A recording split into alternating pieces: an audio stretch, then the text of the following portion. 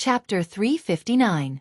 Li Wangyou's words were just to change the topic, but it also aroused Pai Lupi's interest. He roughly estimated the number of people who came to Ping Kong Fong to buy the lottery today and said with uncertainty, "I estimate that there will be at least 80,000 to 90,000 people buying the lottery today. After today, I'm afraid there will be more than 1,000,000 yuan." Li Wangyou, however, chuckled. "Uncle, I think there might be 1.5 million. Ziyu, you have such confidence? I have confidence in Uncle." It was Uncle's literary and martial arts skills that built the prosperous Tang dynasty. Now that the chaos is over at the end of the Sui dynasty, the people are recuperating and living in peace and contentment. That's why they have the spare money to buy the lottery. Speaking of which, this is all Uncle's credit. Li Wangyou's flattery was quite on point. Pai Lupi was very pleased and couldn't help but raise his head and laugh. On the other hand, Chung Chumo and the other debauches secretly gave Li Wangyou a thumbs up, expressing their admiration for him. The Tang dynasty naturally didn't have a thumbs-up gesture, but Li Wangyou had this habit. After interacting with him for a long time, the playboys naturally learned it. Even when Li Wangyou gave them the middle finger, this group of playboys was naturally not stupid. They already knew that they were fooled by Li Wangyou's sign language for elder brother. It was hard to learn, but they only learned for a minute. Now that the playboys knew the true meaning of the middle finger, they all enjoyed it. Li Wangyou regretted teaching this group of scoundrels. Pai Lupi didn't plan to deal with court affairs today. He led Li Wangyou and his group to all 6 lottery sales points. He even took out 20 copper coins and personally queued up to buy 10 lottery tickets. On that day, after the drums were beaten and the people dispersed, Li Er even pulled Li Wangyou and asked him to wait with him for the Ministry of Civil Affairs to calculate the sales amount. When the final lottery sales amount was released, Li Er could not help but suck in a breath of cold air. 2,400,000. Not only was Pai Lupi surprised by this number, Li Wangyou also did not expect it. Dai Zhou's face was also wrinkled like a chrysanthemum. "Congratulations, Your Majesty." Master Huxian wasn't lying. "This lottery ticket is truly amazing. That's 2,400,000 coins in a day. I can't imagine how much you can sell in 10 days. If the lottery is successful, I congratulate Your Majesty." The reason why Dai Zhou said it would take 10 days was because Li Wangyou's lottery drawing plan was to draw the lottery 3 times a month, once every 10 days. If he could reach today's sales in 10 days, that would be 24 million yuan. According to the lottery money distribution plan, the Ministry of Civil Affairs could take 30% of the lottery money from the treasury, which was 7.2 million yuan. 200,000 strings of cash a year. And this was only the initial stage. As the lottery was pushed to Guangzhou Road, there would be tens of millions of people, and its ability to amass wealth would be even more astonishing. Even 200,000 strings of cash was a shocking number. During the most prosperous period of the Tang dynasty, the central government's revenue was only about 34 million strings of cash. Of this, the revenue from corn was 25 million stones, cloth was 25 million bolts, and money was only 2 million strings of cash. In other words, even during the peak of the Tang dynasty, the country's revenue was only 2 million strings of cash. And this money had almost no surplus. The 1.4 million strings of cash was the monthly salary of the court officials and the prefectures, as well as the expenses for materials and horses. The 600,000 strings of cash needed to be added to the military and military rations. When there was a lack of copper coins, the Great Tang would often use silk as currency. This was a common problem throughout the dynasties, and it was also one of the reasons why the Song dynasty gave birth to paper money. During the early years of Zhengguan, the annual income of the Tang dynasty was only about 1 million strings of cash. If they could really earn 200,000 strings of cash through the lottery, it would be truly shocking. This was why Dai Zhou, the Minister of Civil Affairs, was smiling so brightly.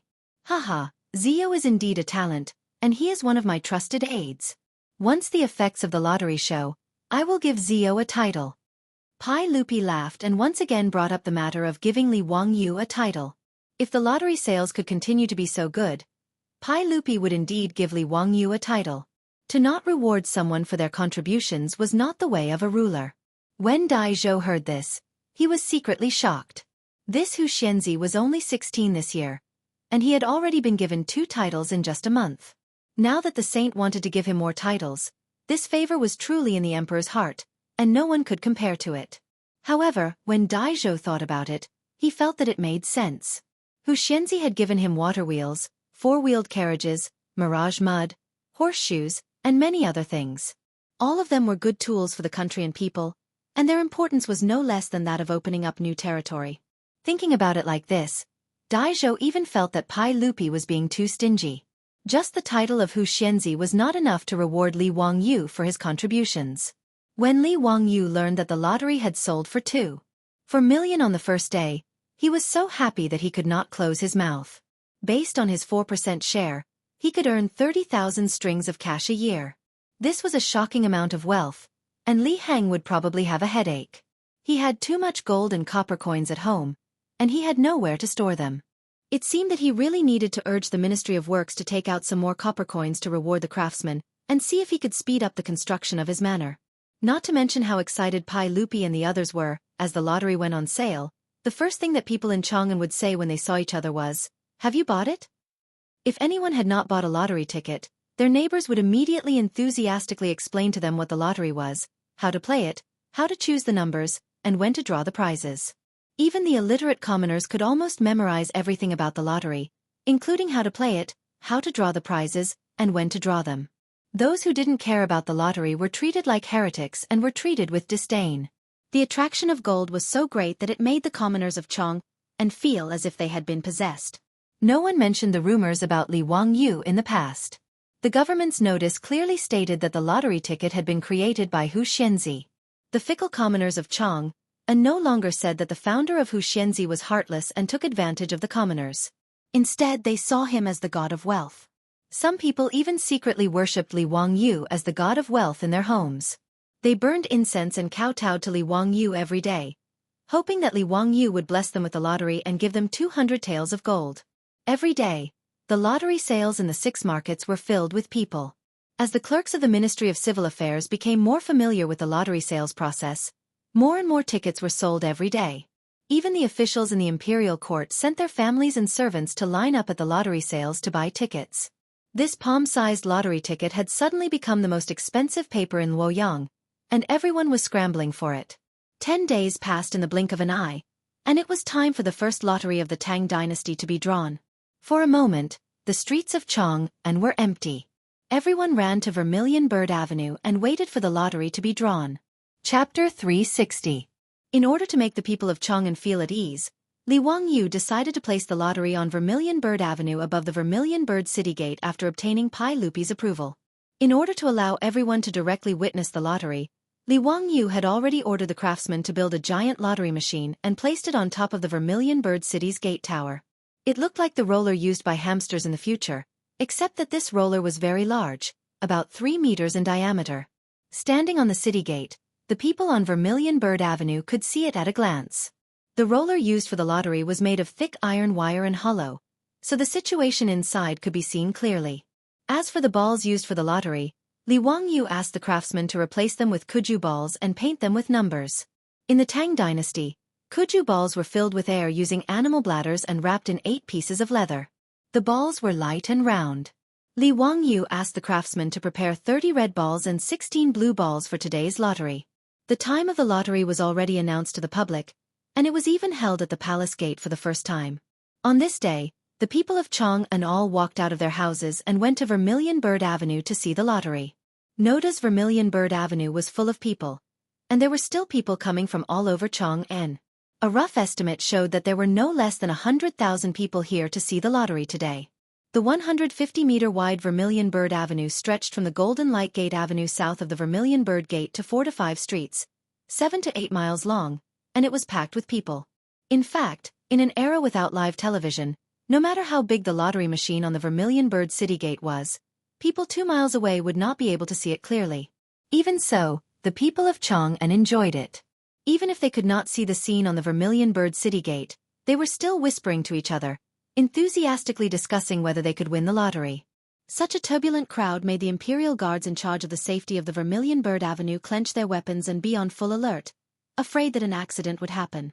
At 9 in the morning, after the court session ended, Pai Lupi also went up the Vermilion Bird City Gate Tower. Today was the day of the lottery, and he was going to personally draw the lottery. When they saw the yellow-robed Pai Lupi appear, The hundreds of officials who had been waiting at the city gate all bowed in greeting. And the more than 100,000 people of Chong'an on the Vermilion Bird Avenue also knew that His Majesty had appeared. They all knelt down and shouted, "Long live," 3 times. Pai Lupi had a bright smile on his face. He waved his hand, indicating that he was ready to draw a prize. Indeed, he could not help but feel happy. Within 10 days, the lottery in Chong'an City had sold nearly 30 million yuan. Pai Lupi couldn't wait to give the order to promote the lottery to the entire Guanzhong Road. In the end, it was Li Wangyu and Dai Zhou who managed to persuade the emperor, who had been blinded by the copious amount of copper coins. After all, the lottery was a new thing. It would be better for it to operate in Chong'an and for a few more days before making further plans. Fortunately, Pai Lupi was an emperor who was willing to listen to advice. After a moment of impulse, he didn't mention this matter again. Seeing Pai Lupi give the order, the group of imperial guards on the Vermilion Bird Gate shouted in unison, "Draw the prize!" Immediately, there was an earth-shattering cheer from below the Vermilion Bird Gate. The sound was so loud that the birds in the sky of Chong'an scattered in panic. The officials from the Ministry of Civil Affairs held 30 red balls and threw them into the roller one by one. Pai Lupi rolled up the sleeves of his yellow robe and stepped forward to shake the handle of the roller. This roller was 3 meters in diameter and made of thick iron wire. Naturally, it was very heavy. Originally, Li Wangyu wanted to let the imperial guards with strong bodies shake it. However, how could Li Er, who cared about his reputation, be willing to give his first chance to someone else? After rejecting the request for help, Pai Lupi's face turned red. He used all his strength and finally shook the huge roller. As the roller started to turn, the originally noisy crowd on the Vermilion Bird Avenue all held their breaths and stared at the roller that was spinning faster and faster. In the roller, the 30 red balls were constantly colliding and rolling. Seeing this, Li Wangyu quickly had someone remove a plate from the bottom of the roller, revealing a hole for the balls to come out. The 30 red balls were continuously turned by the roller that Pai Lupi was shaking. Finally, a red ball fell through the hole in the roller. The official from the Ministry of Civil Affairs immediately stepped forward and picked up the red ball. He raised it with both hands and showed it to the crowd below. At the same time, the imperial guards on the city gate shouted in unison, "Number 3, number 3." The shout of the first number was also transmitted to the rear by the imperial guards on both sides of the Vermilion Bird Avenue. In a moment, the entire crowd on the Vermilion Bird Avenue heard it clearly. When the first number was shaken, the previously quiet Vermilion Bird Avenue once again exploded with a huge wave of sound. The people who were anxiously waiting with their hands on the lottery tickets that they had bought let out cheers and screams. Some let out dejected sighs. Number 29. Number 29. The numbers of the lottery tickets were shaken continuously. Below the Vermilion Bird Avenue, the numbers were revealed from time to time, causing a commotion. When the last number of the blue ball was shaken, the Vermilion Bird Avenue was filled with all kinds of cries and howls. "I've won! I've won! Second prize! Dao Zhu above, I've won! Ha ha ha, 50 taels of gold! Congratulations, Dalong, you have to treat us. Today's Peace Square, I'll treat everyone. We're not going home until we're drunk. Haha, I've won too. Third prize, not bad. 5 taels of gold. What about the first prize? Did anyone win the first prize? That's 200 taels of gold." However, some people were crying tears of joy, some people were shouting, but no one admitted that they had won the grand prize. Pai Lupi and Li Wangyu stood on the city gate and looked at the crowd below. Suddenly they asked, "Zio, will no one win the first prize? If no one wins, won't the people think that the lottery is a scam?" When he said that, Li Wangyu also scratched his head. That day in the Taiji Palace, when he demonstrated the lottery with Pai Lupi, there were only 20 red balls, and the probability of winning was 1 in 600,000. However, when he returned to Dingzhou village, he was mercilessly laughed at by his beautiful boss. His beautiful boss just asked him to do a simple calculation. If there were 10 million lottery tickets, how many people would win the first prize? Li Wangyu couldn't help but break out in a cold sweat when he did the calculation. According to his original idea, if there were only 20 red ball numbers, he would have lost so much that he wouldn't even have his underwear left. He would really become a child of wealth. Therefore, when the lottery tickets were officially released, Li Wangyu changed the 20 red ball numbers into 30 red ball numbers from 1 to 30. As a result, The probability of winning the first prize changed from 1 in 640,000 to 1 in 9.5 million. He replied uncertainly, "Uncle, it shouldn't be that bad, right? The lottery tickets sold a total of 14 million tickets, and the probability of winning is 1 in 9 million. Logically speaking, at least 1 or 2 people should have won the grand prize. What if no one wins the grand prize?" Pai Lupi calculated in his heart and still felt that it was very likely that no one would win the prize. Li Wangyu chuckled. "That hee, uncle, I've already asked Minister Dai to prepare a lottery ticket. The number is the number you just rolled. What if?" Before he finished speaking, Pai Lupi already understood what he meant and couldn't help but glare at him. This bastard was planning to cheat and get a fake first prize to fool the people. Chapter 361.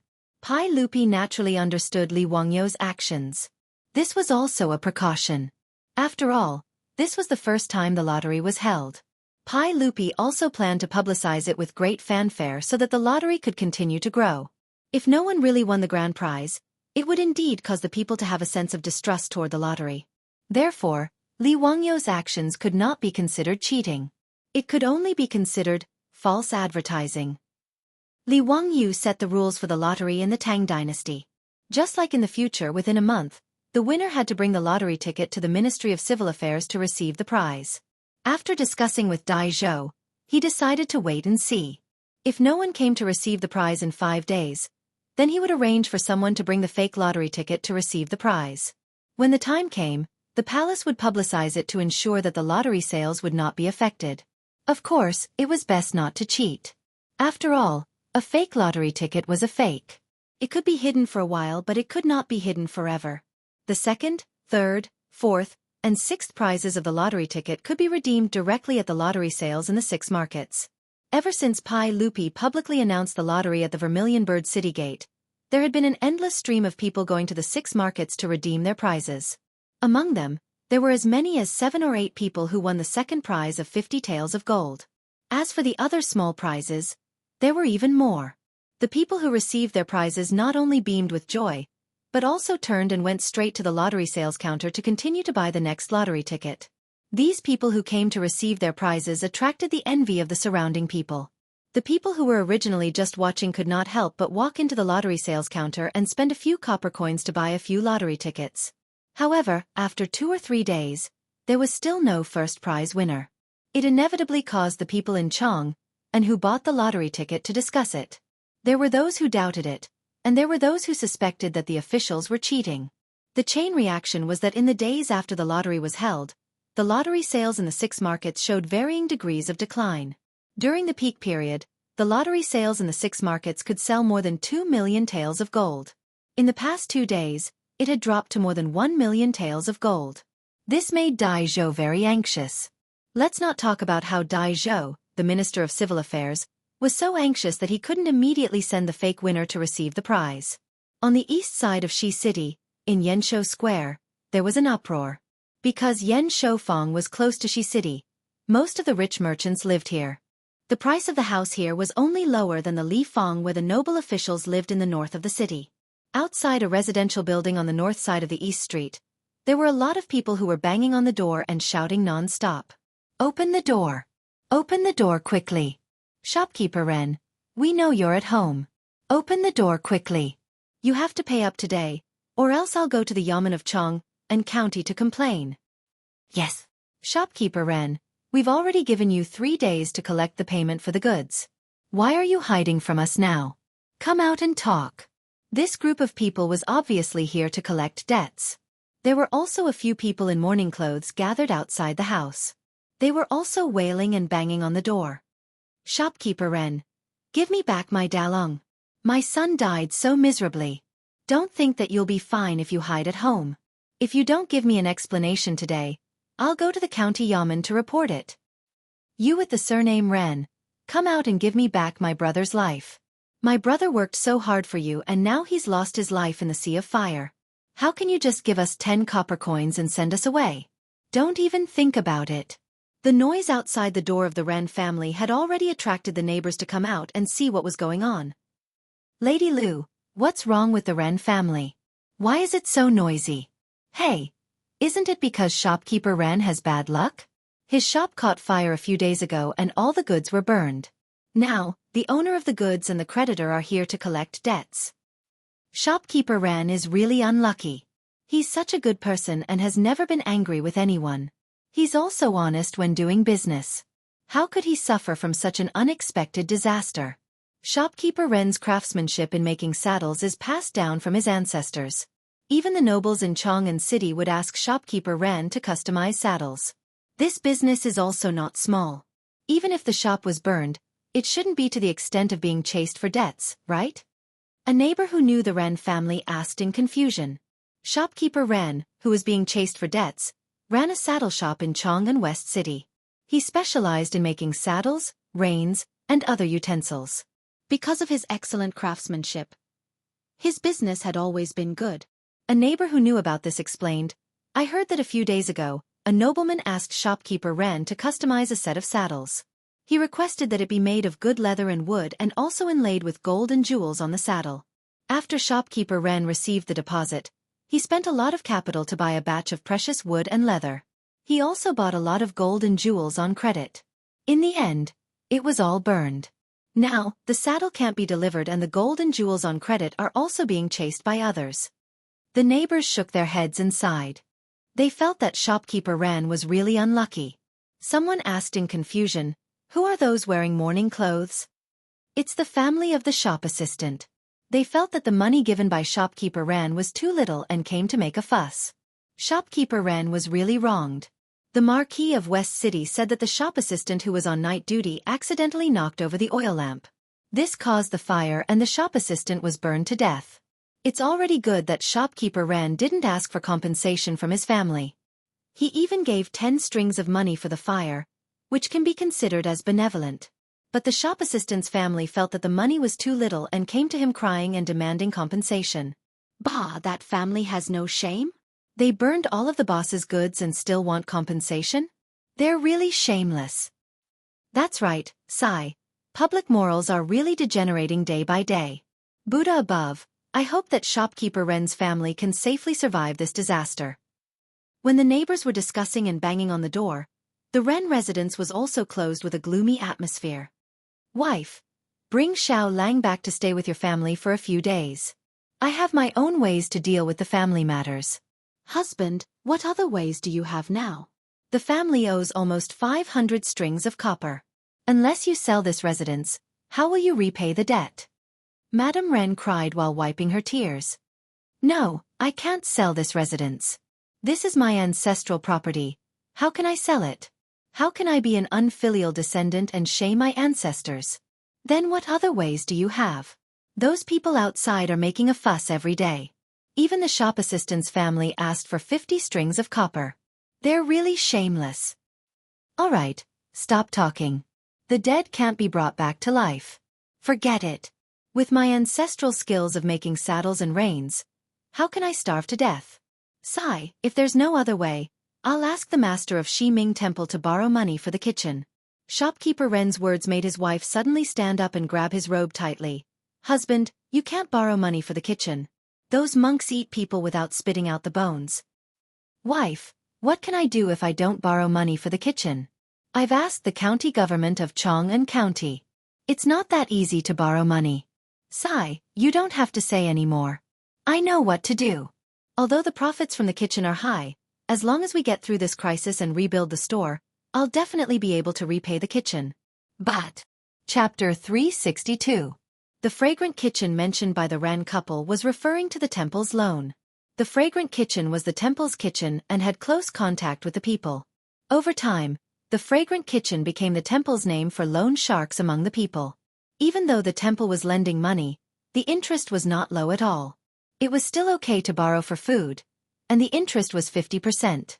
However, if one borrowed for copper coins, the interest was 10% a month and 120% of the principal for a year. In other words, if one borrowed 100 strings of cash from the temple, they would have to return 10 strings of cash each month as interest, and return 100 strings of cash a year later. The 120% annual interest rate of the fragrant kitchen made many borrowers unable to repay and went bankrupt. Now that the Ren family owed 500 strings of cash, if they wanted to rebuild the saddle shop, they would need at least 100 to 200 strings of cash. In other words, if the Ren family wanted to get through this difficult time, they would need at least 700 strings of cash. The Ren family had several generations of experience in the saddle shop and also had some assets. In addition to real estate and shops, they also had a few thousand strings of cash. In the future, it was equivalent to a few million. Originally, even if the shop had a fire, it would not have been so serious that they would be forced to borrow for the fragrant kitchen. However, shopkeeper Ren, who had always been cautious, could not resist the persuasion of his friends and was attracted by the dozens of times profit. He invested most of his family's assets into his friend's caravan. He spent a lot of money to buy silk and entrusted his friend's caravan to transport to the western region.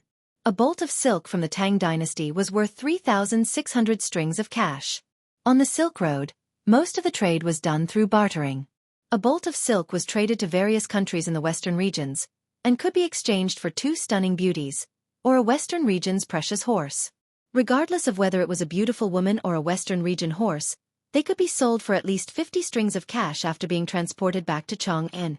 Under the stimulation of the dozens of times profit, shopkeeper Ren directly purchased more than 200 bolts of silk and entrusted them to his friend's caravan. If everything went well, these 200 bolts of silk could become more than 400 horses a year later. After deducting the profit and expenses from the caravan to his friend, the Ren family's profit would be no less than 20,000 strings of cash. Mark said in Das Kapital, with 50% profit, capital will take risks. With 100% profit, capital will dare to trample on all human laws. With 300% profit, capital will dare to commit any crime, even at the risk of being hanged. Although shopkeeper Ren didn't dare to trample on the law, he still took a risk because of the high profits and invested all of his family's savings into it. His friend's caravan set off on time, but even if everything went smoothly, it would be at least a year before they returned. However, an unexpected fire forced shopkeeper Ren into a dead end. In the Ren family, Madame Ren was crying non-stop. She couldn't figure out how her family had become like this out of the blue. Shopkeeper Ren let out a long sigh. Sigh, we can't hide forever. This isn't a solution either. Today, I will go to Shiming Temple and pay off my debt first. Let's talk about other things later. Husband, is there really no other way? Shopkeeper Ren laughed bitterly. Could it be that copper coins can still fall from the sky? Sigh, it's all because your husband was greedy and invested all our savings into the caravan. Madame Ren wiped her tears and suddenly thought of something. She hurriedly ran back to the backyard and took out a piece of paper. Husband, a few days ago, I also bought a lottery ticket from that county's son. If I win, won't I have money? It's 200 taels of gold. Shopkeeper Ren's face became even more bitter. Wife, you don't understand mathematics and don't understand the mystery of this lottery ticket. Your husband has roughly calculated before.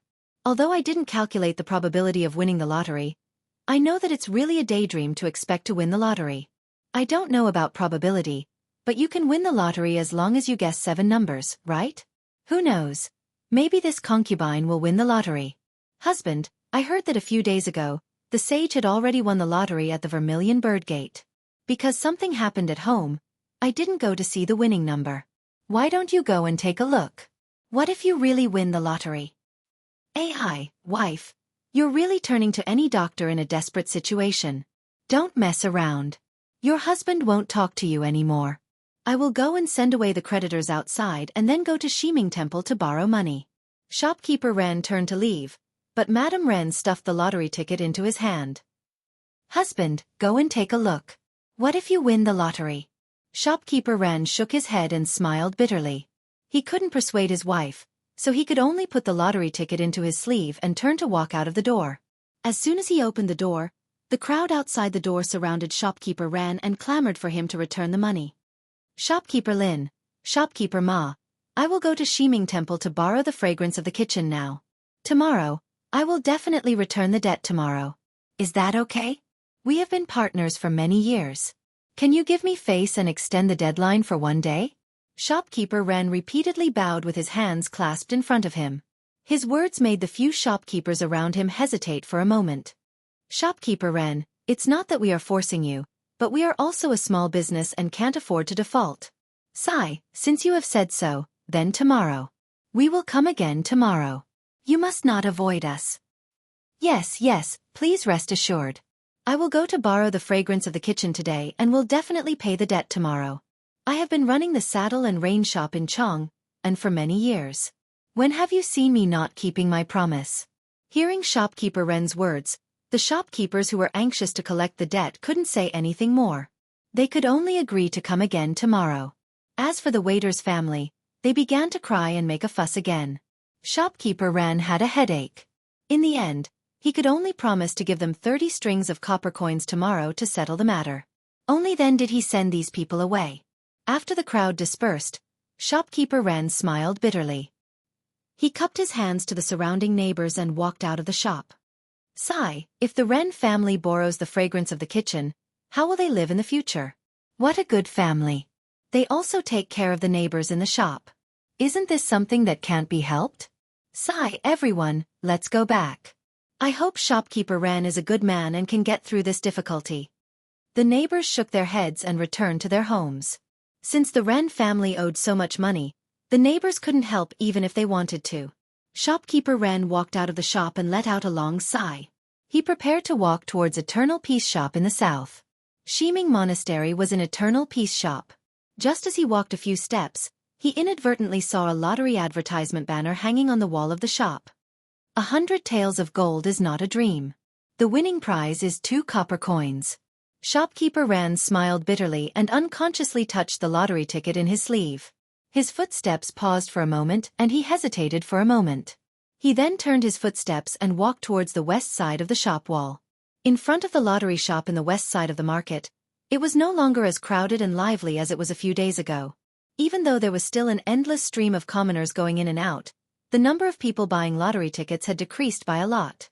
Shopkeeper Ren stood in front of the lottery shop and didn't dare to take a step in for a long time. As the saying goes, the greater the hope, the greater the disappointment. He didn't dare to look at the winning number of the lottery ticket. Just as he was hesitating, he heard the 2 people beside him talking softly. Ziyu, why don't we arrange for someone to go to the Ministry of Civil today? Elder Dai, let's wait for another 2 days. Maybe someone didn't see it? How is that possible? He's not an idiot. He doesn't even know if he won the lottery or not. Ziyu, don't lie to yourself. Is there anyone in Chong, and who doesn't know the winning number of the lottery ticket? Is there anyone who doesn't know? The people who spoke were Dai Zhou and Li Wangyu. Today, the lottery ticket sales kept dropping and Dai Zhou was anxious. He pulled Li Wangyu to the lottery shop in the west side of the market to discuss with him if they should arrange for someone to receive the prize as soon as possible. Li Wangyu shrugged his shoulders. Just as he was about to answer, he heard a voice beside him. 2 Langjuns, may I trouble you to ask what the winning number of the lottery ticket is? Chapter 363. Li Wangyu and Dai Zhou couldn't help but turn their heads in astonishment. Just now, Dai Zhou was talking about the lottery numbers that everyone in Chang'an knew. Now, someone immediately asked about it. This made Dai Zhou a little angry. He wondered if this person was deliberately making him lose face as the minister of the Ministry of Civil Affairs. When they saw that the person who asked the question was a middle-aged man dressed like a merchant, they couldn't help but be stunned. My 2 Langjuns, may I ask what the lottery numbers are? It was shopkeeper Ren who asked the question.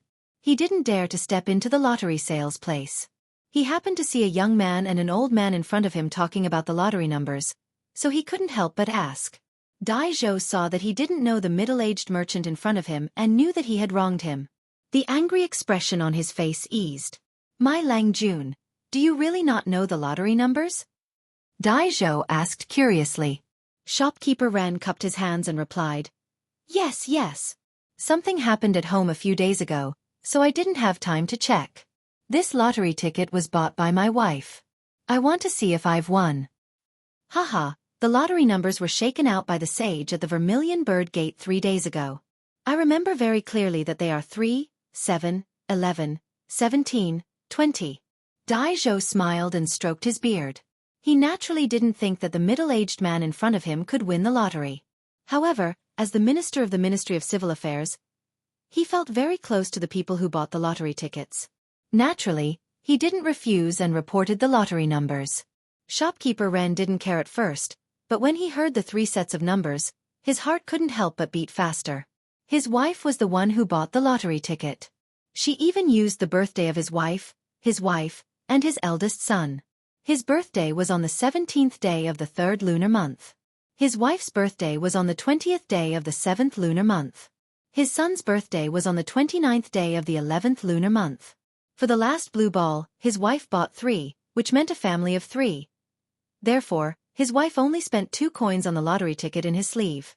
The numbers were 3, 7, 11, 17, 20, 29, and 3. Dai Zhou continued to report the winning numbers. 20, 29. And the last blue ball was 3.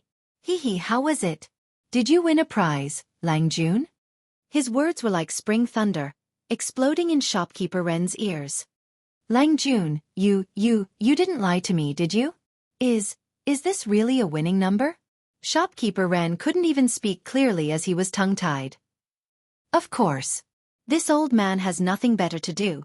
So why would I lie to you? If you don't believe me, the lottery sales store will post the winning numbers. You'll know when you take a look. Dai Zhou snorted with some dissatisfaction. Shopkeeper Ren didn't care about etiquette anymore. He lifted his robe and rushed into the lottery shop. Because he was running too fast, he even bumped into a commoner who had just bought a lottery ticket and was coming out.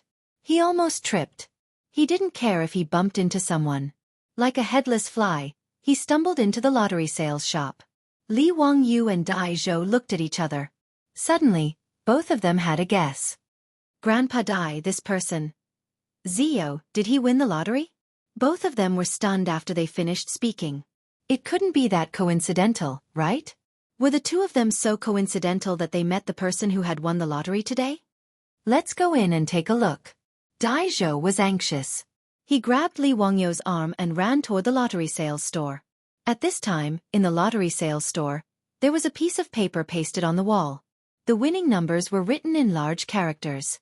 Shopkeeper ran to the bottom of the winning numbers and looked up at the numbers one by one. The more he looked, the faster his heart beat. His excitement was like a pot of boiling water in his chest that was about to overflow. I won, I won, I won.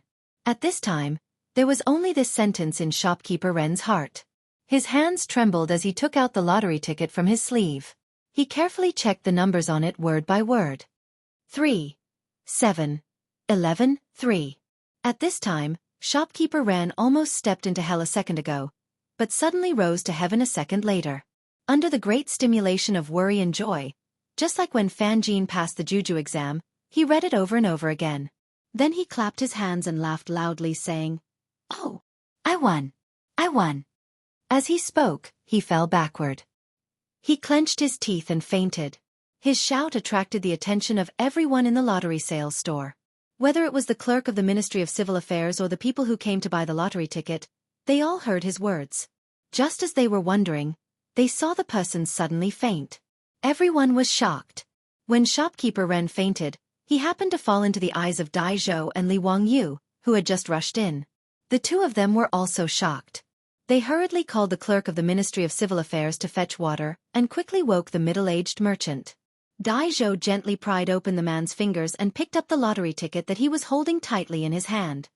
"Oh, Zio, this person actually won. Haha, I was worried that no one would win, but I didn't expect to see such a scene." Dai Zhou looked at the number of the lottery ticket and couldn't help but clap his hands and laugh. Li Wangyu also took the lottery ticket and carefully checked the various anti-counterfeiting measures on the lottery ticket. He was sure that this was a real lottery ticket. It was the first prize-winning lottery ticket. Haha, Grandpa Dai, you see, I said that maybe people didn't know that they won the lottery. It's true, right? Dai Zhou shook his head helplessly. I didn't expect such a thing to happen. You were right. In the sales store, everyone was busy. Finally, Shopkeeper Ren, who had fainted due to excessive excitement, woke up. His eyelids trembled a few times and he slowly woke up. What's wrong? Yes, I won. Where did my lottery ticket go? My lottery ticket. Seeing that he was about to get excited again, Li Wangyu hurriedly went forward and handed the lottery ticket back to him. Don't worry, your lottery ticket is here. Congratulations. You really won the lottery. The first prize is 200 taels of gold. Shopkeeper Ren hurriedly took the lottery ticket that he now regarded as a treasure. Thank you, Mr. Xiao Lang. Thank you, Mr. Xiao Lang. He turned his head to look at the clerk of the Ministry of Civil Affairs in the sales store and asked, "Excuse me, can I exchange this lottery ticket now? Where can I get the gold?" "Congratulations. You need to bring the public examination and the lottery ticket to the Ministry of Civil Affairs to get the prize money." Ministry of Civil Affairs? Shopkeeper Ren was a little hesitant.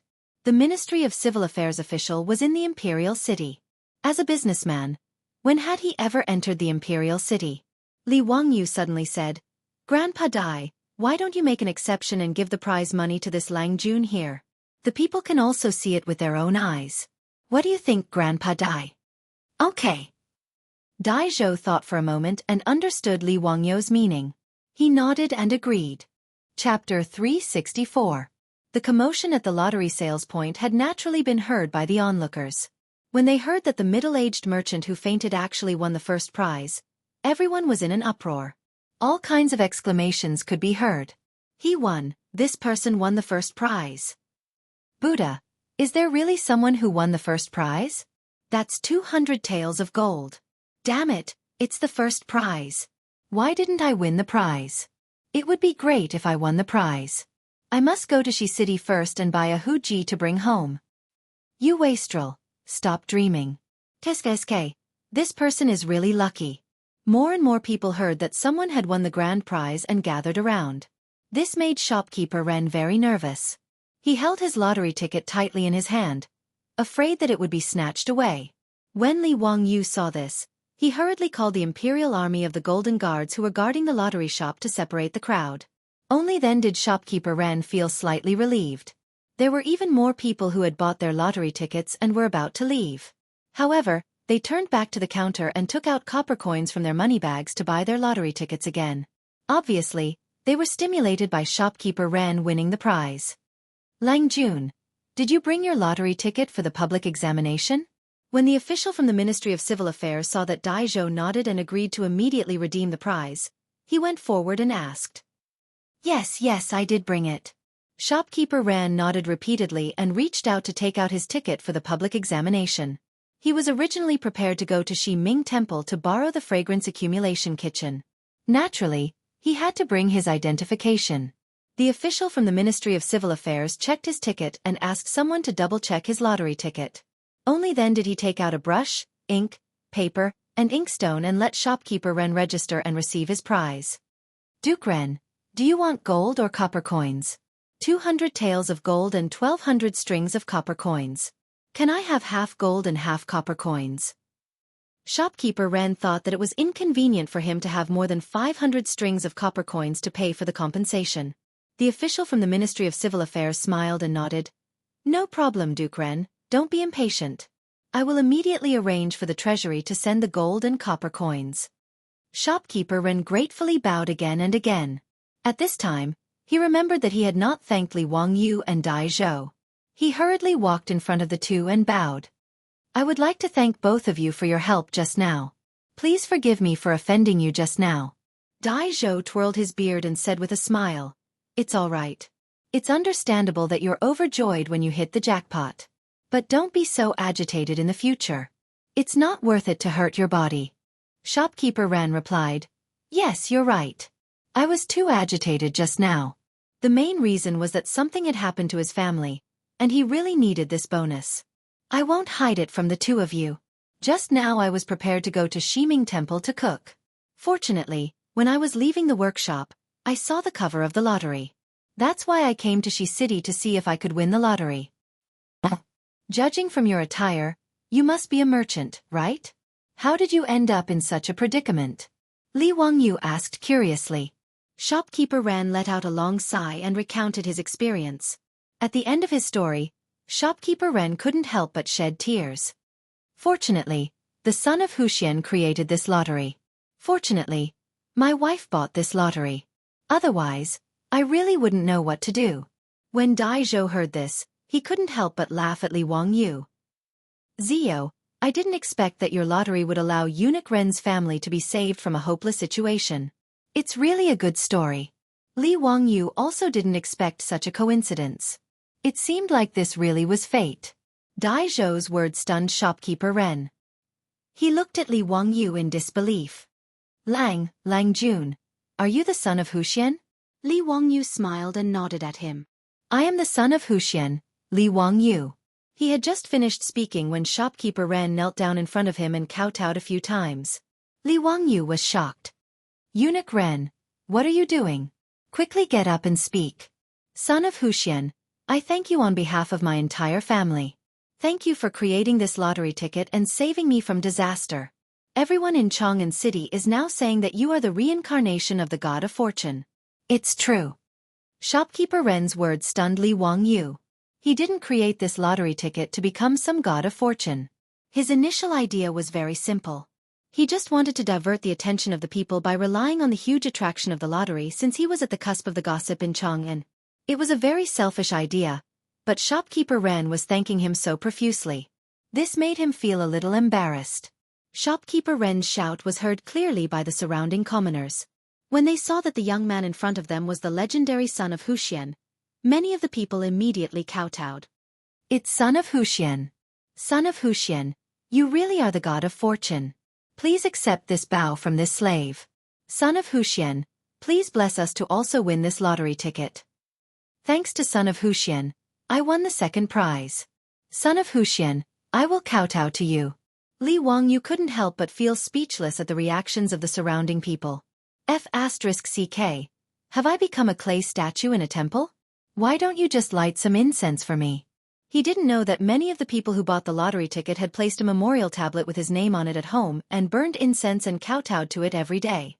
If Li Wangyu knew about this, he would probably want to kill someone. What are you saying, shopkeeper Ren? Quickly get up. This lottery ticket was created only because of the wisdom of the saint and the support of Minister Dai. I am not some god of fortune, but this lottery ticket is indeed a good tool to benefit the country and the people. Li Wangyu helped shopkeeper Ren up and gestured at the surrounding commoners to get them to stand up. Everyone, the saint and the imperial court set up this lottery ticket not only to make the winners wealthy, but also to fill the national treasury. Moreover, 20% of the money will be used to protect the people. Therefore, by buying the lottery ticket, not only can you enrich yourselves, but you can also be compassionate to the young, old and poor. This is a matter of great merit. If you want to thank me, why don't you buy a few more lottery tickets? Buying lottery tickets is accumulating virtue. Haha. Li Wangyu's words made the surrounding people applaud and cheer. Shopkeeper Ren, who had just won a big prize, couldn't help but run to the counter and take out a lot of copper coins from his money bag to buy a few more lottery tickets. Not long after, the Ministry of Civil Affairs took the gold and copper coins from the treasury and were escorted by the Imperial Army of the Golden Guards. They were sent in a four-wheeled carriage to the Shi City lottery shop. 100 taels of gold wasn't conspicuous and was just a small bag. But 600 copper coins was a large pile that weighed 3 tons. Looking at the cart full of copper coins, the surrounding people gasped and gasped. Envy and jealousy filled the air. Flaunting wealth. This was simply blatant flaunting wealth. This cart of copper coins was no different from a cart full of RMB in the future. Many people had never seen such wealth in their lives. Li Wangyu and Dai Zhou obtained shopkeeper Ren's consent and simply let the Imperial Army of the Golden Guards escort the coins. The officials of the Ministry of Civil Affairs beat the gongs and drums and directly sent the copper coins to the Ren family in Longevity Extension Square. Along the way, it attracted the attention of many people and made the lottery a living advertisement in Chang'an City. Chapter 365. The news of shopkeeper Ren of the Ranji Saddle Shop in Chang'an's West City winning the lottery spread like wildfire. Within a few days, the news had spread to all the shops in Chang'an. On that day, shopkeeper Ren, in front of the neighbors of Yanshou Square, continuously took down the shiny and heavy copper coins from the four-wheeled carriage of the Ministry of Civil Affairs and handed them over to the creditors. The scene of them clearing their debts was also spread everywhere along with the mouths of the people. There were those who were envious and those who were jealous. As a result, the lottery outlets in the 6 markets were once again filled with people buying lottery tickets. Shopkeeper Ren's family avoided bankruptcy because of the lottery tickets that cost 2 copper coins each. Not long after, the Ranji Saddle Shop in the West City was rebuilt and its business was even better than before. A year and a half later, shopkeeper Ren's friend's caravan returned to Chang'an with a large group of horses from the West region. The Ren family once again earned more than 20,000 coins and became a famous wealthy merchant in Chang'an. The matter of him winning the lottery back then had always been talked about enthusiastically, and shopkeeper Ren was also proud of it. Buying lottery tickets also became a habit of shopkeeper Ren. Although he did not win any more prizes, he still enjoyed it. These were all stories for later, so let's not talk about them for now. The lottery tickets were successfully distributed, and Li Wangyu successfully washed away the dirty water that the aristocratic families had poured on him. He began to think about how to buy land from the Ministry of Civil Affairs Li Ru. Now in Chang'an, no one was talking about Hu Xianzi's spending a lot of money to build a baseball stadium. The land in Day'an and Zhaohang squares, except for Li Ru's courtyard, had been bought by Li Wangyu through the Ministry of Works. If he wanted to start the baseball stadium, he had to deal with Li Ru. During this time, Li Wangyu was not idle. He had already asked the Fancy Pants to help him find out about Li Ru's situation. Although Li Ru and his sister Li clan both had the surname Li, they were not from the Li clan in Longxi or the Li clan in Zhao County, nor were they relatives of the Li Tang royal family. They were just from a small clan. After finding out about Li Ru's background, Li Wangyu was sure that this guy was not clean. The Zhongguan era was one of the most strict anti-corruption dynasties in Wuxia history. Pai Lupi once said, "If someone commits a crime, they will be punished." This meant that as long as there was corruption, no matter what identity, they would be punished. Even if they were old servants of the Duke of Qin's manor, Li Er would still punish them according to the law. The imperial uncle was also imprisoned for his corruption. The aristocrats and the royal family were all prim and proper. The Tang dynasty. The Tang dynasty did not prohibit officials from doing business, so most officials' families were in the family members were in charge of their families' families to subsidize their families. Even Feng Xianling, Chang Yaojin, and the other dukes were the same. Otherwise, how would he be able to support a large family with that meager amount of money? However, through Li Wangyu's various connections, he discovered that although physician Li's family also ran a shop, the business was bleak and there was no income. In fact, they would even lose a lot of money. But just by looking at the fact that Li Ru was able to set up a side courtyard in Da'an Lane, it could be seen that his status was not low. The villa in Da'an Square covered a large area. When Li Ru bought it, he spent 2 million. Li Ru was a minister of the Ministry of Civil Affairs, but he was only at the 5th rank. His monthly salary was 3,600 copper coins. Even if he added the 160 don of grain and the income from the farmland, his monthly income would not exceed 10 strings of copper coins. Li Ru Li's family was naturally a big family. The 10 copper coins were enough for him to live comfortably, but he did not have much left. Under such circumstances, he could still take out 2 million to buy a villa. It would be strange if there was nothing fishy about it. The director of the Ministry of Commoners was the director of the Ministry of Commoners. This was the office in charge of the Tang dynasty's money. Just a little of it could let Li Ru, the Minister of Civilian Affairs, eat a lot. Li Wangyu thought that instead of finding a way to make Li Ru sell his land, he might as well help Pai Lupi build a clean government. He did not believe that Li Ru did not have any tricks up his sleeve in the Ministry of Civilian Affairs. Since Li Ru was determined to go against him for the Li clan, then he could not blame Li Wangyu for being ruthless. However, it was not easy to find a corrupt official like Li Ru. Without any evidence, he could not accuse him just because he bought a villa, right? That was not realistic. As for the accounts of the Ministry of Civilian Affairs, even if he was trusted by Pai Lupi and had a good relationship with Dai Zhou, it was impossible for him, a founding county official, to run to the Ministry of Civilian Affairs to check the accounts for no reason. Li Wangyu thought about it for a long time, but he came up with a way to save the country. Today, Li Wangyu put on his brand new founding county official robes and went out early in the morning to Chang'an City to attend the court meeting. When the officials saw that Li Wangyu rarely appeared, those who were familiar with him all came up to tease him.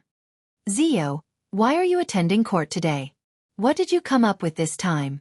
Little nephew of the Li family, did you come up with something fun? Quickly take it out for me to see. Wahahaha. Zio, this should be the 5th time you've attended court, right? You really are a rare guest. Haha. Teacher, what is the matter today? Why don't you tell me first? I can cooperate with you later." Li Wangyu was speechless. He could only cup his hands and bow to the crowd, indicating that he had nothing to do.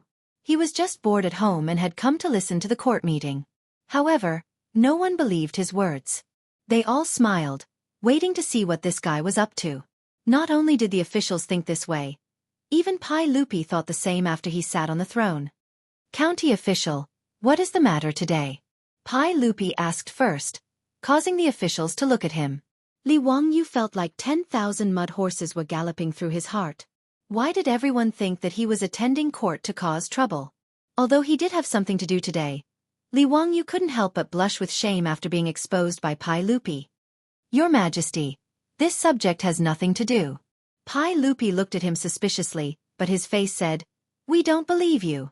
The number of times that Li Wangyu attended the imperial court could be counted on one hand. The first time he attended the imperial court, he made the Dao ancestor show his divinity, which made the aristocratic families who forcefully heir to issue an imperial edict of guilt speechless. The second and third time, he had been impeached by the imperial censors. In the end, Li Wangyu had refuted them in court, causing the imperial censors to lose face. The last time he had attended court, it had been for the lottery. In the Taiji Palace, he had taken 30,000 taels of silver from the officials. He had even gotten Pai Lupi to agree to the lottery. Today, this guy had come to court again. What was he up to this time?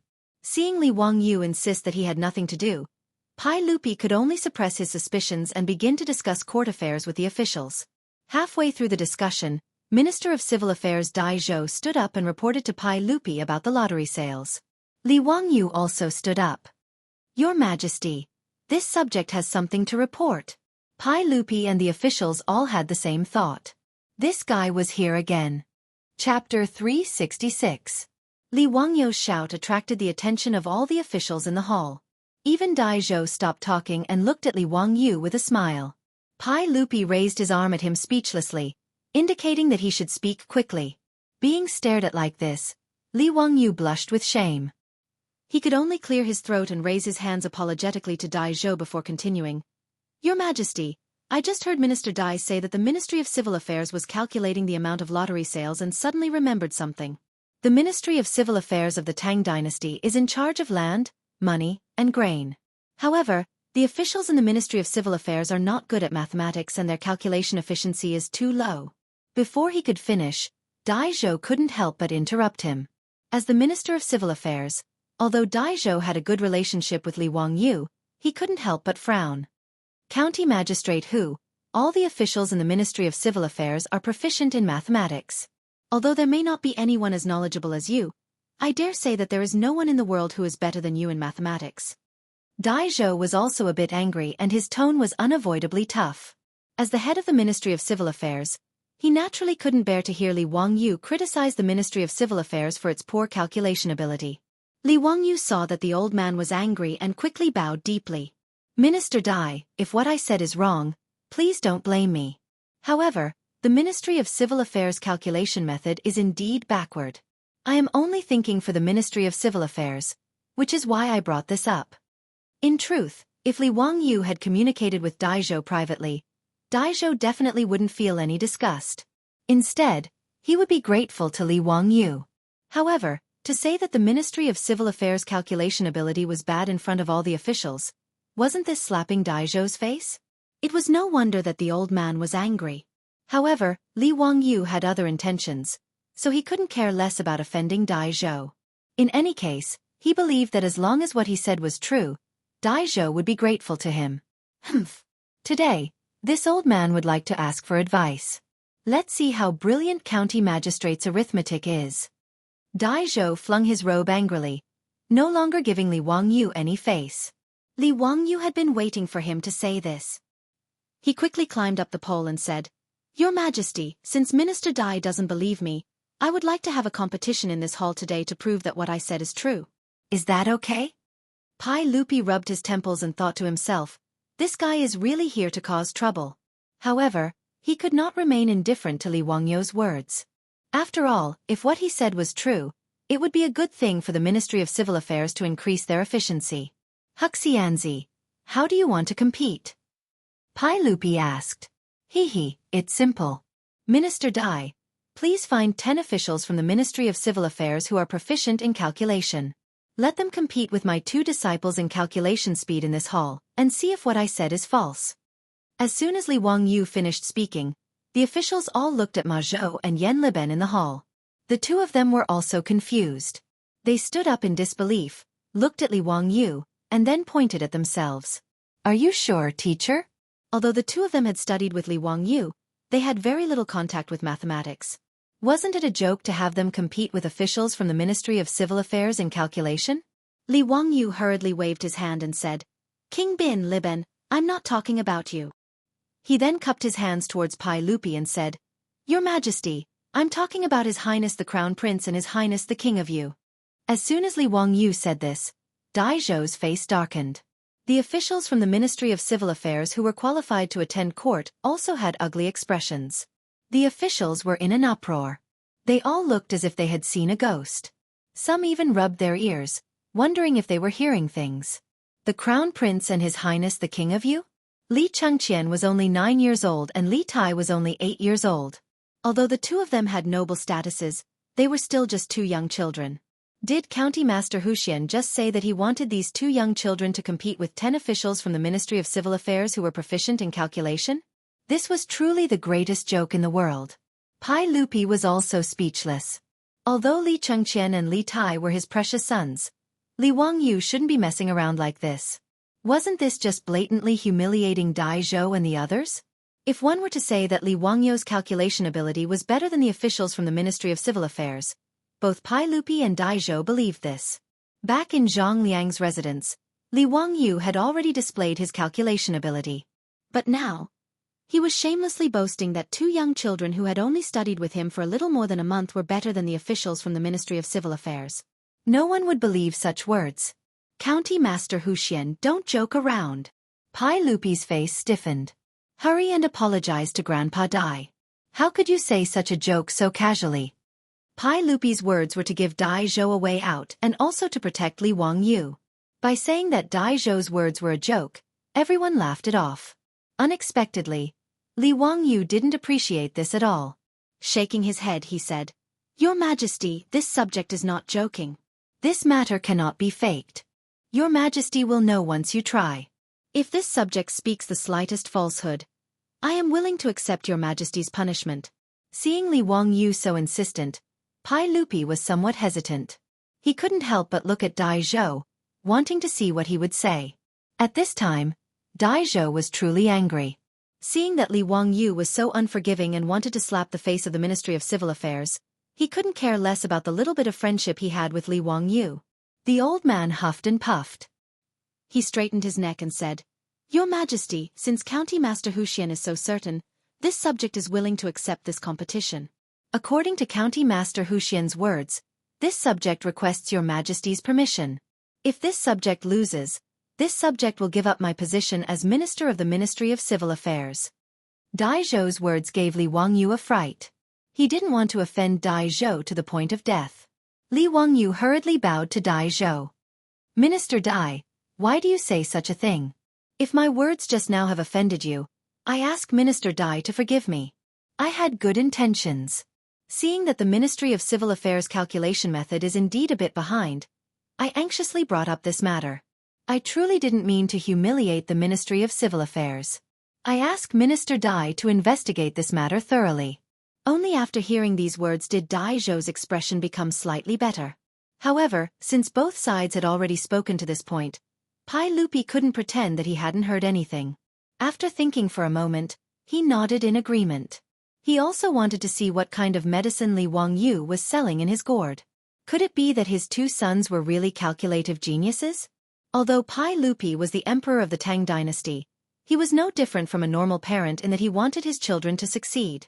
Otherwise, after seeing Li Wangyu's talent, he wouldn't have forced his eldest son and second son to become Li Wangyu's disciples. Although calculus was a small path, if his 2 young children could surpass the officials of the Ministry of Civil Affairs, it would be something worthy of Pai Lupi's pride. County Master Huxian, how do you plan to have Chengqian and Qing Ke compete with the officials of the Ministry of Civil Affairs? Pai Lupi's face was filled with anticipation. Your Majesty, Minister Dai, why don't we compete like this? Minister Dai, please order people to bring over the Ministry of Civil Affairs' financial and grain accounts for this year. The 10 officials of the Ministry of Civil Affairs, the Crown Prince, and the King of you will do the calculations together. In the end, We'll see whose calculation speed is faster and whose results are more accurate. What does Minister Dai think? This. Dai Zhou muttered to himself and then turned his gaze to Feng Xianling, wanting to ask for his opinion. Chapter 367. The 6 ministries of the Tang dynasty were all under the jurisdiction of the Minister of State. When Pai Lupi was the king of Qin, he had held the position of Minister of State. Therefore, after he ascended the throne, the position of Minister of State had been vacant for a long time. The Minister of State only had left and right servants. The left servant, Feng Xianling, was the Minister of State. Feng Xianling thought for a moment and felt that Li Wangyu was not an impetuous person. There must be a reason for today's matter. Thinking of this, Feng Xianling gently nodded, indicating that she agreed. Seeing that his immediate superior had agreed, Dai Zhou naturally did not say anything more and agreed to Li Wangyu's seemingly absurd request. But, since Hu Xianzi is so confident, then let's have a competition. This old man will order people to go to the Ministry of Civil Affairs to transport the official scroll. Before Dai Zhou finished speaking, one of the officials suddenly stood up and interrupted. Minister Dai, this lowly official feels that this matter cannot be done. The official scroll of the Ministry of Civil Affairs is of great importance. How can it be taken out so casually? Li Wangyu looked at the person who spoke and could not help but be amused, thinking that there was indeed something wrong with this fellow. The one who spoke up to oppose was the Ministry of Civil Affairs Li Ru. Your Majesty, Minister Dai, the Ministry of Civil Affairs money and grain is not a trivial matter. How can it be used for a competition? If Hu Xianzi wants to compete with the Ministry of Civil Affairs officials, you can ask Your Majesty to set the topic. Li Ru's words were righteous, but how could Li Wangyu let him do as he wished? He bowed to Pai Lupi and said, Your Majesty, this lowly official's calculation method is not only faster, but also more accurate. Using the Ministry of Civil Affairs account book as the topic can let Your Majesty see the results, and also help the Ministry of Civil Affairs review it. Killing 2 birds with 1 stone. Why not? He glanced at Li Ru and continued, Unless there is something fishy about the Ministry of Civil Affairs account book and it is not convenient to see people? Otherwise, with only Your Majesty and the officials in the hall, who are you guarding against when you keep saying that it is of great importance? Li Wangyu's words were a bit harsh. Pai Lupi could not help but squint and look at Li Ru. This scared Li Ru so much that his back was almost drenched in cold sweat. He hurriedly explained, Your Majesty, Hu Xianzi is slandering us. The Ministry of Civil Affairs has always been reliable. How could there be any tricks? Since there is nothing fishy, why are you objecting, Dr. Li? Li Wangyu immediately asked. Li Ru was rendered speechless by the question. He opened his mouth but didn't refute it. Originally, Pai Lupi also felt that Li Wangyu's proposal to use the Ministry of Civil Affairs money and grain account as the topic was inappropriate. There were many ways to compete and calculate. Even using the daily statistics from the Ministry of Civil Affairs was possible. Although the Tang dynasty did not have any confidentiality system, how could the Ministry of Civil Affairs, which was an important institution in charge of the country's money, grain, farmland, and population, casually show the public archives to others? However, when Li Wangyu suddenly brought this up, Pai Lupi couldn't help but feel suspicious. His opinion was the same as Feng Xuanling's. Although Li Wangyu was young, he wasn't an impetuous person. Today, he inexplicably suggested that the Ministry of Civil Affairs was behind in mathematics and asked for a competition. He also asked that the Ministry of Civil Affairs money and grain account be used to compete and calculate. Pai Lupi couldn't help but think about it. Was there really someone who was so daring? Did he dare to do anything to the Ministry of Civil Affairs money and grain account?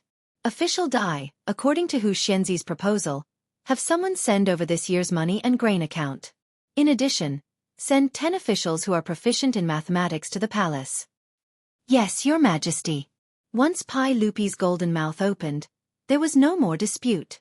Dai Zhou bowed and immediately went to arrange the matters. Pai Lupi also ordered an internal servant to report to Empress Chang's son in the Eastern Palace, and bring Crown Prince Li Chengqian and Prince Li Tai to the palace. At this time, the officials were whispering to each other, discussing the intentions of Hu Xianzi's actions today. These officials weren't fools. Everyone could see that Li Wangyu wanted to use the Ministry of Civil Affairs money and grain account to make an issue out of it. The officials were all speculating whether or not there really was something fishy about the Ministry of Civil Affairs money and grain account. As for Li Wangyou's suggestion of having the Crown Prince and Prince Yu compete with the Ministry of Civil Affairs money and grain account, everyone, including Pai Lupi, thought that it was just Li Wangyou's excuse. At this time, Li Ru was naturally nervous, but he wasn't too worried. He had only objected out of caution. Li Wangyou's guess was naturally correct. As an official of the Ministry of Civil Affairs, Li Ru's family didn't have any property. Naturally, he had done something to the accounts. However, Li Ru was very confident. Even an experienced accountant wouldn't be able to find anything without several months of time to clean up the Ministry of Civil Affairs money and grain account. Not to mention bringing it to the palace for the Ministry of Civil Affairs and the Crown Prince to calculate. They wouldn't be able to find anything fishy about it.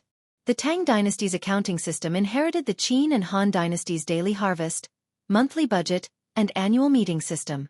There were 3 sets of accounts. Usually, what he submitted to Dai Zhou were the monthly budget and annual meeting accounts. As for the daily harvest, it was the daily flow of money of the Ministry of Civil Affairs. The data was too complicated, so Dai Zhou didn't look at it. The part that he had done something to was within it. The Ministry of Civil Affairs financial report had to be made in duplicate. It would be reviewed by the Pai Lupi and sent to the Ministry of Official Affairs. As for the other reports, they would be sent to the comparison department to be audited and the results would be reported to the Pai Lupi. The comparison department was one of the 4 divisions under the Ministry of Justice and was in charge of auditing the books. Even the comparison department, a professional organization, couldn't find anything wrong with the accounts. So why would Li Ru be worried that Li Wangyu would find anything? He also regretted that he had been too nervous and lost his composure. The county head of the Ministry of Civil Affairs was within the imperial city and wasn't far away. Not long later, 10 officials from the Ministry of Civil Affairs, as well as a large stack of accounts, were sent into the main hall. Crown Prince Li Chengqian and King Yu Li Tai also followed the servants into the main hall. What no one expected was that the pregnant Empress Zhong's son also came. Your Majesty, I heard that the county head wants Chengqian and Qing Ke to compete with the Ministry of Civil Affairs officials in mathematics. I was also curious and came to the main hall. Please allow me to watch from the side. Pai Lupi naturally smiled and nodded. He called for the servants to bring a soft stool for his wife and place it beside the throne. He naturally knew why Empress Zhong's son came, so there was no reason to refuse. Although this couple was the Emperor and Empress of the Tang dynasty, they were the 2 people with the most respected statuses in the world. However, they were no different from the parents of the future. They were filled with anticipation and attention towards any competition that their sons participated in. The officials all stood up and greeted Empress Zhong's son and the Crown Prince. After a series of greetings, Pai Lupi waved his hands at his 2 sons. Chengqian, Qing Ke, your teacher wants the 2 of you to compete with the Ministry of Civil Affairs officials in mathematics. Are you willing? Father, I am willing. Li Chengqian immediately replied. Teacher said that no one in the world can calculate faster than us with the method he taught us. Father, I will definitely calculate faster than elder brother. Teacher often praises me. Li Tai also didn't want to fall behind. Pai Lupi and Empress Zhong's son only laughed at this. The 2 of them only treated it as the words of a child. As for Li Wangyu saying that they were the fastest in the world, even as parents, they didn't believe it. They only treated it as words that Li Wangyu used to coax children. County head, the accounts are already here. You can begin. Pai Lupi looked at Li Wangyu, ready to see how he planned to compete. Chapter 368. Actually, Li Er did not believe that his 2 sons would be able to compete with the officials of the Ministry of Civil Affairs in terms of calculating speed. This was too ridiculous. Even if Li Wangyou's calculation skills were outstanding, his 2 sons, 1-8 and 1-9, had only studied with Li Wangyu for 2 months. According to the reports of Crown Prince Li Chengqian and Li Tai's guards, Hu Xianzi usually only played games with the 2 children and didn't have much time to study. Under these circumstances, even if Li Wangyu really was a literary star, he couldn't turn 2 young children into prodigies overnight, right? Pai Lupi thought that Li Wangyu must have accidentally discovered that someone from the Ministry of Civil Affairs was messing with the accounts. That was why he used some competition as an excuse to have Dai Zhou bring the accounts so that he could expose the tricks in front of the officials. Thus, he didn't stop him. He wanted to see who was so daring as to mess with the Ministry of Civil Affairs accounts. Pai Lupi's guess wasn't wrong. Li Wangyu was thinking this way, but it wasn't just that. He really wanted Li Chengqian and Li Tai to show off their skills in front of Pai Lupi and the officials. This was also a demonstration of their learning. The more powerful Li Chengqian and Li Tai were, wouldn't it show that Li Wangyu was a good teacher? This was killing two birds with one stone. That was why Li Wangyu put so much effort into it. He didn't even hesitate to offend Dai Zhou and the officials from the Ministry of Civil Affairs. After Pai Lupi spoke, Li Wangyu ordered people to bring in a screen and place it in the middle of the hall. He arranged for the 10 officials from the Ministry of Civil Affairs and Li Chengqian and Li Tai to sit on either side of the screen. Your Majesty, the accounts sent by the Ministry of Civil Affairs are the accounts for copper coins and the accounts for corn. I believe that these accounts must be accurate. Otherwise, even if the Ministry of Civil Affairs remembered incorrectly, the Ministry of Civil Affairs audit would be able to find out. Li Wangyu's words made Dai Zhou's expression soften quite a bit. What he said was the truth. From the very beginning, Li Wangyu had never thought that the Ministry of Civil Affairs would have any miscalculations. Just as Li Ru had said, the Ministry of Civil Affairs account books would not only be reviewed internally by the Ministry of Civil Affairs, but also by the Ministry of Justice's comparison department. If he had faked the numbers, he would have been found out. Li Wangyu didn't know how much Li Ru had embezzled, and was distressed over it for several days. It wasn't until he chatted with his beautiful boss that he was enlightened by her answer. This was why he had come to Taiji Palace today and caused such a commotion.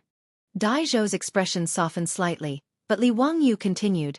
However, even if the Ministry of Civil Affairs account book is accurate, it can still be checked again. It won't take much time. It was also a good opportunity for His Highness the Crown Prince and His Highness the King of Yu to compete with the officials of the Ministry of Civil Affairs. The method of the competition is for the subject to read out the numbers in the account book, and both parties will calculate. In the end, the faster and more accurate side will win. What does Your Majesty think? Pai Lupi couldn't help but raise his eyes to look at the thick pile of account books in the center of the hall. He then looked at Empress Zhang's son, his face full of confusion. What did this kid want to do? Was he really going to have his two sons compete with the officials of the Ministry of Civil Affairs? Before Pai Lupi could speak, Dai Zhou couldn't help but frown and speak. County Head Huxian, there are so many accounts books this year. How can it be finished in such a short time? With so many accounts books, even if the Ministry of Civil Affairs did their daily calculations, it would still take more than a month. How could it be finished in such a short time? Li Wangyu chuckled. Minister Dai, it won't take much time. 15 minutes is enough. His words caused an uproar among the officials. They felt that County Head Huxian was joking again. The accounts books of the Ministry of Civil Affairs had a thick pile of money. Even if it was just to look through them once, 15 minutes was far from enough. Before Dai Zhou could speak, Li Wangyu walked to the front of the account books and picked up one of them. He looked at the officials of the Ministry of Civil Affairs. Everyone, are you ready? When the officials of the Ministry of Civil Affairs heard that they were going to compete with two young children in mathematics, they all felt humiliated. Even if the two young children were the Crown Prince of the Tang Dynasty and His Highness King Yu, Li Wangyu's suggestion was still a form of humiliation to these officials who were skilled in mathematics. In the face of Li Wangyu's words, the 10 officials of the Ministry of Civil Affairs didn't say anything. Instead, they silently took out their calculating chips and placed them on the table. Li Wangyu awkwardly rubbed his nose and then looked at Li Chengqian and Li Tai. Qingqian, Qingke, are you ready? Li Chengqian and Li Tai's faces were already filled with anticipation. Hearing this, the two of them took out something from their sleeves and placed it on the table in front of them. Teacher, don't worry. We will definitely win. After spending many days with the naughty children of Dingzhou village, Li Chengqian's personality had become much more cheerful. He finally returned to the appearance of a 9-year-old child and no longer had the Crown Prince's majesty that he had purposely put on before. Li Tai also didn't want to be outdone. The little fatty waved his fist. Teacher, I will definitely calculate the fastest today. The things that the two of them took out made Pai Lupi, Dai Zhou, and the others very curious. They all stretched out their necks to see what it was. It was a small wooden box with many wooden beads inside. If there were any of the officials in the hall who had traveled through time, they would definitely be able to recognize this item at a glance. An abacus. Li Wangyu taught the two children mathematics, but he didn't expect Li Chengqian and Li Tai to be so smart. They were even more familiar with the numerals than he was. After learning the Arabic numerals that Li Wangyu taught them, Li Wangyu couldn't compare to the two little fellows when it came to simple addition, subtraction, multiplication, and division. This made him feel that he had lost face. In order to save his face, Li Wangyu shamelessly copied the abacus that originated from the northern Song dynasty. As a result, the two little fellows, Li Chengqian and Li Tai, who only knew how to use numerals, were once again defeated by Li Wangyu. In reality, Li Wangyu wasn't proficient at using an abacus. After all, calculators were prevalent in the modern world. Aside from those old accountants, who would use an abacus? Li Wangyu only knew how to use an abacus because his grandfather had taught him when he was young. He only knew how to use it and was still very far from being proficient. However, no matter how rusty he was at using an abacus, his calculation speed far surpassed that of numerals. It must be known that the meritorious service of China's 2 bullets and 1 star relied on hand-operated calculators and an abacus to calculate a huge amount of data. The two little fellows were shocked by Li Wangyu's abacus. They worshipped their teacher even more. The two of them were indeed smart. They didn't need much time to use the abacus to become proficient. Especially the little fatty, Li Tai. His little chubby hands were as fast as lightning when he used the abacus. This made Li Wangyu speechless. In the modern world, he had seen some videos of gaming gods. Those were simply inhuman people who used their hands to dance on the keyboard. They made him speechless. In Japan, there was a player called Takahashi who could press the button 16 times in a second on an old-fashioned game controller and fire 16 bullets. He was called 16 Brothers in a Second. Needless to say, those professional gamers could effectively type 200 to 300 times on the keyboard in a minute, which made Li Wangyu, who was not very good with his hands, feel speechless. And the little fatty, Li Tai, was unexpectedly also a master of hand speed. Ever since he learned how to use an abacus, every time he used the abacus, Li Wangyu would unconsciously associate it with a scene in a manga. In short, ever since the two little fellows learned how to use an abacus, Li Wangyu never used the abacus in front of them again. He couldn't afford to lose face. Chapter 369. The abacuses in Li Chengqian's and Li Tai's hands were also specially found by Li Wangyu. He had Carpenter Lu make them as a gift for the two little ones. When Carpenter Lu knew that he was making the abacuses for the Crown Prince and the King of Yu, he was very attentive. Even when her own son wanted to help, he was chased far away by Carpenter Lu. He used all of his skills to make 2 exquisite abacuses. Li Chengqian and Li Tai loved these 2 exquisite abacuses so much that they couldn't put them down. Pai Lupi and Empress Zhong's son naturally didn't recognize the abacuses their sons took out. Empress Zhong's son couldn't hold back her curiosity and asked, "Chengqian, Qingke, what is this?" "Mother, this is an abacus. The teacher gave it to us." Li Chengqian proudly shook his abacus, making a clattering sound. "What is its use?" Empress Zhong's son turned her gaze to Li Wangyu, hoping for an explanation. Li Wangyu quickly bowed. "Your Highness, the abacus is used for calculation. It is the same as counting chips, but it is faster and more accurate." Empress Zhong's son nodded. This county often made these strange things, but she didn't know how much faster this abacus was than counting chips. Could it really let her 2 sons win the competition? She didn't care about the problems with the Ministry of Civil Affairs accounts. That was something her husband needed to worry about. As a mother, Empress Zhong's son cared more about her son. Could it really be as Li Wangyu said, that he could calculate faster than 10 officials from the Ministry of Civil Affairs? Li Tai couldn't help but yell. "Mother, the teacher said that in terms of calculating speed, my abacus is the best in the world.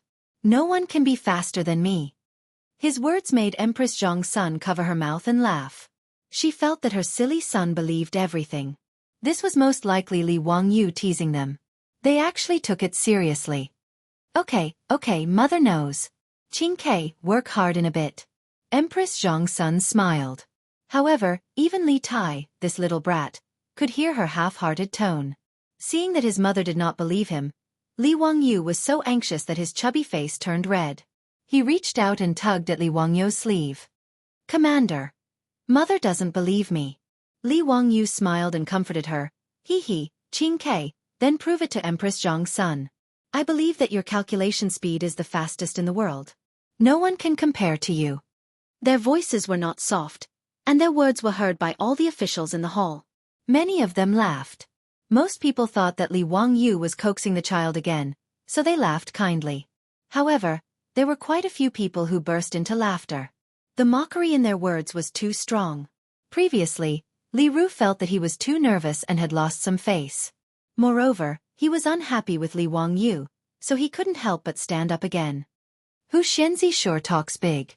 Do you really think that the officials of the Ministry of Civil Affairs are all good-for-nothings? His words were clever. He directly placed Li Wangyu on the opposite side of the officials of the Ministry of Civil Affairs, causing all the officials in the hall to glare angrily at Li Wangyu. Li Wangyu glanced at Li Ru. Physician Li, Mo Fei doesn't believe me? That's simple. If you think I'm talking nonsense, why don't we make a bet? Let's make a bet. What do you want to bet? Hee, let's bet on your villa in De and Lane. If the officials of the Ministry of Civil win, I will offer you 1,000 taels of gold. If the Crown Prince and King you win, I don't want anything else.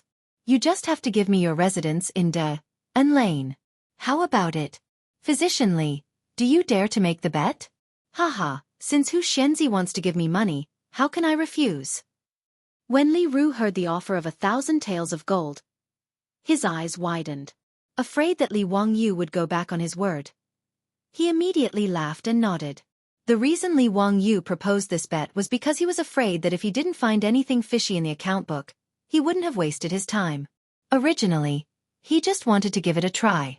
He didn't expect that Li Wangyu would agree without even thinking about it. This made Li Wangyu somewhat surprised. If he had known that this guy would be so easy to deal with, he wouldn't have spent so much effort. As Li Wangyu cursed in his heart, he picked up the account book and prepared to start the competition. However, he heard someone speak from among the officials. Hu Xianzi, wait a moment. I'm also interested in making a bet with you. Are you willing? Li Wangyu looked over in surprise. It was the Duke of Chongping, Zhang Liang. The Duke is also interested? What do you want to bet? I want to bet on Zhao Yebai.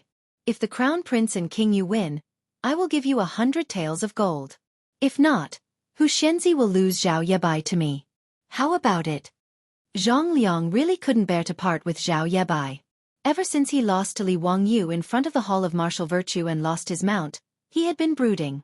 Today, after seeing Li Wangyu shamelessly boast that 2 8- or 9-year-old children were faster than an official from the Ministry of Civil Affairs, and that it was 2 against 10, he felt that his opportunity had come. Thus, after Li Wangyu made a bet with his brother-in-law, Li Wangyu, he immediately stood up. He also wanted to make a bet with Li Wangyu and win back his beloved mount. Hearing this, Li Wangyu couldn't help but grin. He only had one precious horse. After it was mercilessly seized by his beautiful superior, he was still wondering where he could buy another one. He knew that Zhang Liang's mansion also had a precious horse similar to Zhao Yebai. It was called the Jade Flower Horse. Horse was a horse with a greenish-white coat. Zhao Yebai and the Jade Flower Horse were 2 precious horses that Zhang Liang had spent a lot of money to get from the western regions. He treasured them a lot, and it wouldn't be an exaggeration to say that they were worth 100 taels of gold. County Duke, we can make a bet, but I don't want gold. If the Prefectural Duke loses, just give me your Jade Flower Horse. What does the Prefectural Duke think? Li Wangyu's condition made Zhang Liang feel a toothache. Losing Zhao Yebai already made him lose his appetite. If he lost the Jade Flower Horse as well, it would be even worse than killing him. However, looking at the angry official from the Ministry of Civil Affairs and Li Chengqian and Li Tai, who were still acting cute in front of Empress Zhang's son, Zhang Liang hesitated for a long time. In the end, he gritted his teeth and agreed. Fine, Hu Xianzi, I'll use the Jade Flower Horse to bet with you. Li Wangyu almost laughed out loud. There really was someone rushing to give him benefits. When luck came, it really couldn't be stopped. Whatever he wanted came.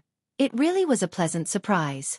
He hurried forward and struck Zhang Liang's hand to seal the bet. Just as he was about to announce the start of the competition, several people among the officials stood up. Hu Xianzi, this old man also wants to make a bet with you.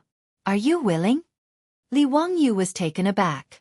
Before he could speak, he heard Chang Yaojin slam the table and stand up. Surnamed Wang, what do you mean by this? Are you bullying this old man's nephew? How do you want to bet? This old man will bet with you. The people who stepped forward to make a bet with Li Wangyu were the head of the Wang clan in Taiyuan, Wang Renyu, and Zhang Yuanshou of the Zhang clan in Xingyang. The aristocratic families had targeted Li Wangyu many times, but they had all been defeated. The grievances between the two sides had long been irreconcilable.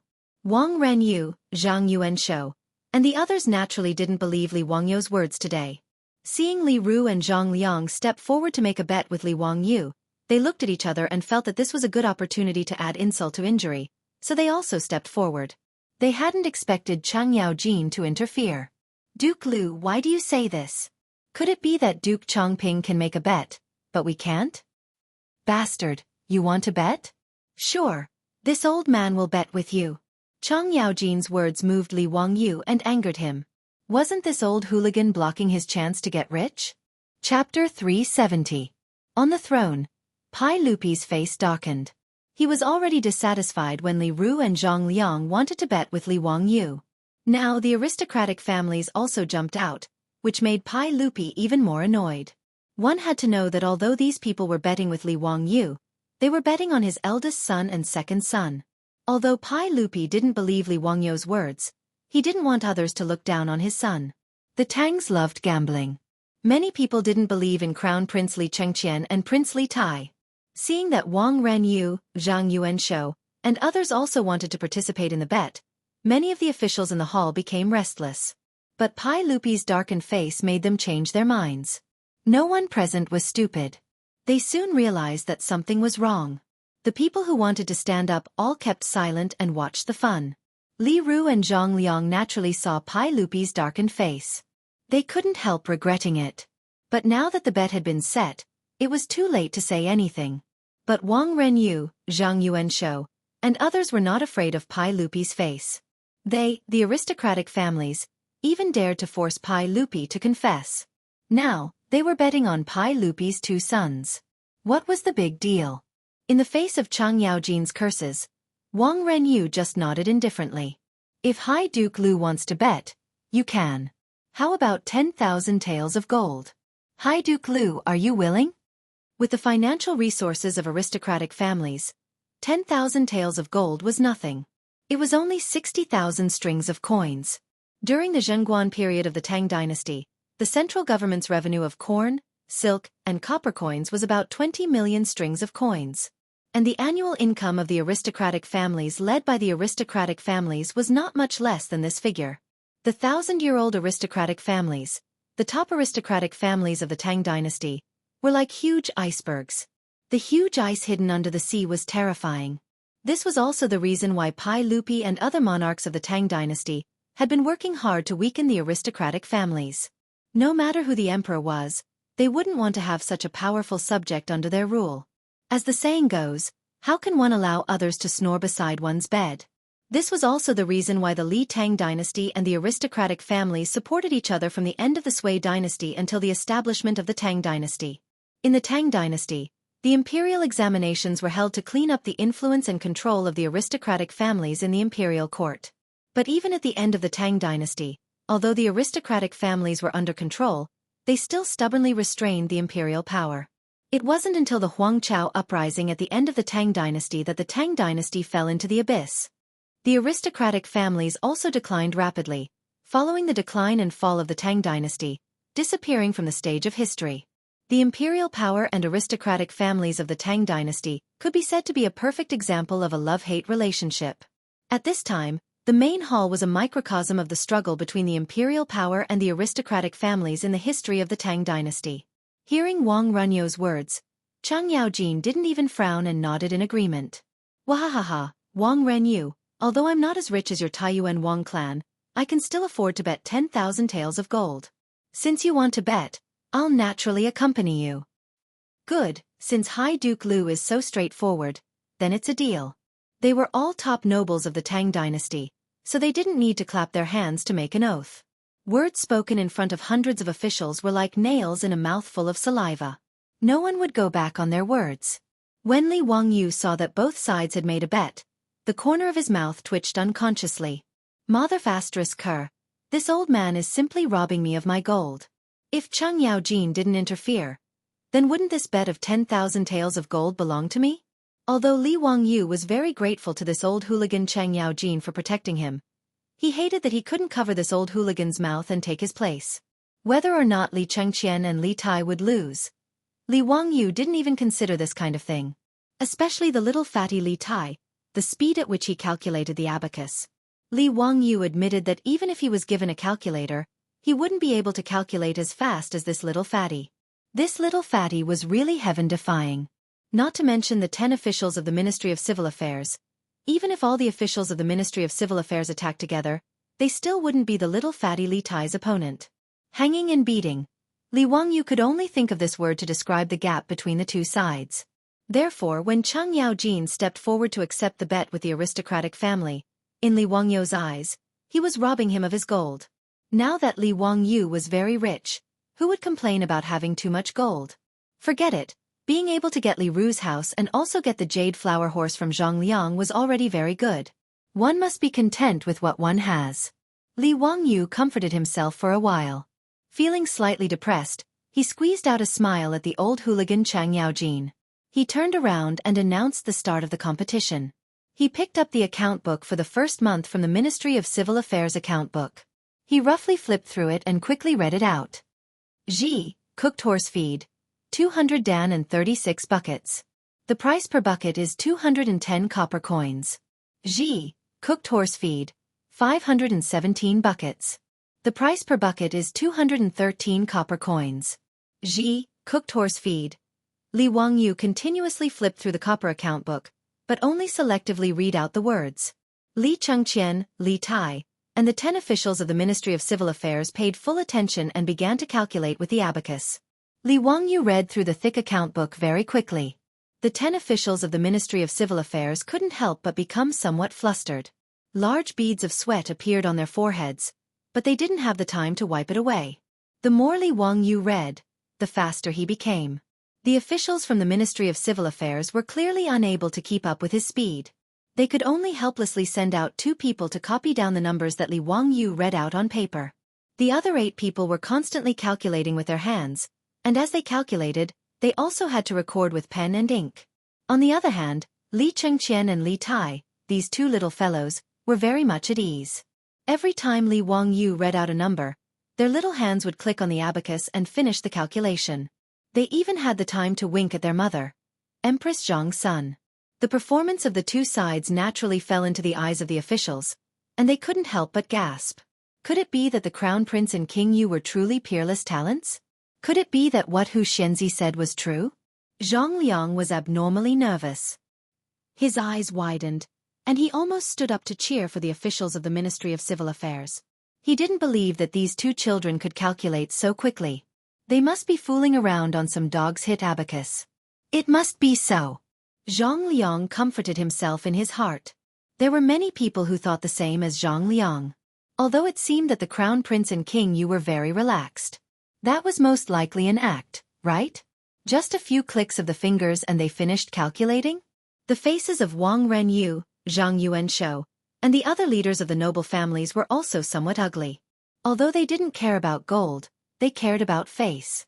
They had lost to Li Wangyu in front of the officials. How could they accept this? The officials whispered to each other and discussed spiritedly. No one noticed that the doctor of the Ministry of Civil Affairs, Li Ru, had become pale and his body was trembling like a sieve. Chapter 371.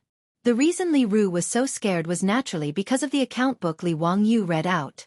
Many of the officials also noticed the problem.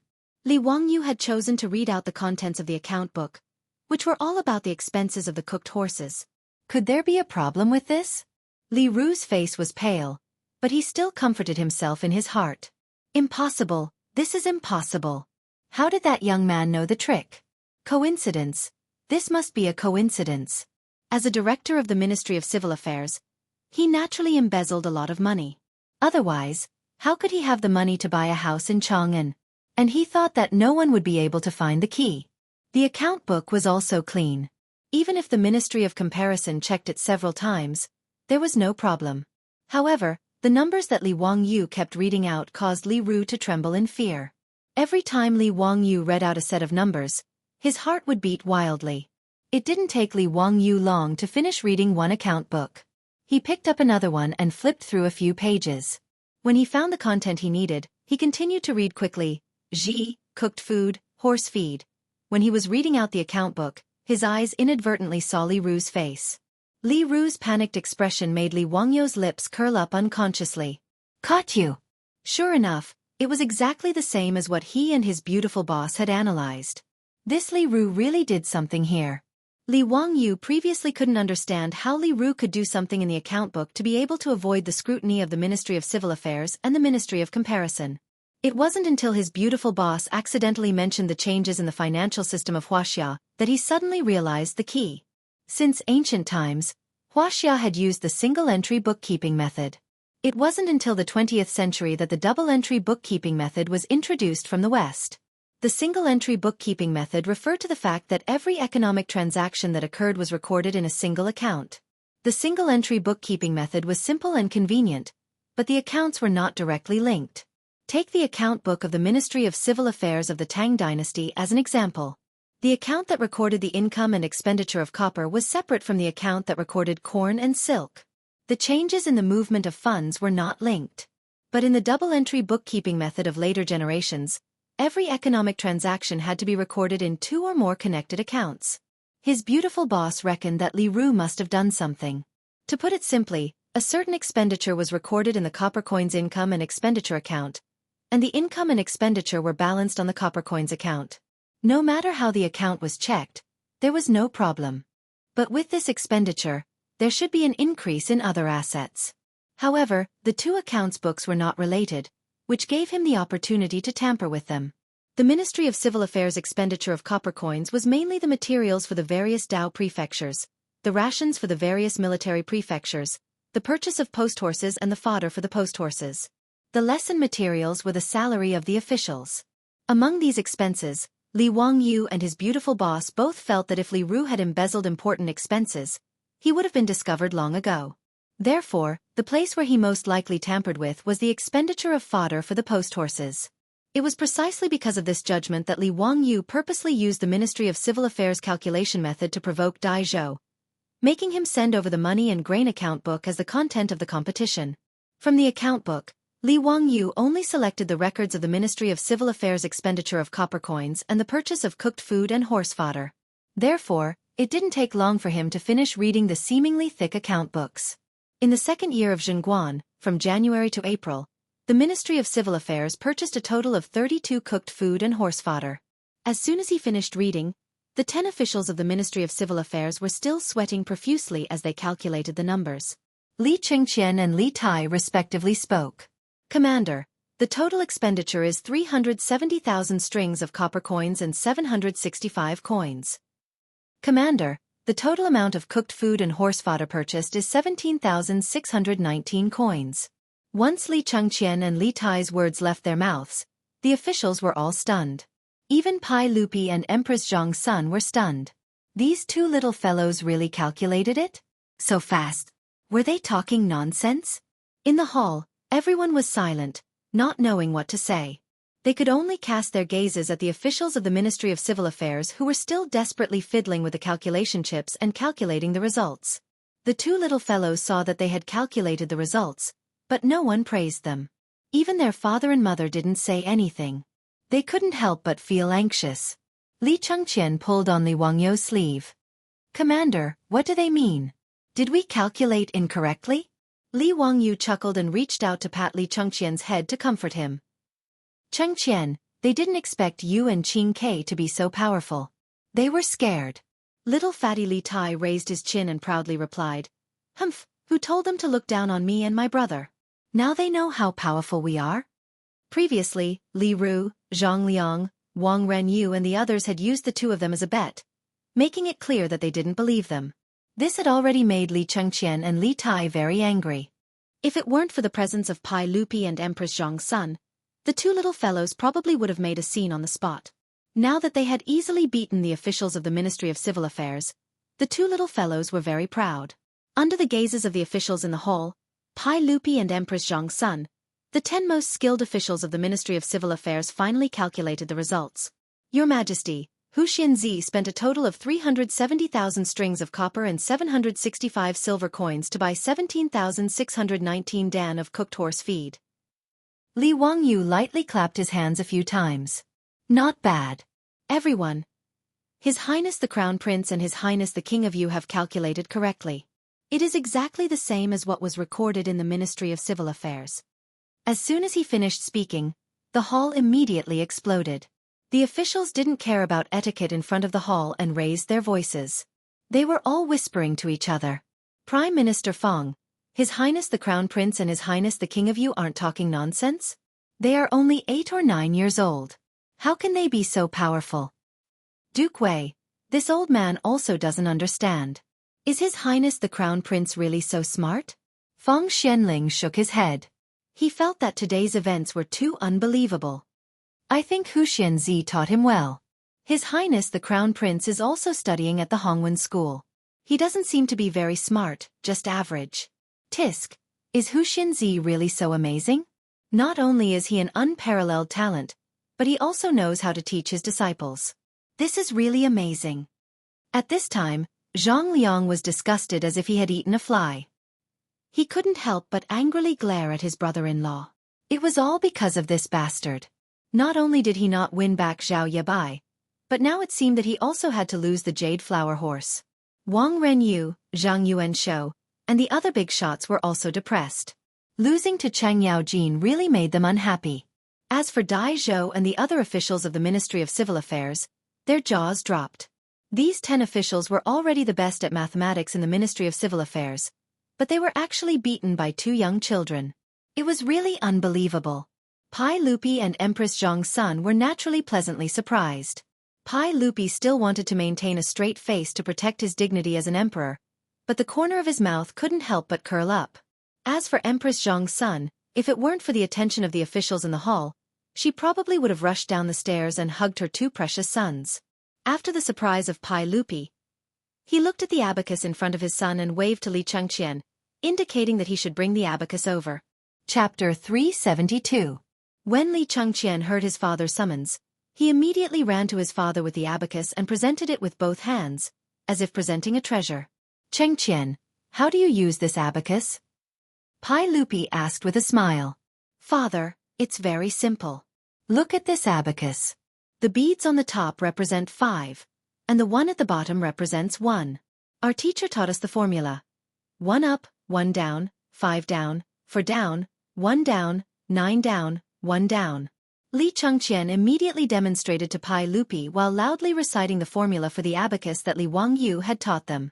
Pai Lupi quickly figured out the advantages of the abacus.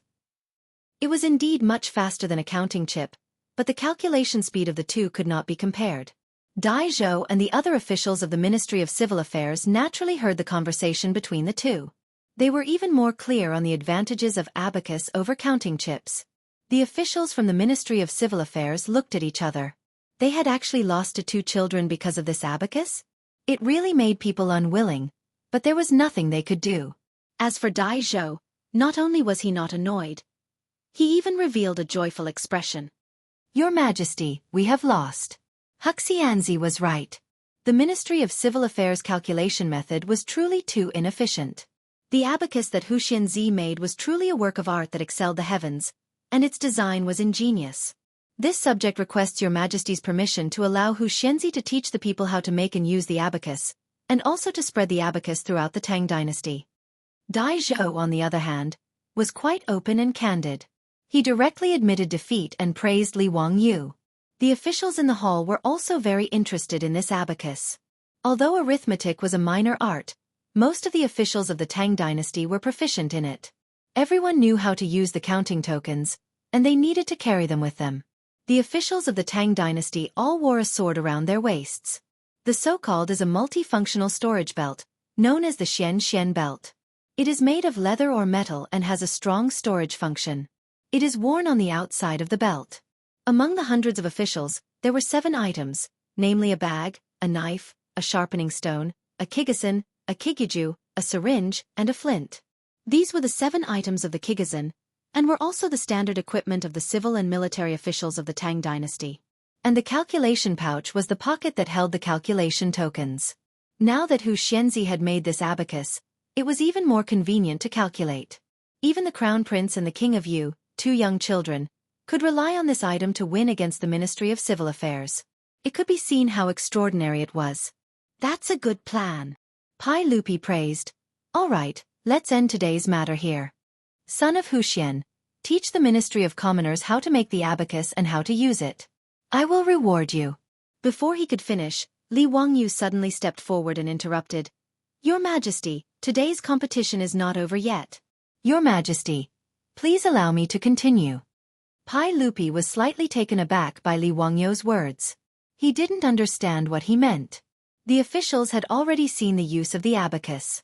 Dai Zhou also lowered his head and admitted defeat. As for the Ministry of Civil Affairs accounts, Li Wangyu had already said that the accounts were accurate.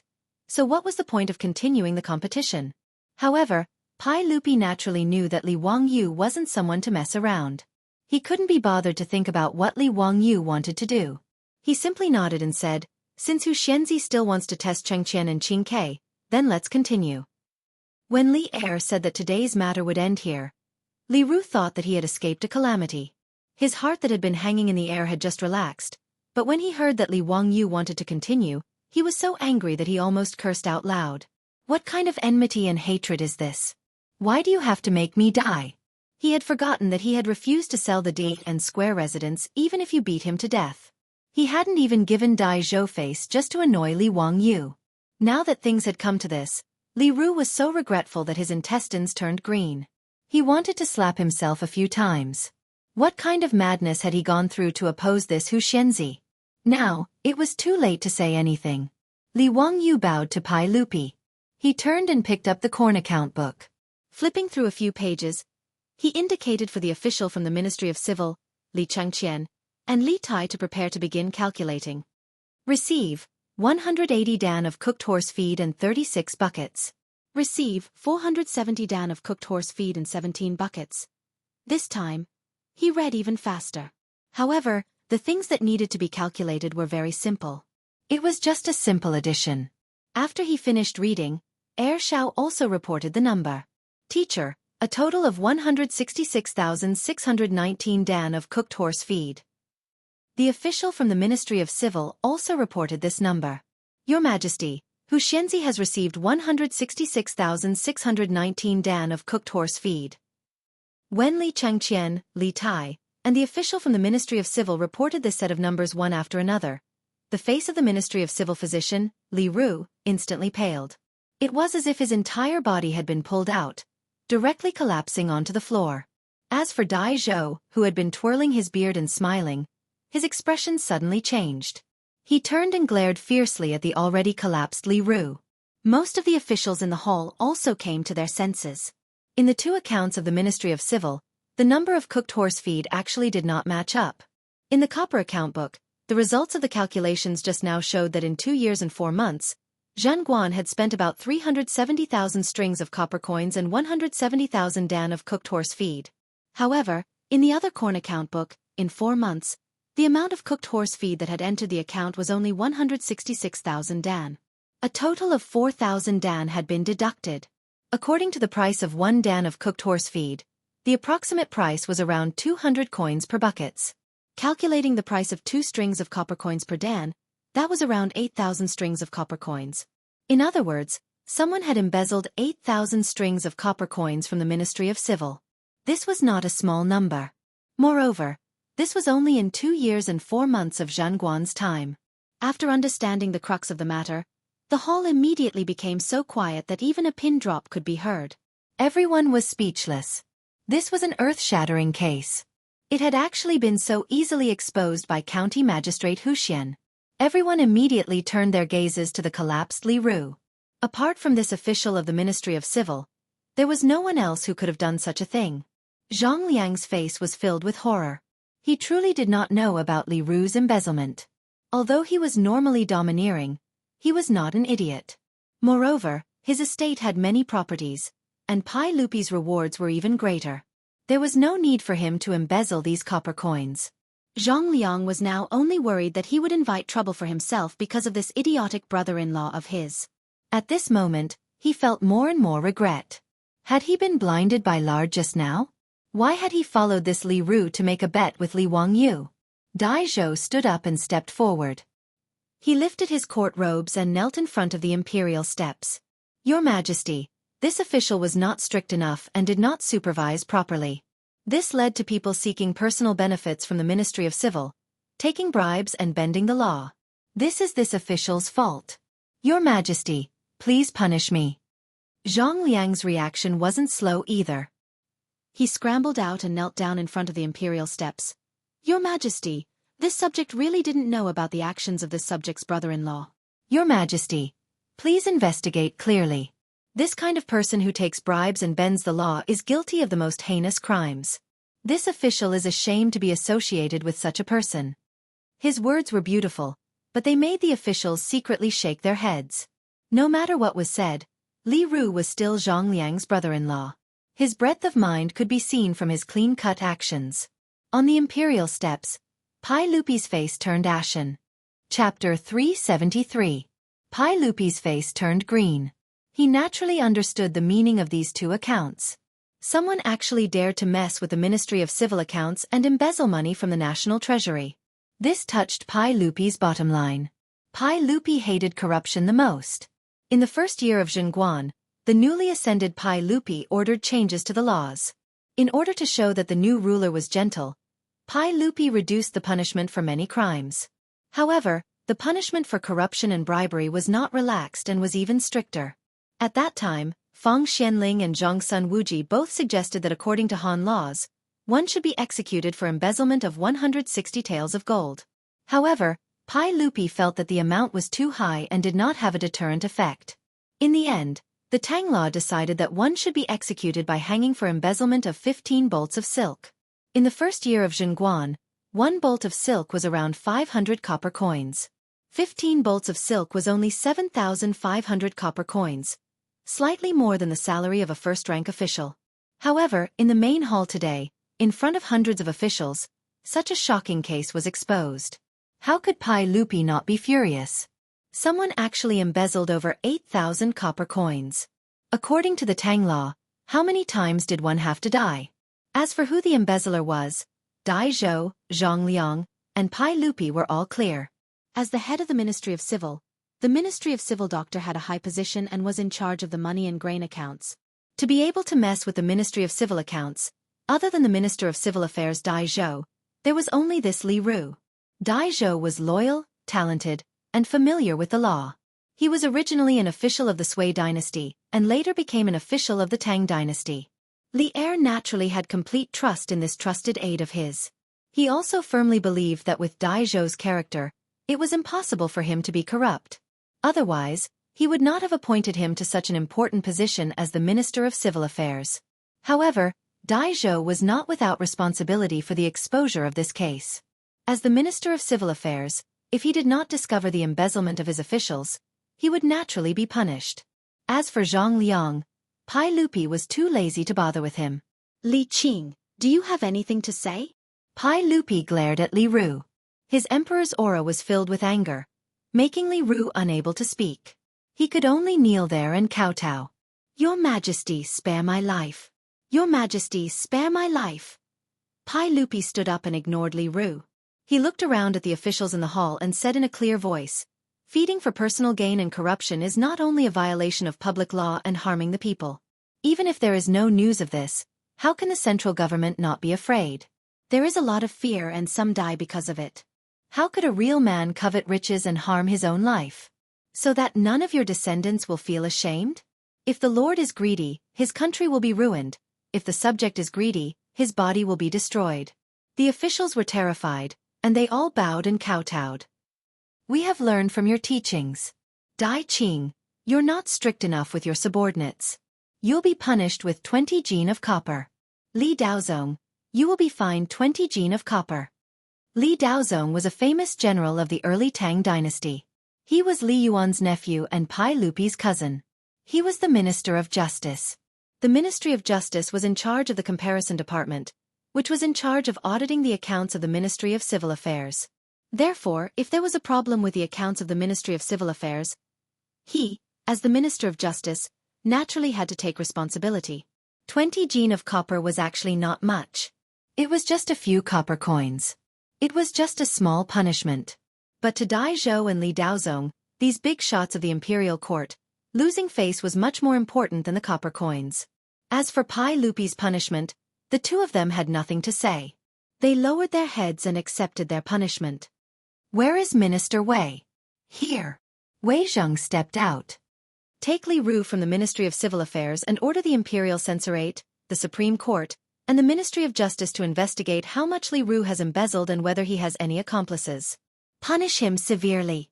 Arrest his family and take them from the prison. Confiscate their family's records and return them to the National Treasury." Li Ru had taken the position of the Ministry of Civil Affairs in the 9th year of Wu Da. It had been 3 years since then.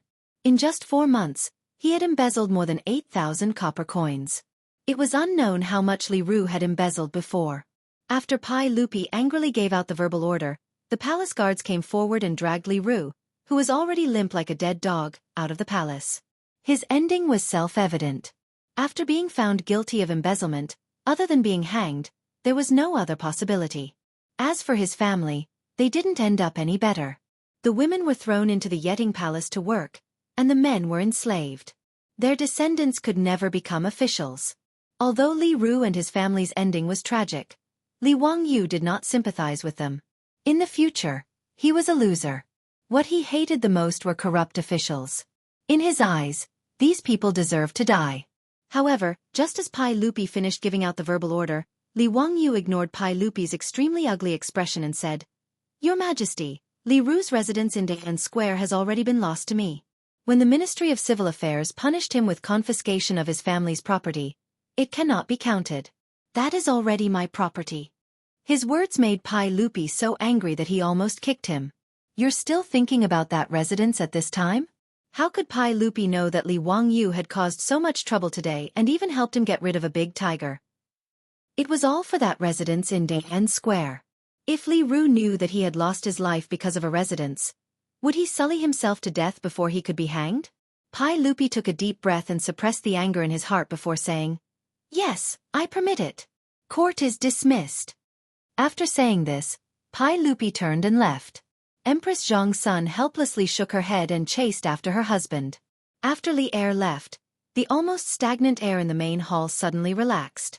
The officials all let out a long breath, but there was an indescribable feeling in their eyes when they looked at Li Wangyu. This county magistrate was truly exceptional. He had caused such a ruckus in order to expose the corruption of the Ministry of Civil Affairs. However, how did he know that the Ministry of Civil Affairs had falsified the accounts and embezzled the copper coins? Quite a few officials had a higher opinion of Li Wangyu in their hearts. They felt that this county magistrate could not be easily offended. At this time, Zhang Liang no longer had his previous arrogance. Although Pai Lupi did not punish him, he was still quite frightened. He walked in front of Li Wangyu and squeezed out a smile. "County magistrate, in a moment, I will have someone send the jade flower horse to your residence. I hope that county magistrate will kindly accept it." Li Wangyu naturally would not be polite. "Haha, then many thanks to the prefectural duke." After Zhang Liang left, the old hooligan Chang Yaojin also walked over.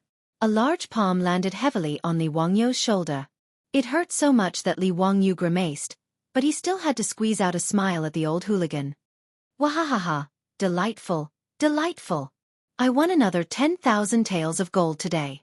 Kid, you really are my lucky star. Uncle Cheng, hee, you can't eat it all by yourself. Old rules, when we meet you get half. Get lost. Do you believe that I won't beat you to death? At most, I'll give you 30%. It's a deal." 30% was 30%. Li Wangyu did not mind that the money was too little.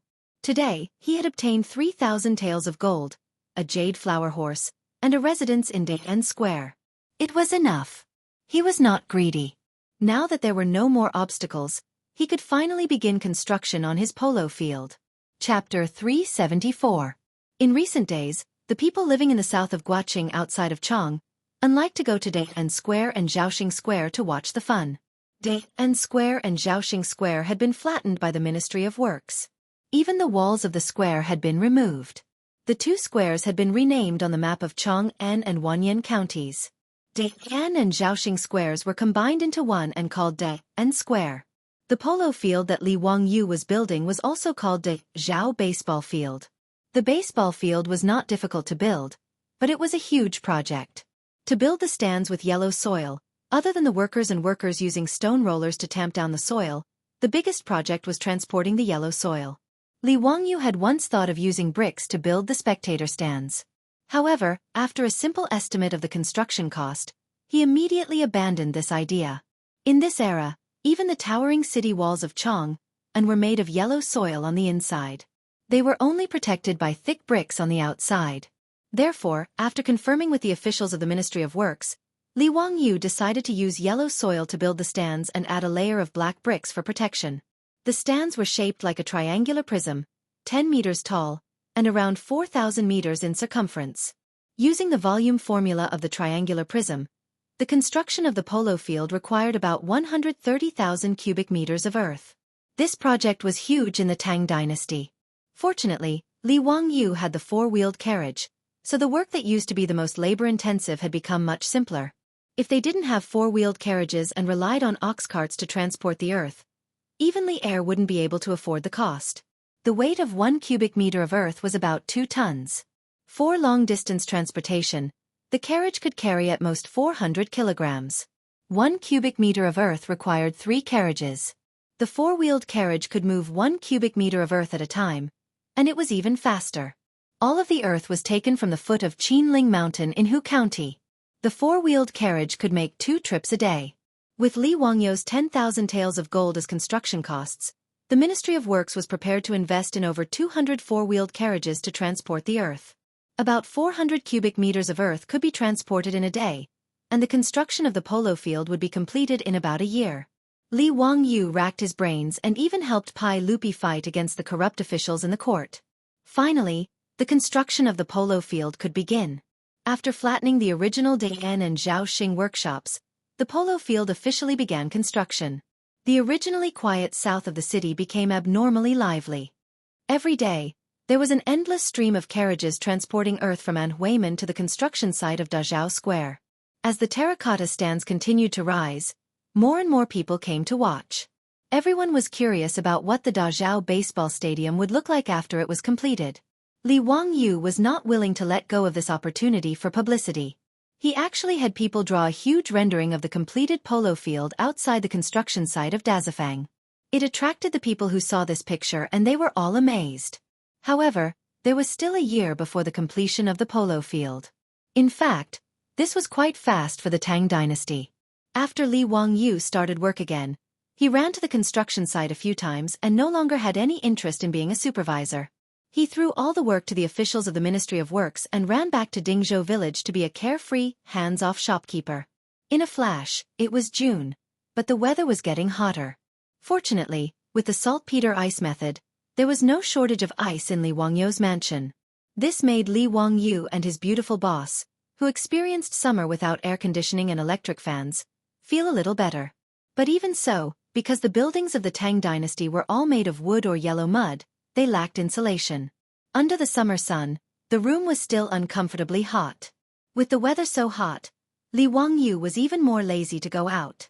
He almost did not want to move except when the sun set and he went out for a walk. Chongqing, remember to remind me to go back and tell the officials of the Ministry of Works that they must build a swimming pool in the manor. This damn weather is really too hot. Li Wangyu desperately waved the folding fan in his hand. He raised his head and drank a mouthful of ice water, but he was still sweating from the heat. The beautiful boss rolled her eyes at him and was too lazy to speak. She was also sweating and constantly waving the fan in her hand. Zio, why is the Tang dynasty so hot? I think it's even hotter than the future.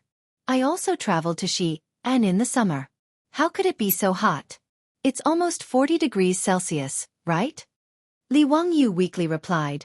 I think so too. Now that you mention it, I remember something. I seem to have read in a book that during the Sui, Tang, and Song dynasties, China's climate seemed to have entered a warm period. The temperature rose and the average temperature was higher than that of the future. In the Tang dynasty, there were 19 years of winters, but because the temperature was too high, there was no snow. The beautiful boss listened to his words and became even more dispirited. She lay on the table and said weakly, "Oh my God, I really want an air conditioner. Even an electric fan would be fine." Li Wangyu couldn't help but laugh. In your dreams? An air conditioner?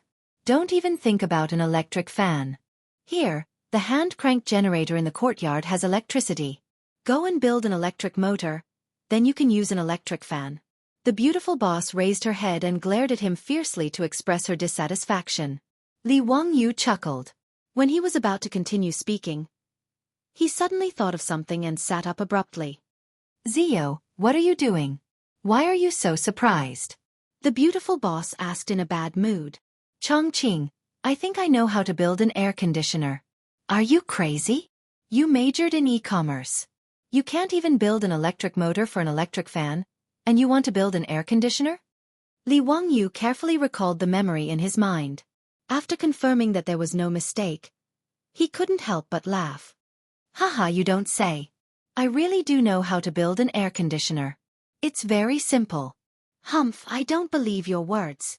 Hee, then do you want to make a bet? What if I build an air conditioner for you? Seeing Li Wangyu mention a bet again, the beautiful boss couldn't help but blush. She remembered the bet from last time. Bah, stinking rogue. The beautiful boss didn't answer Li Wangyu's question, but she also didn't believe what he said. Forget it. This lord is magnanimous. I won't lower myself to your level. You wait. I'll go and build an air conditioner. Li Wangyu stood up and shouted outside the courtyard. Li Heng, prepare a horse for me. I want to go to the county seat of Hu County. Lang Jun, it's a hot day. If there's anything you need, you can ask the old slave or the Nyo brothers to do it. No, you won't be able to explain it clearly. I can only go by myself. Go prepare a horse. Li Heng, the old butler, was helpless. He could only ask Nyo Wu to accompany Li Wangyu to the county seat of Hu County.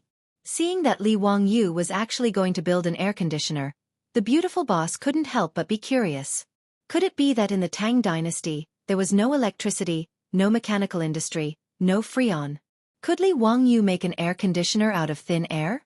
Chapter 375. Li Wangyu didn't care about the hot weather. He braved the scorching sun and made a trip to Huxian County, then went to the porcelain kiln in Huxian. This old man greets county head Huxian. The manager of the kiln hurriedly came out to greet him. Li Wangyu's reputation resounded like thunder in Chang'an, and there was no one in Huxian County who didn't know of him. Even if they didn't recognize Li Wangyu, just by looking at his precious horse and the blind Nyo Wu behind him, they knew that this young man was the famous founder of Huxian County, Li Wangyu of Dingzhou Village. Thank you, manager. I want to make a batch of porcelain. This is the pattern. Li Wangyu was too lazy to be polite. He was already sweating from running all the way here.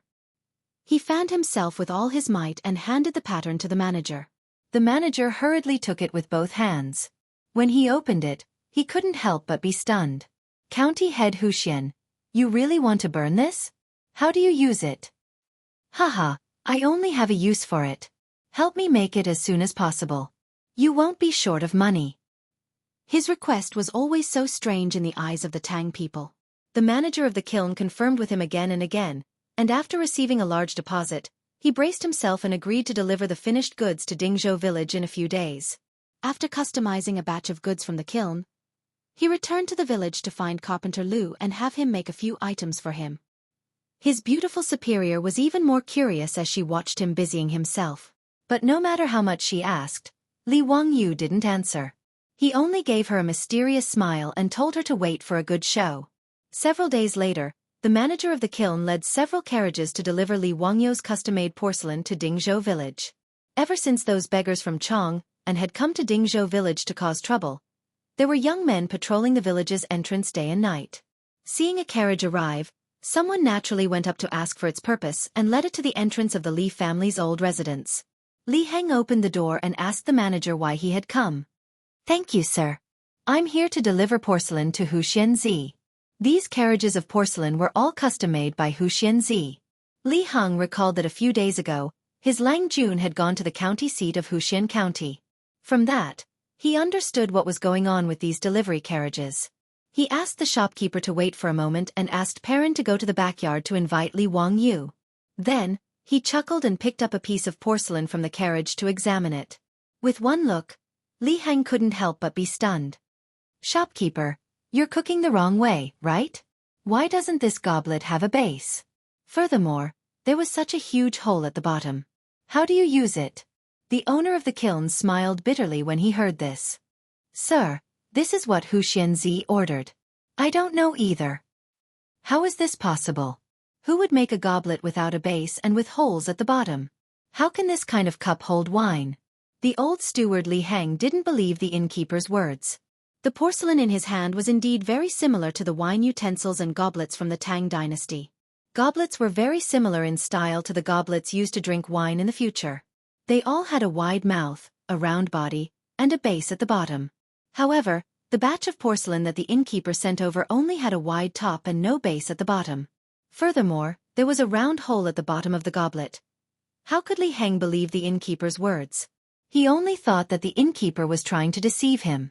Just as they were arguing, Li Wangyu came out.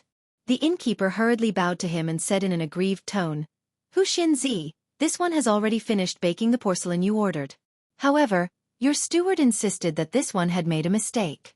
This? Li Wangyu laughed and picked up a goblet to inspect it. He nodded in satisfaction. There's no mistake. This is the porcelain I wanted to bake. Li Heng, settle the accounts with the innkeeper. When Li Heng heard his Lang Jun say this, he couldn't help but be dumbfounded. Lang Jun, this is the utensils you're going to bake? What's the use of these utensils? How do you use them to serve wine? He still thought that these porcelain utensils were wine utensils, so he was completely confused by Li Wangyu's words. At this moment, his beautiful superior also came out with Aphrodite. When she saw the porcelain in the carriage, she was also puzzled. Zio, what are you making? She had never seen such porcelain in the future, so she couldn't figure out what Li Wangyu was trying to do. Li Wangyu laughed. It's an air conditioner. Have you forgotten about it? The beautiful superior was speechless. A black crow flew over her head.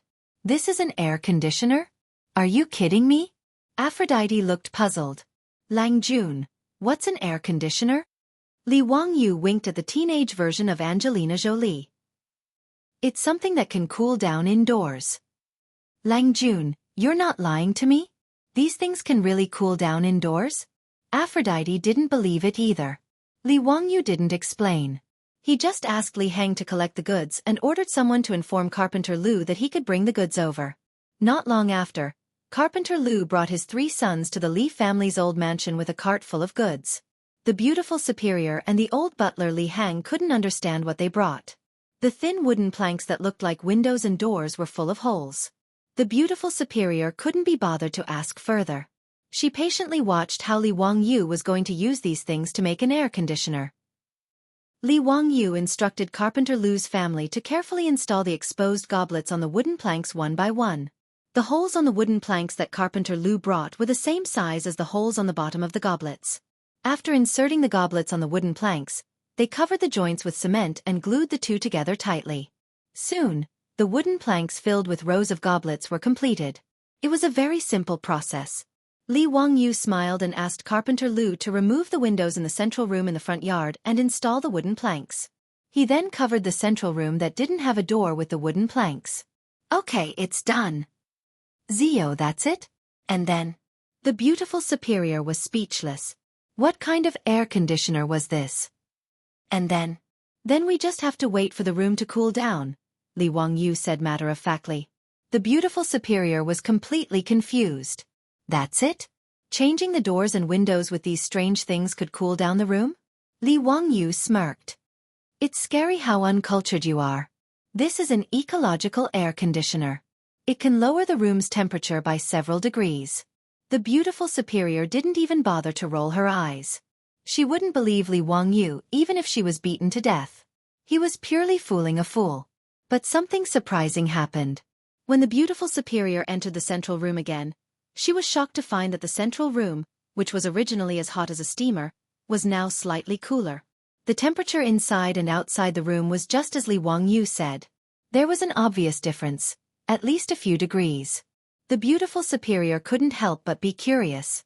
Just as she was about to ask Li Wangyu for an explanation, she saw him instructing Carpenter Lu's family to start working in the courtyard again. Chapter 376. What Li Wangyu came up with really gave his beautiful superior a pleasant surprise. Although she didn't understand why, She could clearly sense that the temperature in the room had dropped. Meanwhile, Li Wangyu got busy again as he instructed Carpenter Lu's family to use bamboo tubes to draw water from the backyard. Ever since Carpenter Lu had helped him renovate his house, the Li family's old house had always had clear spring water flowing into it through bamboo tubes all year round. Originally, the spring water was just connected to the water storage jar in the backyard to serve as tap water. At this time, Li Wangyu asked them to continue grafting the bamboo pipes, guiding the cool mountain spring water through the bamboo pipes to the roofs of every house in the old mansion. When Li Zhou was still alive, he had renovated the old house and replaced all the roofs with tiles. The spring water that was drawn to the roofs of every house by the bamboo tubes flowed down from the roofs. And Li Wangyu had already asked Carpenter Lu to renovate the eaves of every house in the old house. He still used bamboo to split it into two to form two semicircular water troughs, and drilled many small holes under the bamboo for the water to leak. In this way, the spring water flowed out of the bamboo tubes on the roofs and flowed down the tiles to the bamboo troughs under the eaves before dripping down through the small holes. For a moment, it was as if a water curtain had been hung in front of every house in the Li family's old house. His beautiful superior's eyes lit up when she saw this. Naturally, she understood the simple physics of using the principle of evaporation to lower the temperature. The actual effect was the same. The Li family's old house that Li Wangyu had turned into a water curtain cave instantly became abnormally cool and refreshing. His beautiful superior even added an extra layer of clothing for herself after staying in the house with Avro for too long. This made Li Wangyu a little depressed. Did he go overboard? The hot weather of the Tang dynasty was famous in history books. Li Bai once described the summer of the Tang dynasty in a poem. When the Wu buffaloes are panting for the moon, why bother towing boats? It meant that the water buffaloes of Wu were so unbearably hot that they regarded the moon as the sun at night. Even the water buffaloes were so hot, not to mention the boat trackers. Du Fu also complained about the hot weather in his poem. The 6th day of the 7th month is so hot that it can't be eaten temporarily. It was so hot that they couldn't even eat rice. One could imagine how high the temperature was. And the hot weather of the Tang dynasty also made the clothes of the Tang dynasty's women even lighter, thinner, and translucent. Due to the hot weather these days, be it his beautiful superior, Aphrodite, Peilon, or even the 4 maidservants in the residence, they were all dressed so skimpily that Li Wangyu couldn't help but stare at them. This was especially true for Avro, whose sexy figure and thin clothes made Li Wangyu feel a kind of torment and torture, but he couldn't bear to look away. Because of this, his beautiful superior got jealous several times and pinched Li Wangyu's waist more and more skillfully. After Li Wangyu's renovation, the Li family's old house was indeed cooler, but the scenery of the mountains was much less beautiful, which made him feel very regretful. Staying in the cool room, his beautiful superior regained her composure and was in the mood to boil water in the red peat stove and brew a cup of fragrant tea to taste. While brewing the tea, she asked Li Wangyu curiously, "Wangyu, how did you manage to cool down the temperature with those weird ceramics you made? It's really amazing." "Haha, it's your fault for not reading the news online." Li Wangyu said proudly, "I saw it in the news that because the weather in Bangladesh was hot, the locals couldn't afford to buy air conditioners. So someone invented this kind of ecological air conditioner. Now that you mention it, I seem to have some impression of it. They made it out of beverage bottles, right?" "That's right, it was cut out of beverage bottles and inserted into thick cardboard. But the Tang dynasty didn't have plastic bottles for me to use, so I went to the kiln to custom make these ceramics." Li Wangyu's explanation made the beautiful boss suddenly come to a realization. She had also seen such news in the future, but she just looked at it as an interesting anecdote and didn't pay much attention to it. So when Li Wangyu came up with this thing, she didn't think of it. Li Wangyu's so-called air conditioner was indeed made by a company in Bangladesh in the future. After using this kind of ecological air conditioner, the temperature in the room could quickly drop by about 5 degrees. The principle was also quite simple, which was that pressure would cool the air. When one opened their mouth, the air they exhaled would be hot, but when one pouted, the air they exhaled would be cold. This was the principle. When the hot air entered through the wide bottle and was blown out through the narrow mouth of the bottle, the temperature of the air would drop due to the pressure. It was a very simple physical principle, but it was quite effective in an era without electricity and air conditioning. The ecological air conditioner and the continuous water curtain from the roof made the summer in the Li family's old house extremely refreshing. Li Wangyu didn't only care about himself. He custom-made a lot of porcelain bottles with 2 transparent ends at the kiln. After confirming that the ecological air conditioner was really effective, he asked Carpenter Lu to replace all the houses in the village with this kind of thing. This kind of ecological air conditioner that used physical principles to lower the temperature was terrifyingly cheap. Even if those porcelain bottles were specially made by Li Wangyu at the kiln, it only cost 100 copper coins to make the ecological air conditioner needed by a family. This small amount of money was not even a drop in the ocean for Li Wangyu, so he naturally wouldn't be stingy. However, although he didn't spend a lot of money, the effect was unusually significant. The old houses in Dingzhou village were mostly made of yellow mud and had thatched roofs. This kind of house didn't have any insulation, and it was as hot as a sauna in the summer. When Carpenter Lu brought his 3 sons over to change their windows and doors, the villagers were all baffled. They didn't understand what the county magistrate was doing. What were those porcelain bottles inserted into the wooden boards for? Carpenter Lu didn't explain, only saying that it was Huxian's orders. With Li Wangyu's current prestige in Dingzhou village, let alone changing their strange windows and doors, even if he wanted to tear down their houses, the villagers wouldn't have any objections. They might even help tear down the houses. However, when these ecological air conditioners were changed, everyone immediately noticed a difference. The originally stuffy and hot houses were actually much cooler. This discovery made the villagers go wild with joy, but they didn't understand why. Just by changing a strange window and door panel, such a miraculous thing could happen? The ancient people of the Tang dynasty naturally didn't have the concept of air conditioners. Therefore, the villagers who originally stubbornly believed that Li Wangyu was a literary star who had descended to the mortal world were now even more certain. If it wasn't an immortal item that could change the temperature, then what could it be? This was clearly the work of an immortal. It must be that Huxian's son couldn't bear to see us suffer from this heat, so he borrowed the immortal power of the heavens to send us this immortal item to make the house so cool. Therefore, the villagers of Dingzhou village, who were already patrolling every day, became even more nervous about their treasured immortal item, fearing that it would be stolen by thieves.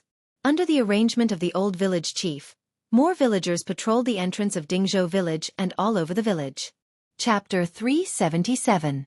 Let's not talk about the old villager and the others. They are racking their brains to protect their treasures. After Li Wangyu solved the problem of the summer heat, there is a new problem in front of Li Wangyu. That is, there are too many mosquitoes. Speaking of which, the Tangs had all sorts of ways to drive mosquitoes away, the most direct being through smoke. Weave wormwood and mugwort into straw ropes, dry them in the sun, and set them on fire. The unique smell of the ropes could drive away mosquitoes. While the mosquitoes could be driven away, Li Wangyu felt like he was about to be suffocated by the smell. The smell of wormwood and mugwort was really unpleasant, and the smoke was too strong. However, between being bitten by mosquitoes and the unpleasant smell, Li Wangyu had no choice but to choose the unpleasant smell.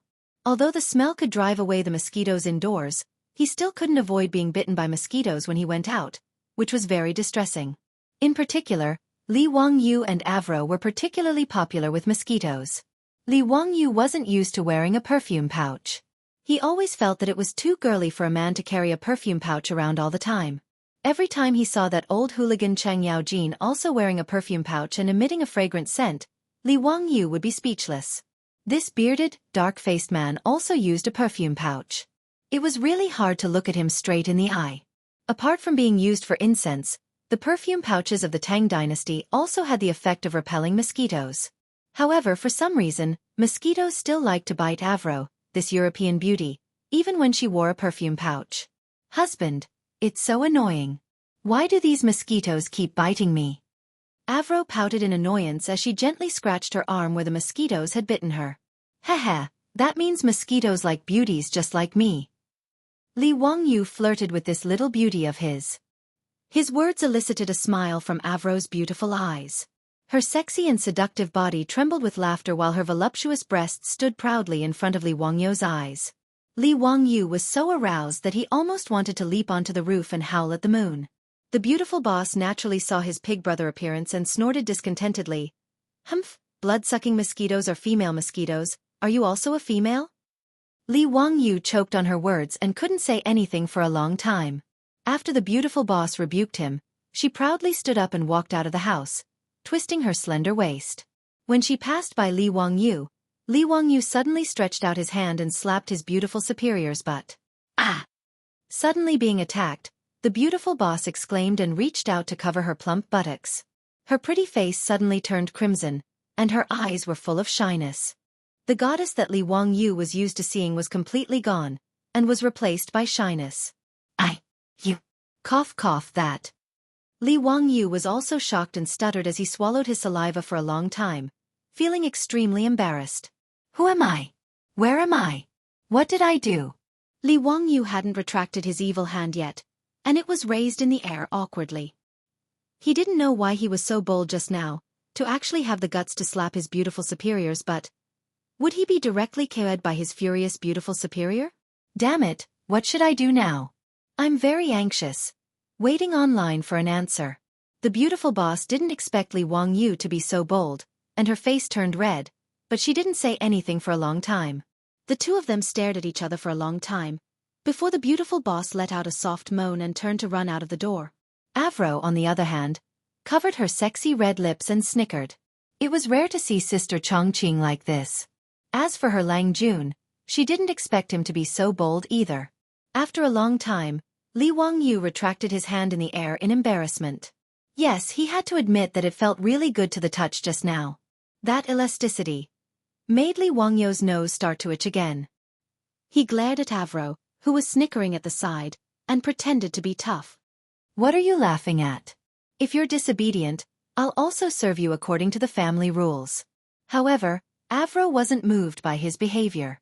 Instead, she propped her hands on the table and leaned over to Li Wangyu.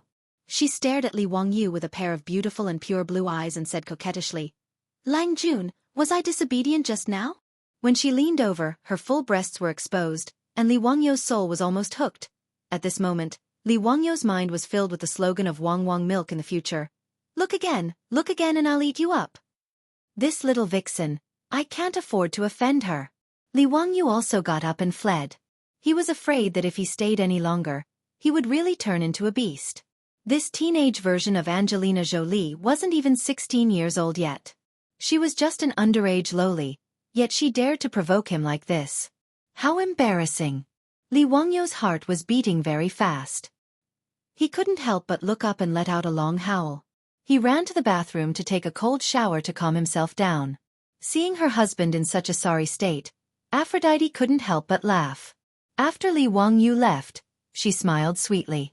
Ever since Li Wangyu brought her back from the barbarian tavern, Avro's heart had long been tied to him.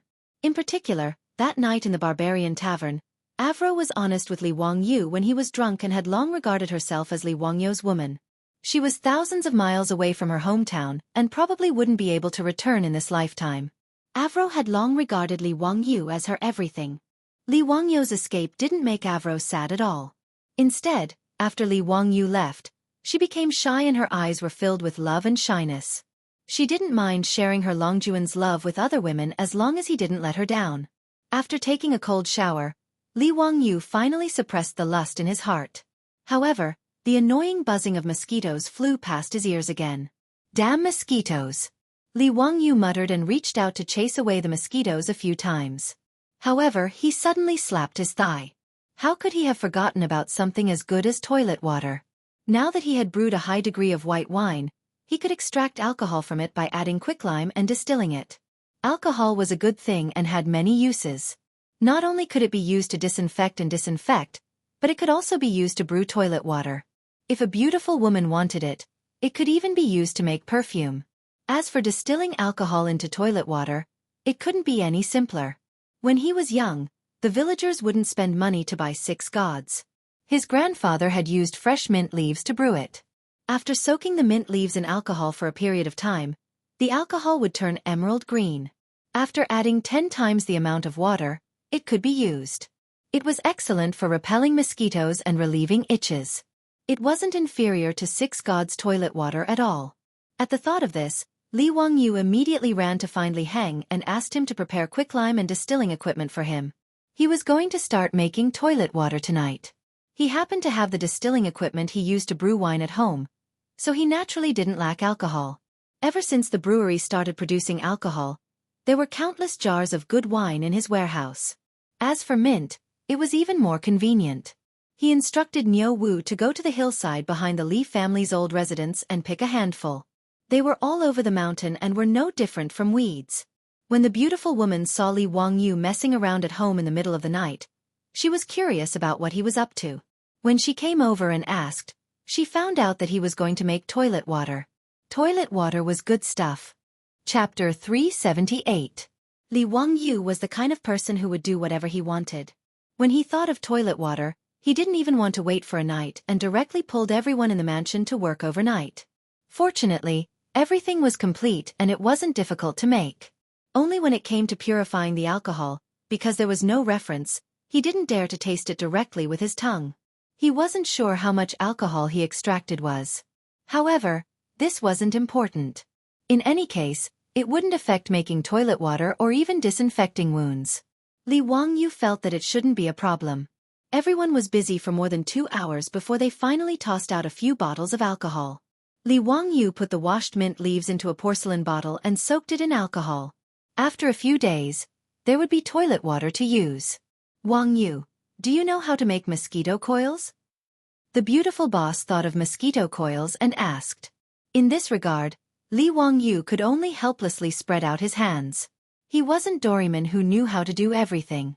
He only knew that mosquito coils were made of wood powder and some chemical materials, but he didn't know how to make them.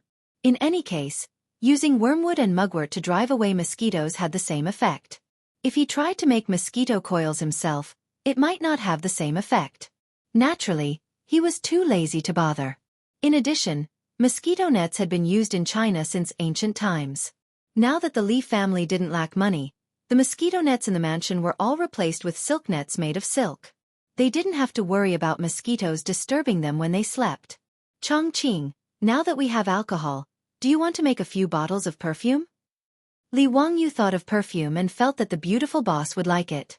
Therefore he asked this question. Sure enough, when he asked this question, the beautiful boss's eyes lit up. She asked in surprise, Wangyu, you know how to make perfume? As the white-boned spirit of the later generations, who didn't like perfume? Even if there were perfume sachets and incense in the Tang dynasty, they couldn't compare to perfume. In the later generations, there was a saying that perfume was a woman's most intimate lover. A woman's elegance and beauty. Perfume was the best partner. Perfume was also the second skin of beauties in the later generations. It was the interpretation of a beauty's mood. It could be mysterious, refreshing, flirtatious, or shy. The beautiful boss naturally loved perfume, and Li Wangyu was also clear about this. In his previous life, his first impression of a beautiful female boss was when he was sitting in the corridor of the HR department, waiting for an interview. A beautiful female boss in a smart suit walked past him, bringing with her a burst of fragrance. It was a woman's fragrance, an unforgettable perfume. Li Wangyu firmly remembered the back of his beautiful boss. Now, the two of them had somehow traveled back 1,000 years and returned to the Tang dynasty to rely on each other. In the deepest part of Li Wangyu's memory, there was still that rich fragrance. Li Wangyu awkwardly rubbed his nose in front of his extremely excited beautiful superior's stunning face. I don't know how to extract the essential oil from perfume, but I do know a simple way to make perfume. The effect should be okay. If you don't mind, I can give it a try. The beautiful boss naturally didn't mind. She nodded repeatedly with a face full of expectation. Li Wangyu knew that the traditional way to make plant essential oil in the later generations was to put flower petals in a copper pot and steam them with fire. Just like distilling wine, the essential oil of the flower petals was released with the steam and condensed through a bamboo pipe connected to the copper pot. However, knowing was one thing, and whether or not he could do it was another matter. First of all, making plant essential oil in this way required a lot of flower petals. About 8 tons of flower petals were needed to extract 1 kilogram of rose essential oil. In the Tang dynasty, there were no fields dedicated to planting flowers. Li Wangyu had no place to collect so many flowers. Secondly, he only knew the general idea. Extracting essential oil wasn't so simple.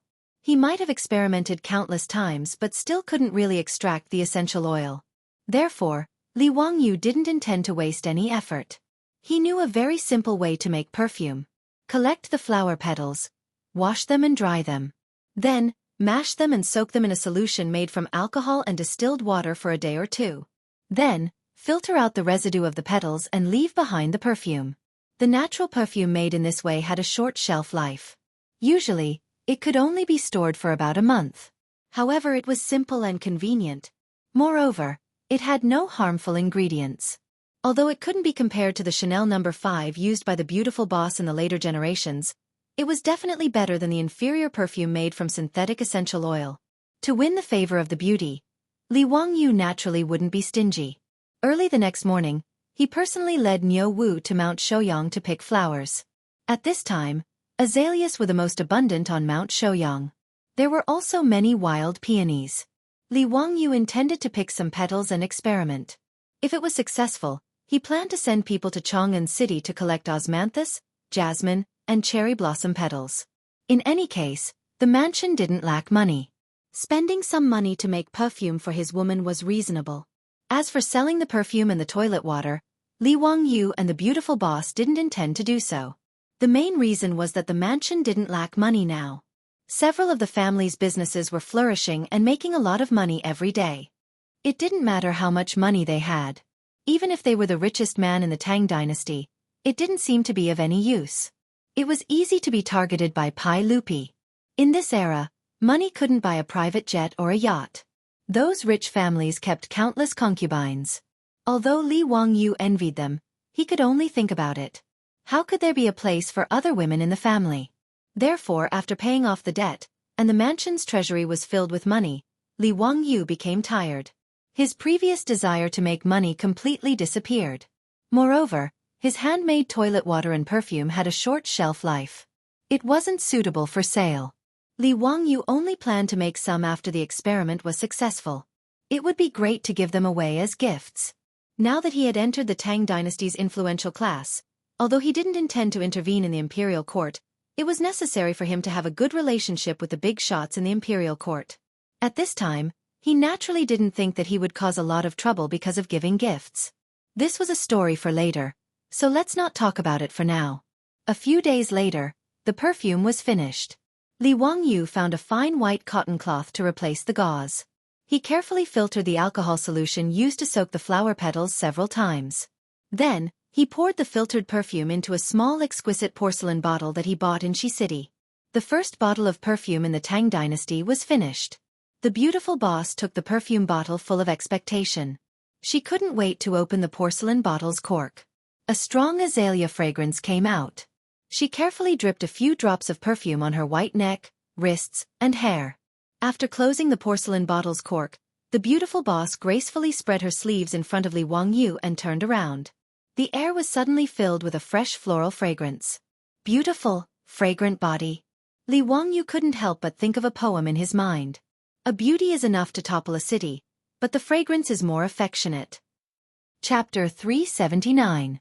He had to admit that Li Wangyu's self-made perfume was very successful. At the very least, his beautiful boss was quite satisfied with it. Although the perfume made from alcohol didn't have the same strong fragrance as the essential oils, it was naturally refreshing. When she transmigrated from the future, she had a bottle of perfume in her bag. However, she had already used it up in the past few months and only had an empty bottle left now.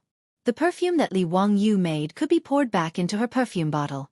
At the very least, the spray nozzle on the perfume bottle couldn't be made in the Tang dynasty. Giving Li Wangyu a satisfied look, the beautiful boss casually swept away all the perfume bottles with her sleeves. "Lang Jun, what's this? It smells so good. It smells so good. It smells like azaleas." Aphrodite reached out and hugged Li Wangyu's arm, her expression clearly saying, "I want it too." This little girl's body condition was really too good. Li Wangyu immediately felt that his arms had actually sunk into two soft lumps of skin. "Aphrodite, let go first." Li Wangyu stuttered and tried to pull his arm out in a panic, only to be hugged even tighter by Aphrodite. "No, Lang Jun, you haven't told me what Sister Chongqing uses." Aphrodite wasn't willing to let go. The awkward expression on Li Wangyu's face only made her cling even tighter to Li Wangyu until she was almost hanging onto his arm. Li Wangyu was embarrassed and his body stiffened. "Perfume, that's perfume. If you like it, I'll make more for you. Let go of me first." It wasn't that Li Wangyu was a calm man. The reason why he was so nervous was because he was wary of Aphrodite's age. A 15-year-old girl was still a junior high school student in the future. No matter how horny and beastly he was, he couldn't do anything indescribable with Aphrodite. But the more he was like this, the more Aphrodite liked to tease him. Especially when her beautiful boss wasn't around, this European girl would become even more aggressive, often making Li Wangyu embarrassed. Then you can't lie to me, Lang Jun. Avro finally let go of Li Wangyu's arm after getting Li Wangyu's guarantee. Her bold actions caused the little girl Perrin to be extremely displeased. She pouted her little mouth and scoffed coldly. She then softly spat out, "Shameless vixen." Afro naturally heard Perrin's words, but she didn't care at all. Instead, she secretly stuck out her tongue at Perrin and made a funny face. This made Perrin stomp her feet in anger. She turned around and complained to her beautiful boss. Li Wangyu pretended that he didn't see their little actions. Li Wangyu naturally knew that Perrin had feelings for him, but he could only pretend that he didn't know. After all, this girl was only 12 or 13 years old. He didn't want to really be some perverted beast. The Tangs usually got married very early. When Empress Zhong's son married Pai Lupi, she was only Perrin's age and was basically a lowly. Li Wangyu could only express his disdain for this. In the future, Pai Lupi's behavior would take at least 3 years. If his beautiful boss had such an attitude like Aphrodite's, Li Wangyu would probably have turned into a wolf and done indescribable things. However, in the future, his beautiful boss only had a good impression of Li Wangyu. It had only been 3 or 4 months since he transmigrated to the Tang dynasty. Even though the two of them were together day in and day out, their relationship had gradually warmed up. But as the white-boned spirit of the future, coupled with the fact that she had a knot in her heart, she wouldn't be like Aphrodite, who hated that she couldn't skin herself and send herself to Li Wangyu's bed. Therefore, if Li Wangyu wanted to succeed in his revolution, he had to continue working hard. The reason why a goddess was that she wasn't so easily captured by mortals. At the very least, he couldn't make his beautiful boss undress for him just by making a few bottles of perfume and saying some vulgar words of love. Li Wangyu worked hard to make the perfume and toilet water, which won the beauty's smile. But after 2 days of peace, a group of bandits came to the residence, making him miserable. This matter started with the 2 little traitors, Li Chengqian and Li Tai. Ever since Li Wangyu renovated his house, the originally unbearably hot summer wasn't so unbearable anymore. It could even be said that it was rather comfortable. Li Chengqian, Li Tai, and Li Lizzie, the 3 little ones, came to Dingzhou village as usual to learn from Li Wangyu. Now, every time they came to Dingzhou village, it was the happiest thing for Li Chengqian and Li Tai. Because of this, the 2 little ones complained to Li Wangyu many times that they could only come to Dingzhou village once every 5 days. Which was really too little. It would be better if they could come to Dingzhou village every day. They even glorified it by saying that they would follow their teacher around and serve their teacher to respect him. In this regard, Li Wangyu saw through the sinister intentions of these 2 little brats at a glance. What's serving their teacher? They just wanted to play with the brats in the village every day. How could Li Wangyu be willing? Naturally, he mercilessly rejected them. Although being the imperial tutor of the crown prince seemed very glorious, how tiring was it to be the king of the children? Coming once every 5 days was already very troublesome for him. If it wasn't for Pai Lupi's threat, he wouldn't even bother to be the crown prince's imperial tutor. Today, the 3 little ones arrived at Dingzhou village in a carriage. They felt a cool breeze as soon as they entered the Li family's old residence. Li Chengqian looked at the curtain of water flowing down from the Li family's central room and couldn't help but be dumbfounded. Although he was the crown prince of the Tang dynasty, he had never seen such a situation in his family's residence. The little fatty, Li Tai, even foolishly raised his head to look at the sky to see if it was raining or not. "Teacher, did you cast an immortal spell on this residence? Why would it fall into the water under the eaves?" Li Wangyu unhappily patted Li Chengqian's head. "You 2 little idiots, this is spring water from the back of the mountain. I had someone use a bamboo pipe to bring it to the roof. What's the use of it? To lower the temperature." After Li Wangyu finished speaking, he walked into the central room with his hands behind his back. The 3 little ones hurriedly followed behind him. After entering the central room, the 3 little ones discovered that the room was unusually cool, without any trace of summer heat. Even Li Chengqian and Li Lizzie couldn't help but shiver because of the great temperature difference between the inside and outside. Li Wangyu was afraid that the 3 little ones would catch a cold, so he thoughtfully asked Perrin to bring them some clothes to put on. The 3 little ones sat in the cool room, eating ice cream and drinking cold drinks. They felt that the days of immortals were just like this. Teacher, your residence is even more comfortable than the palace. These days, the palace is unbearably hot. Even mother and father can't rest well. Li Chengqian swallowed a mouthful of ice cream with difficulty. He had eaten too much. When Li Wangyu heard this, he couldn't help but pat his own head. He had only thought about installing ecological air conditioners for the villagers of Dingzhou village, but he had forgotten to flatter Pai Lupi. He had miscalculated, truly miscalculated. Chapter 380. Under Li Wangyu's reminder, he finally realized that he had forgotten to flatter the emperor of the Tang dynasty. This was a mistake. He had even neglected elders like Yu Shernan who cared about him. He really shouldn't have done that. There were also those rich playboys. How could he have forgotten about those rich playboys? There were also Yang Quan, Lu Xiao, and the others from the Hu County government. Fatty Cho Kuan, shopkeeper's son from Sun Ji bookstore, and the others. These were all friends. How could he only care about himself and not think about the others? Li Wangyu blamed himself. He hurriedly had Niu Wu ride a horse to the Hu County government to inform the shopkeeper of the kiln to make another batch. However, after some calculations, he realized that the amount of porcelain that needed to be made was quite large. Changing a window would require more than 40 specially made porcelain bottles. Changing a door would require more than 100 porcelain bottles. How many palaces were there in the imperial palace?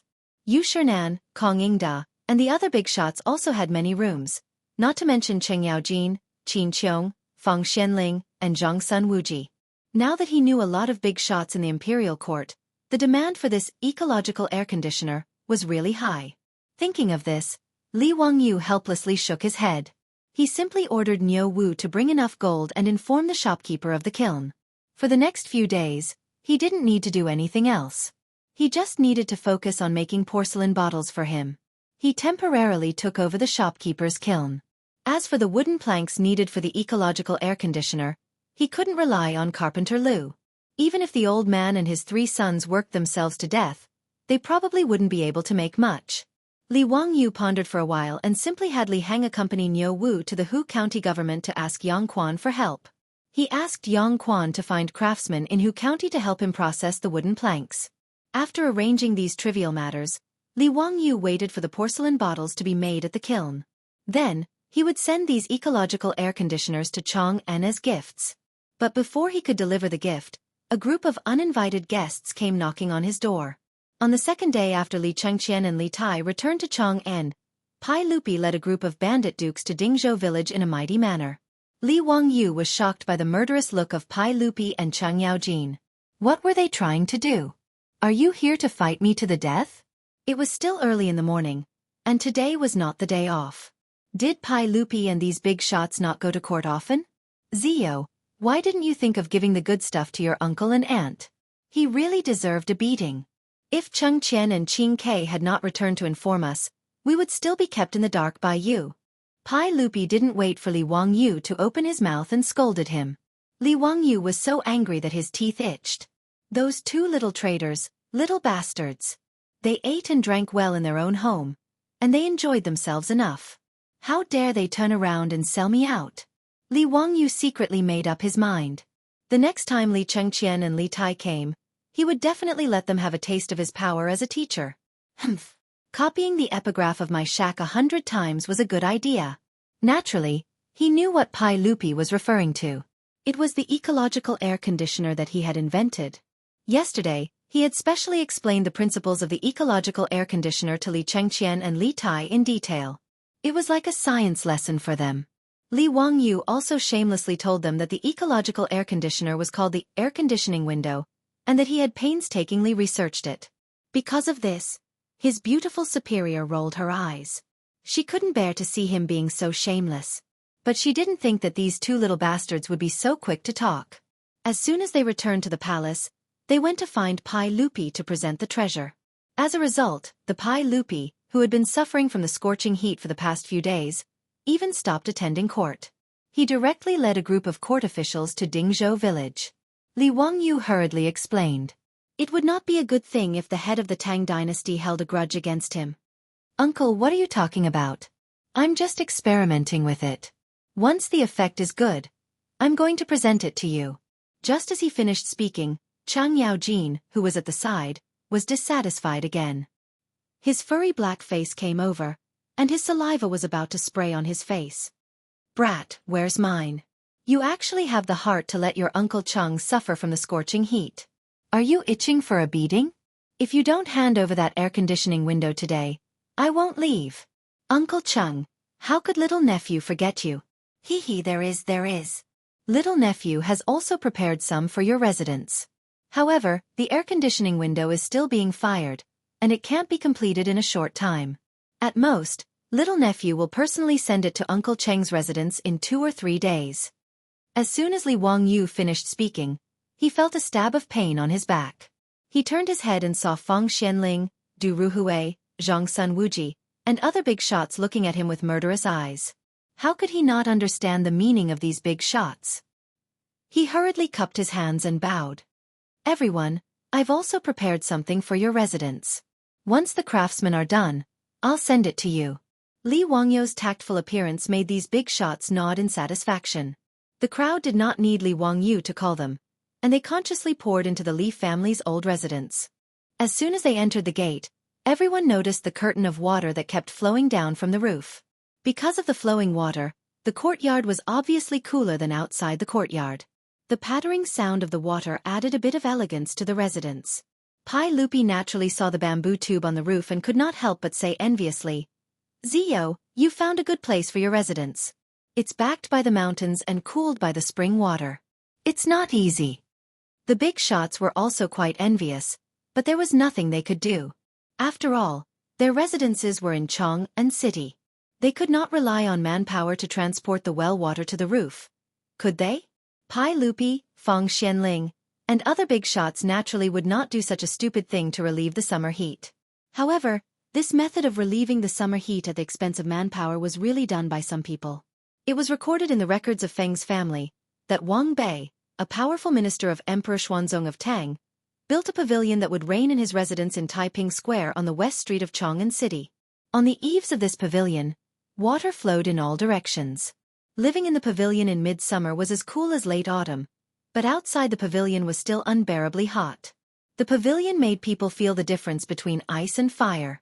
In Chang'an City, to make the pavilion like rain, there was no other way except to transport the well water up and pour it out by manpower. In fact, in the Qinling Mountains, there was also a summer palace of the royal family, Tuiwei Palace. Tuiwei Palace was not far from Dingzhou village.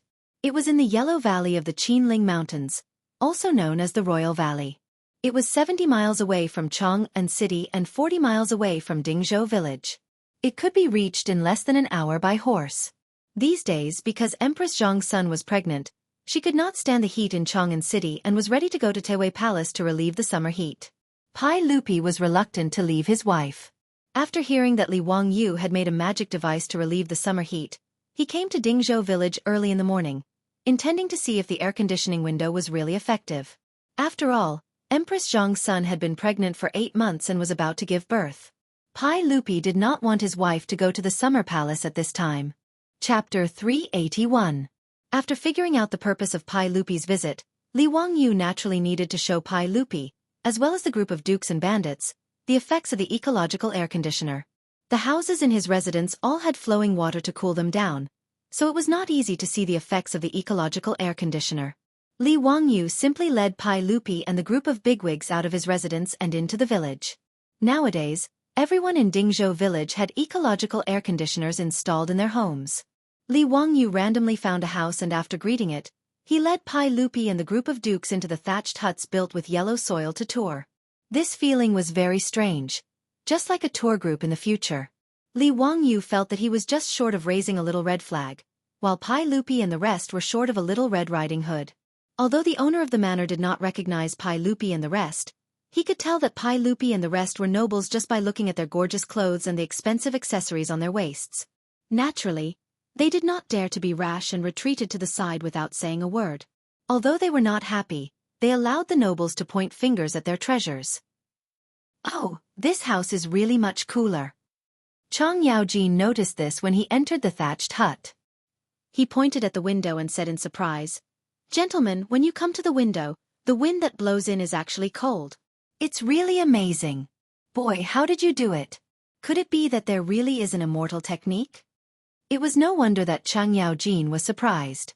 It was really difficult to make the Tang people understand the principles of physics. The same was true for the ecological air conditioner.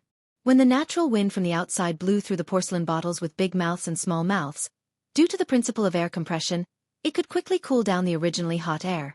Of course, there was a prerequisite, which was that there must be wind blowing in. Traditional houses in Wuxia paid attention to the front and back of the house to form convection, which was the wind passing through the hall. However, the wind itself was just the flow of gas and would not cool down. On a hot summer day, even the wind blowing on the body was hot, so it was very uncomfortable. However, Li Wangyu's ecological air conditioner could instantly cool down the temperature of the room when the hot air passed through the porcelain bottle. Li Wangyu naturally couldn't explain this kind of physical principle to Pai Lupi and the others. He could only vaguely reply, "Uncle Chung, you must be joking.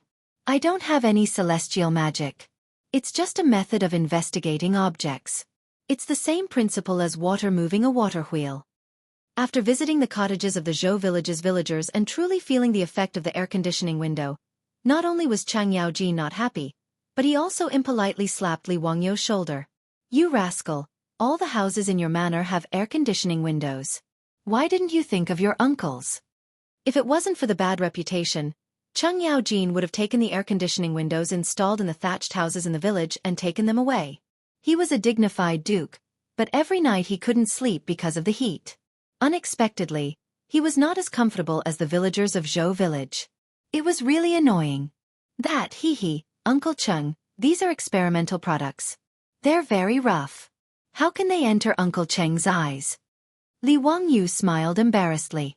At the same time, he made up his mind to inform Yang Quan later and ask the craftsman to make the wooden base more beautiful.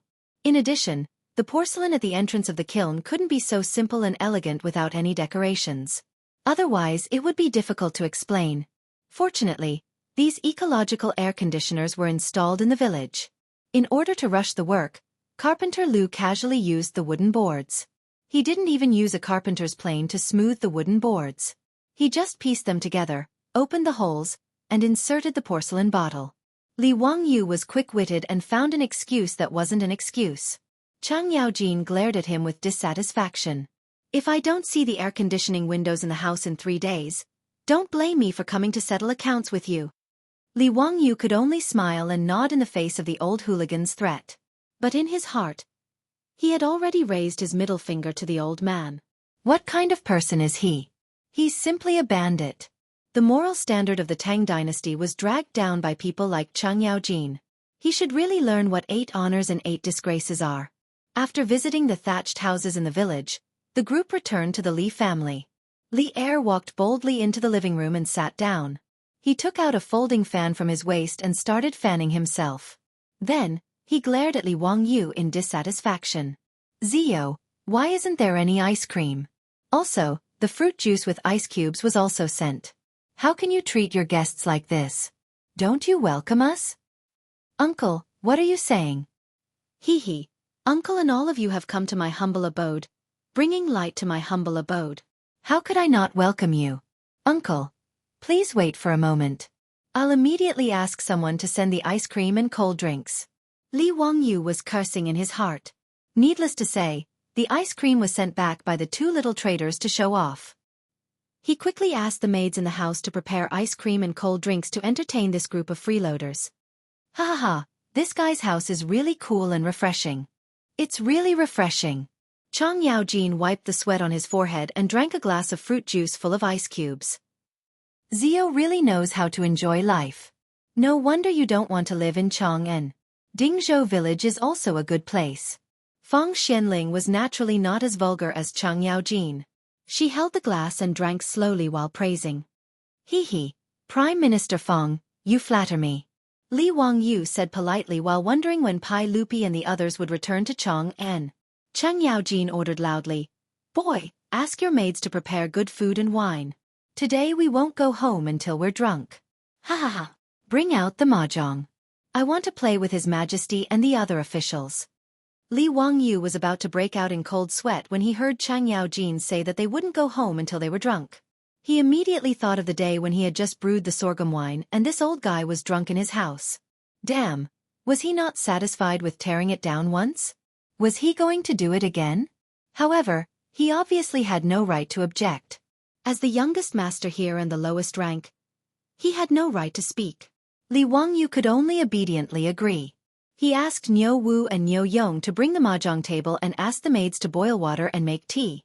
He himself waited on the side to play mahjong. Ever since Chang Yaojin played mahjong in the Li family, he liked the gambling equipment very much. After returning to the house, he asked the craftsman to make a set of mahjong using the best ivory. When he had nothing to do, Chang Yaojin often invited Qin Qiong and the others to play mahjong in the house. Gradually, the quintessence of Wuxia, mahjong, naturally became popular in Chang'an City. Now, even Pai Lupi had learned how to play mahjong. In the harem, including Empress Zhang's son and concubine Yang, they all enjoyed it. Today, there were more than a dozen officials who accompanied Pai Lupi to Dingzhou village to enjoy the cool air. Obviously, a table of mahjong was not enough. Fortunately, the playboys also came to the house to play from time to time. This group of playboys was naturally a fan of mahjong. For this reason, Li Wangyu prepared many mahjong sets in the house for everyone to play. The sun outside was hot, but the central room of Lai Hot was as cool as autumn. Pai Lupi and the officials of the imperial court were naturally in a good mood. They sat down at the mahjong table, set up the battlefield, and began to play. Li Wangyu looked at the central room with 4 mahjong tables and heard the sound of mahjong. He couldn't help but have the illusion that it was an activity center for the elderly in the future. Chapter 382. Wahaha, today's luck is indeed not bad. Your Majesty, everyone, pay up, pay up. 20 taels of gold per person. Chang Yaojin's luck was off the charts today. He won Pai Lupi, Zhang Sun Wuji, and Feng Xianling at the mahjong table. Their faces darkened. Facing the old man who was laughing wildly, they gloomily took out gold ingots from their pockets and threw them to Chang Yaojin. I'm not playing anymore. Zio, get someone to serve lunch. Pai Lupi pushed away his tiles and stood up angrily. Old man, don't be so proud. We'll play again after lunch. Chang Yaojin didn't mind at all.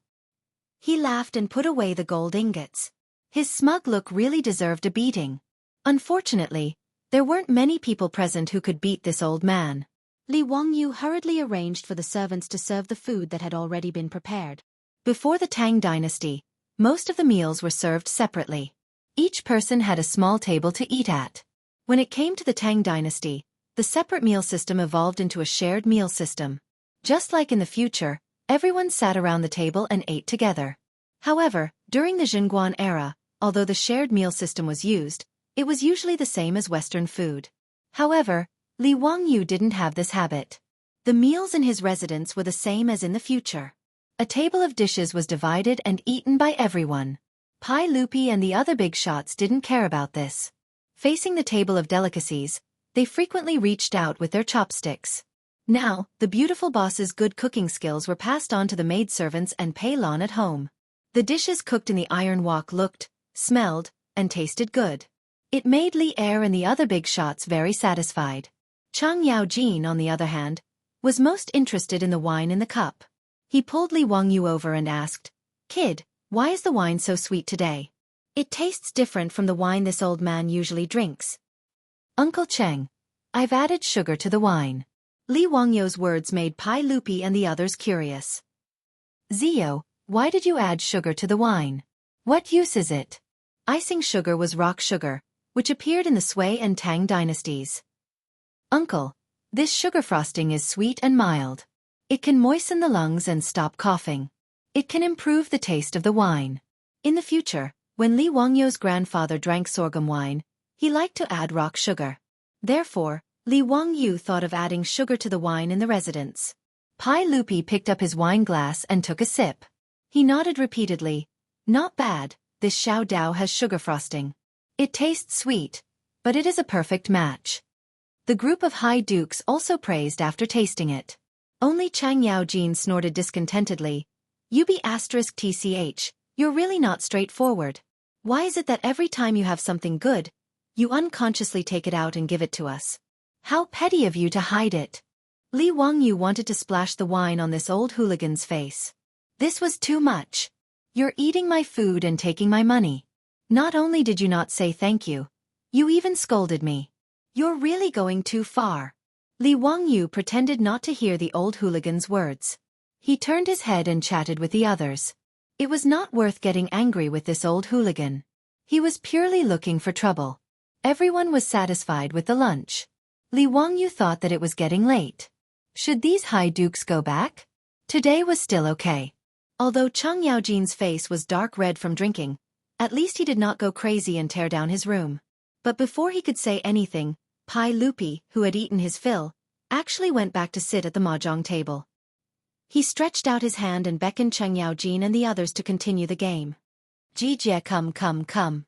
Don't think you can run away after winning my gold. Today I must let you, this old man, know my power. Your Majesty, there is no reason to lose a bet. As long as you bring enough gold, how can I refuse? Wahahaha. Come, let's continue. Seeing that Pai Lupi and the high dukes were still sitting at the mahjong table after eating and drinking, Li Wangyu could not help but feel speechless. What was going on? Were they planning to stay in his residence? Damn, this kind of freeloading behavior was too shameful. It should be severely condemned. Although he complained, he had no right to speak in front of Li Er and a group of dukes. He could only ask the maids in the mansion to bring cold drinks and ice cream, as well as some fruits and snacks, to these big shots that he could not afford to offend. It had to be said that sitting in the cool room and playing mahjong on a hot summer day was a kind of enjoyment. The fierce mahjong game in the central room of the Li family's residence went from noon to sunset. Li Wangyu cautiously reminded him, "Uncle, it's already 5 o'clock." The hidden meaning of his words was, "Why aren't you guys going back? Don't tell me you're still planning to stay for dinner?" It was not that Li Wangyu could not bear to treat Pai Lupi to dinner, but that Pai Lupi, the head of the imperialist Tang dynasty, was too stressful to stay in his residence. As the saying went, being with the emperor was like being with a tiger. Although Pai Lupi was good to him, he was still the emperor of the Tang dynasty. It was really awkward to stay in his residence all the time. Even his beautiful superior only came out to greet everyone when they arrived, and then stayed in the backyard with Afro and Perrin. The two daughters-in-law of Niu Yong and Niu Wu, who were temporarily staying in the wing room in the front yard, did not dare to show their faces. Even their meals were sent in by the Niu brothers. Both of them were palace maids and were even more afraid of Pai Lupi's majesty as the emperor, so they did not dare to offend him easily. As for the 4 maidservants in the residence, they did not even dare to breathe loudly. Their cautious looks made Li Wangyu's balls ache. Therefore, Li Wangyu could not wait for Pai Lupi to return to Chang'an City as soon as possible. Who knew that as soon as he finished speaking, Pai Lupi would glare at him. "What? Zio, don't you welcome me to have dinner in your residence? Do you want to drive me away?" Li Wangyu was about to cry. He hurriedly waved his hands and said, "Uncle, you've wronged me. I can't wait for your majesty to stay in my residence every day. I'm just worried that Chang'an City is going to close its gates. Bastard, do you think Chang'an City will lock your majesty out of the city?" Chang Yaojin glared at him and said, "Don't talk nonsense. Go and get someone to prepare dinner and more wine." Li Wangyu was speechless and could only do as he was told. Bad guest. Should I ask the village chief to put up a sign at the entrance of the village? Lu Guogong and dogs are not allowed to enter. In the central room of the Li family's old residence, people were exchanging cups and drinking merrily. It was very lively. Even so, Chang Yaojin complained that the Li family did not have any singers to add to the fun. Li Wangyu was so angry that he almost suffered internal injuries. Chang Yaojin really did not treat himself as an outsider. When he was drunk, he did not care that it was late at night. He began to wail and howl at the top of his lungs. Unexpectedly, Pai Lupi and the others applauded him. His hoarse voice frightened the dogs in the village and made them bark incessantly. It was very frightening. Everyone drank to their heart's content at the banquet. It was not until the moon was high in the sky that Li Ertsai burped. He and the other marquises got on their horses with the help of their guards and headed for Chang'an. Before Chang Yaojin left, he left a sentence that scared Li Wangyu so much that he almost fell to the ground. "Wahahaha, nephew, not bad. I'm very satisfied today. I'll come again tomorrow to disturb you. Do you still welcome me? Damn it. Again. Are you addicted? Chapter 383. Fortunately, Chang Yaojin's words were just words. The next day, Li Wangyu was in a state of anxiety for the entire day, afraid that he would hear that earth-shattering laughter again. In order to prevent Chang Yaojin from having an excuse to come to Dingzhou village again, Li Wangyu had Niu Wu make another trip to Hu County and spent a large amount of copper coins. His goal was to urge the porcelain kiln and woodworkers to hurry up and make the air conditioning fans as soon as possible so that he could report back to Chang'an City. Pai Lupi and Chang Yaojin did not come to Dingzhou village again. After all, there were many state affairs. Pai Lupi and the dukes could slack off for a day, but they could not skip work every day. The playboys, however, came to Dingzhou village the next day to freeload off the air conditioning. Li Wangyu naturally welcomed the playboys' visit. Although these guys were not very good at drinking and liked to mess around after drinking too much, Li Wangyu felt that they were as cute as a group of playful brothers in the future. Even his beautiful superior was now familiar with the foppish playboys. She was also very welcoming of their arrival. There was good food and drink, and it was cool and comfortable. The playboys also frequently visited these days. If not for the Li family's old residence being too small, they would have stayed there forever. 3 days later, the first batch of eco-air conditioners was made in a few hundred. Li Wangyu hurriedly ordered Shunfeng Carriage Company to send out carriages to personally escort the eco-air conditioners to Chang'an City to deliver the gifts. He first sent 100 fans to the Imperial Palace, then another 20 to 30 fans to the various dukes and prefectural dukes' mansions. He didn't forget about Yu Shernan and Kong Yingda's mansions either. He even sent 10 fans to Cho Kuan's residence. At present, Hu County was still rushing to make air conditioning windows. In Noda's Chang'an City, there were so many nobles and officials that Li Wangyu could not be biased in his gifts. Otherwise, he would attract jealousy for no reason. He even sent air conditioning windows to Chongping County Duke Zhang Liang's mansion. This was also the way of the world. In the next month or so, Li Wangyu ran to Chang'an City almost every day to deliver gifts. It was quite tiresome for him. However, as the air conditioning windows began to be installed in Chang'an City's civil and military officials, its cooling effect immediately surprised everyone. Any room with an air conditioning window was obviously much cooler than a room without one. The officials who received Li Wangyu's gift naturally had a good impression of Hu County's son. Li Wangyu's gift was given at the right time.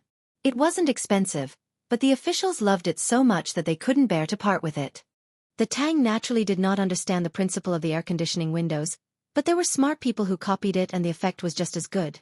As a result, Li Wangyu's air conditioning windows quickly spread among the people of Chang'an. Many porcelain kilns began firing. Fired the air conditioning windows. Soon, the air conditioning windows in city. Li Wangyu relied on the air conditioning windows to gain another wave of popularity in Chang'an City. Even the air conditioning windows were nicknamed Wangyu windows by the people of Chang'an City. Not only did it refer to Hu County's son Li Wangyu's invention, but it also referred to the fact that after installing the air conditioning windows, there was no need to worry on a hot summer day. Wangyu, forget your worries. However, this was all for later, so let's not talk about it for now. Now, Li Wangyu was still braving the scorching sun to deliver gifts all over Chang'an City. He was already sweating profusely, and the clothes on his back were already soaked. He felt that delivering gifts was also a tough job. Brother Chumo, how many more families are going to deliver gifts today? Li Wangyu asked listlessly as he rode on horseback. In the four-wheeled carriage team that delivered the gifts, however, were the profligates who were also sweating profusely and listless under the scorching sun. Li Wangyu naturally did not spare this group of fellows who were eating and drinking in his residence. They were brothers, so of course, they should share weal and woe. How could he let these fellows eat and drink in his residence while he was running around alone? Moreover, in Chang'an City, there was no one more familiar than these fellows. He wanted to go to each residence to deliver gifts, so naturally, he needed these fellows to guide him. Therefore, even if Cheng Chumo, Fong Yai, and the others were unwilling, they were dragged out by Li Wangyu to accompany him in the sun. Cheng Chumo wiped the sweat off his face. There are still 2 more. They are all in the Shioda workshop. Then let's go quickly. After delivering the gifts, I'll treat my brothers to a drink. Drink on a hot day like this? I have no appetite. I just want to drink your cold drinks and ice cream. Haha, Brother Chimo is right. ZU residence has a lot of good things. It would be so refreshing to have a cold drink on such a hot day. Li Wangyu was riding on horseback and was dizzy from the sun. Hearing this, he casually said, "Isn't it just cold drinks? When we see a vending machine later, I'll treat you guys to a drink." "ZU, what nonsense are you talking about? What vending machine? What is that? Country bumpkin, don't you know about vending machines? It's a machine that's placed in the streets and alleys. It doesn't need anyone to watch over it. You just have to put in some money, and it will automatically sell you cold drinks." Li Wangyu was still dizzy, so he replied without thinking. Halfway through, he realized that something was wrong. Damn, this was not the future. This was the Tang dynasty. Where did this vending machine come from? He was really dizzy from the sun. How could he talk nonsense? His words caused the fellows to burst into laughter. "Haha, ZU, are you dizzy? Where would there be such a magical machine? ZU is talking nonsense again. If there really is such a machine, I'm afraid only gods can do it, right?" Li Wangyu, who felt that he had said something wrong, was not happy after being laughed at by the fellows. He straightened his neck and argued, "Didn't Zhuge Wuhou create the wooden ox? It doesn't rely on feng shui. It operates on its own and doesn't require manpower. What's so difficult about a vending machine?" His words made the fellows laugh even louder. "Haha, ZU, your silver tongue really knows how to talk. The wooden ox is just a rumor. Do you really think it's true? I also don't believe what ZU said. That vending machine, ZU, you probably thought of it on your bed, right? ZU, if you can create a vending machine that doesn't require manpower to sell cold drinks, I will give you the calligraphy of Wang Yu's army." Ha! Chai Lingwu laughed and joked. The Wang Yu's army he was talking about was Wang Shiji. It was unknown where Chai Lingwu obtained Wang Shiji's calligraphy. He treated it like a treasure and did not normally show it to others. It was only when Chai Lingwu drank too much and let it slip that everyone found out. After forcing Chai Lingwu to take out the calligraphy, Li Wangyu liked it very much. This was Wang Shiji's authentic calligraphy. In the future, there was not a single authentic Wang Shiji left in the world. There were only copies. Li Wangyu had long coveted Wang Shiji's calligraphy, but he could not obtain it. Wei Shuyu's words immediately made Li Wangyu's spirit rise. He couldn't help but sit up straight on the horse. "Brother Shuyu, are you serious? If I really create a vending machine, you can't go back on your words." "Humph. A gentleman's words cannot be taken back. Why would I lie to you? However, if you can't create it, then your residences Zhao Yebai and Jade Flower Horse will lose to me." Chai Lingwu also laughed mischievously. He had long coveted the two treasure horses that Zhang Liang lost to Li Wangyu. Come. Clap your hands as an oath. Brothers, be witnesses." Chapter 384. Li Wangyu's straightforward agreement made Chai Lingwu hesitate. Could it be that this kid could really make a machine that could automatically sell drinks without manual labor? Although Chai Lingwu didn't believe it, thinking about it carefully, it seemed that this kid had never lost a bet with anyone. Thinking of this, Chai Lingwu immediately cowered. "Haha, Zio, what are you talking about? I was just joking with you. Don't take it seriously, don't take it seriously." "Brother Lingwu, you just said that a gentleman's words cannot be taken back. How can you go back on your words? No, we have to make this bet today." Li Wangyu saw that the cooked duck was about to fly away and hurriedly stopped Chai Lingwu. However, the more he acted like this, the more suspicious Chai Lingwu became. That copy of Wang Shiji's calligraphy was his treasure. How could he bear to lose it to Li Wangyu? "Did I? Zio, perhaps because the sun was too bright. You heard wrong. I definitely didn't say that. Haha, today's weather is really good. Everyone, let's go drink with Zio after he delivers the gift." Chai Lingwu wanted to whip his horse to leave, but Chung Chimo and the others grabbed the reins. "Wait, Brother Lingwu, we can testify that you did say that you wanted to make a bet with Zio. As a man, how can you go back on your words? This group of debauches just wanted to watch a show. Moreover, the vending machine that Li Wangyu mentioned sounded quite interesting. Since that was the case, how could they let Chai Lingwu run away?" Chai Lingwu only just realized that he had caused trouble because of his loose tongue. He had a vague feeling that his beloved copy of Wang Yu's calligraphy would be lost. With a long face, he said, "Brothers, can you pretend that I didn't say anything just now? I was wrong. I apologize to Zio and everyone. Today, little brother Ping Kong Square will be treating. Brothers, please feel free to order any of the ladies in the painting house, okay?" Feng Yai, Cheng Chumo and the others looked at each other and replied in unison, "No. Today's bet must be made. We will be witnesses." Chai Lingwu wished he could give himself a slap. Why did he have to provoke Li Wangyu? When Li Wangyu saw the debauches forcing Chai Lingwu to accept the bet, he smiled brilliantly. "Wahahaha, brother Lingwu, give little brother 3 days to prepare the calligraphy of Wang Yu's army. Little brother will make you admit defeat wholeheartedly." In a moment of excitement, he even imitated Chang Yaojin's laughter. Cheng Chumo and his 2 brothers could not help but cast him a sidelong glance, wanting to see what was wrong with this fellow, to actually copy their Darren's frightening laughter. Li Wangyu's words made Chai Lingwu feel as if his parents had died. He felt that his life was simply gloomy. "Zio, it wasn't easy for me to get the calligraphy of Wang Yu's army. It's my favorite." Chai Lingwu still wanted to struggle. "Yes, I understand. I will cherish it well. Thank you, brother Lingwu." Li Wangyu replied matter-of-factly. His appearance of victory made Chai Lingwu have the urge to spit out blood. He had met the wrong person. Chai Lingwu looked up to the sky and sighed. He did not look at the almanac when he left the house today. Li Wangyu, who had been dazed by the sun's rays, regained his energy and quickly went to the last 2 noble residences to deliver his gifts. He didn't even have time to take a sip of tea before he took his leave. As for Cheng Chumo and the others' invitation to drink at Peace Square, Li Wangyu was naturally too lazy to go. He was in a hurry to find a craftsman to make a vending machine so that he could win Chai Lingwu's calligraphy. Regarding this, Chai Lingwu could only helplessly raise his 2 middle fingers at Li Wangyu to express his excitement. At the same time, he secretly prayed that Li Wangyu was just bragging. The reason why Li Wangyu was so confident in making a bet with Chai Lingwu was naturally because it was not difficult to make a machine that could automatically sell drinks. When he was studying e-commerce, the professor in class was talking about the influence of vending machines on modern commerce.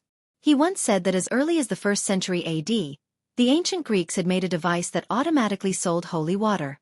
It was the world's first vending machine.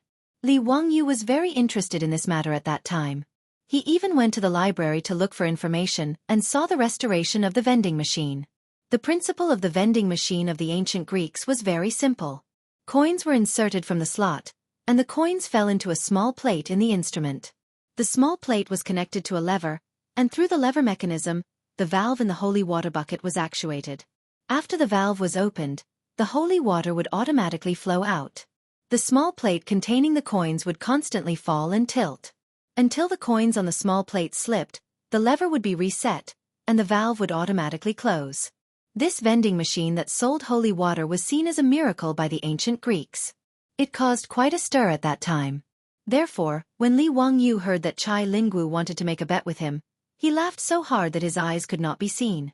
He had long been drooling over Chai Lingwu's Wang Shiji's calligraphy. He did not expect this guy to deliver himself to his doorstep. What a good guy! After bidding farewell to the playboys, Li Wangyu led Niu Wu directly to Yan Libin's residence. When a teacher has something to do, he naturally needs a disciple to do it for him. As a junior supervisor, Yan Libin was also good at craftsmanship and had many ingenious ideas. Li Wangyu only knew the principle and general appearance of the beverage vending machine. As for how to make it happen, he naturally needed Yan Libin's help. Moreover, there were all kinds of skilled craftsmen who were good at crafting different kinds of tools. When the beverage vending machine was designed, he also needed to find these craftsmen to build it. In the main hall of the Yan residence, Yan Libin was playing chess with Ma Zhou while chatting casually about his teacher and the various activities that had been stirred up in Chong and recently. Li Wangyu naturally did not forget about his 2 disciples. He had sent the air conditioning windows over early in the morning to install them. At this time, the main hall of the Yan residence was also quite cool. Brother Bin Wang, teacher is really not an ordinary person. Look at the air conditioning windows. There is no need for manual labor. Just a few dozen porcelain bottles with 2 transparent ends can blow out a cool breeze. It is really magical.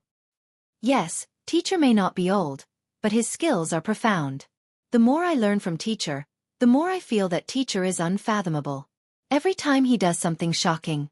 Brother Bin Wang is right. I was originally a painting addict. It was only because of teacher's stunning drawing skills that I was moved to become his disciple. But I did not expect that it was not only his drawing skills. Teacher's wonderful ideas are the real treasure. I am deeply grateful to be able to become his disciple. Just as the two were sighing, they heard a servant come to report that their teacher had come to visit. This surprised the two. They did not even have time to wear shoes and hurriedly ran out barefoot. Teacher, why are you so free to come to my residence today?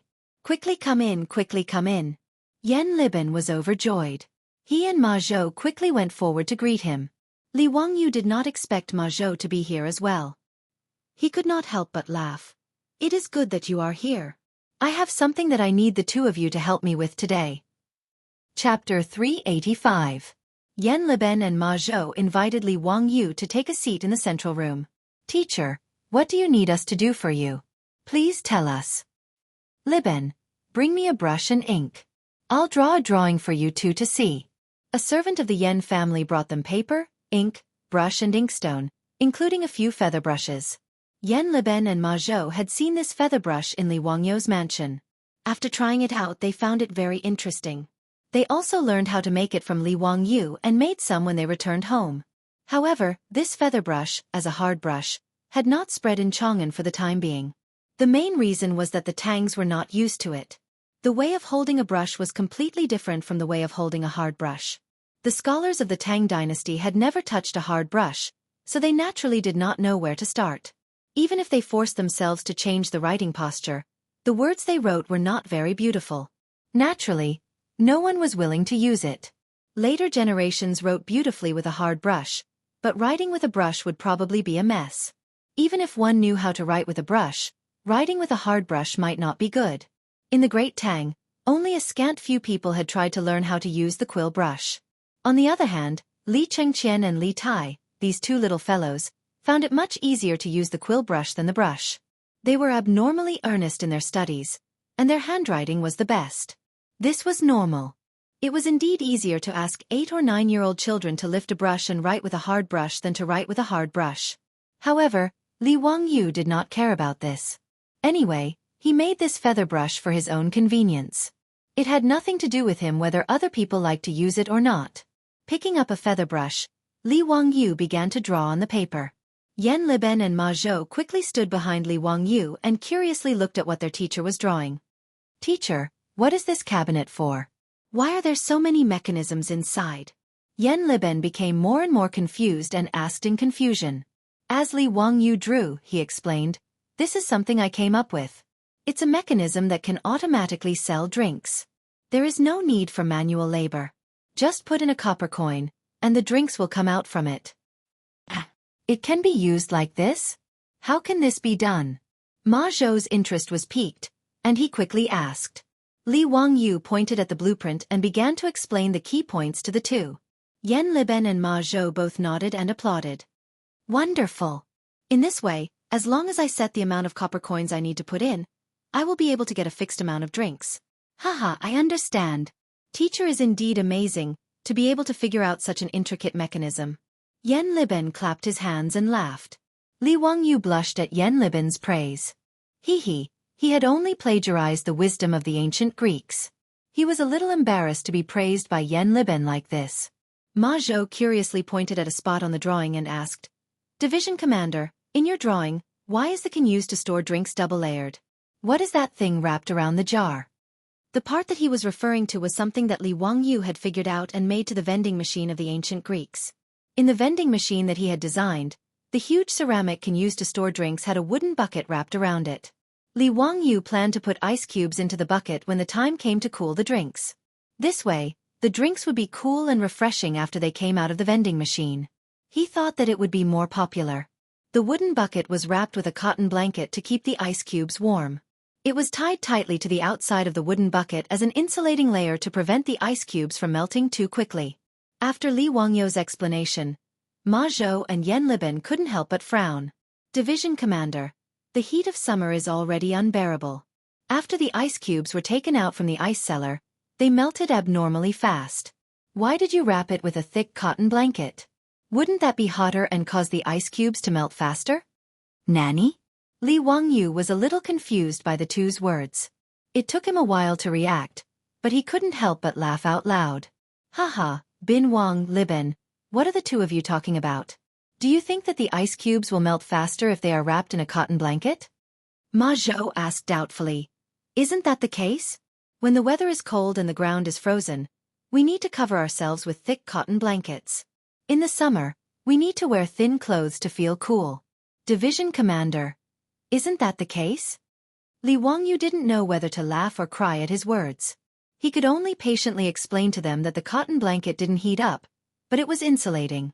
In the winter, it felt warm because the cotton blanket prevented the body's heat from dissipating. It was the same when it was used to wrap the ice cubes. It could isolate the heat from the outside and maintain the temperature in the bucket. However, even after he explained for a long time, Ma Zhou and Yan Libin still couldn't understand. Li Wangyu couldn't help but facepalm. He thought of a variety show in the future where the production team asked the guests to transport the ice cubes. One of the guests was the same. They couldn't understand why the ice cubes wouldn't melt faster when they were wrapped in a cotton blanket. Since the guests in the future who had studied physics couldn't understand, it wasn't strange that Yan Libin and Ma Zhou couldn't figure it out. Li Wangyu couldn't be bothered to explain further. He simply asked the servants in the underworld to take out 2 ice cubes from the ice cellar for them to experiment on. One of them was placed on the floor of the central room, while the other was placed in a wooden box and wrapped in a cotton blanket.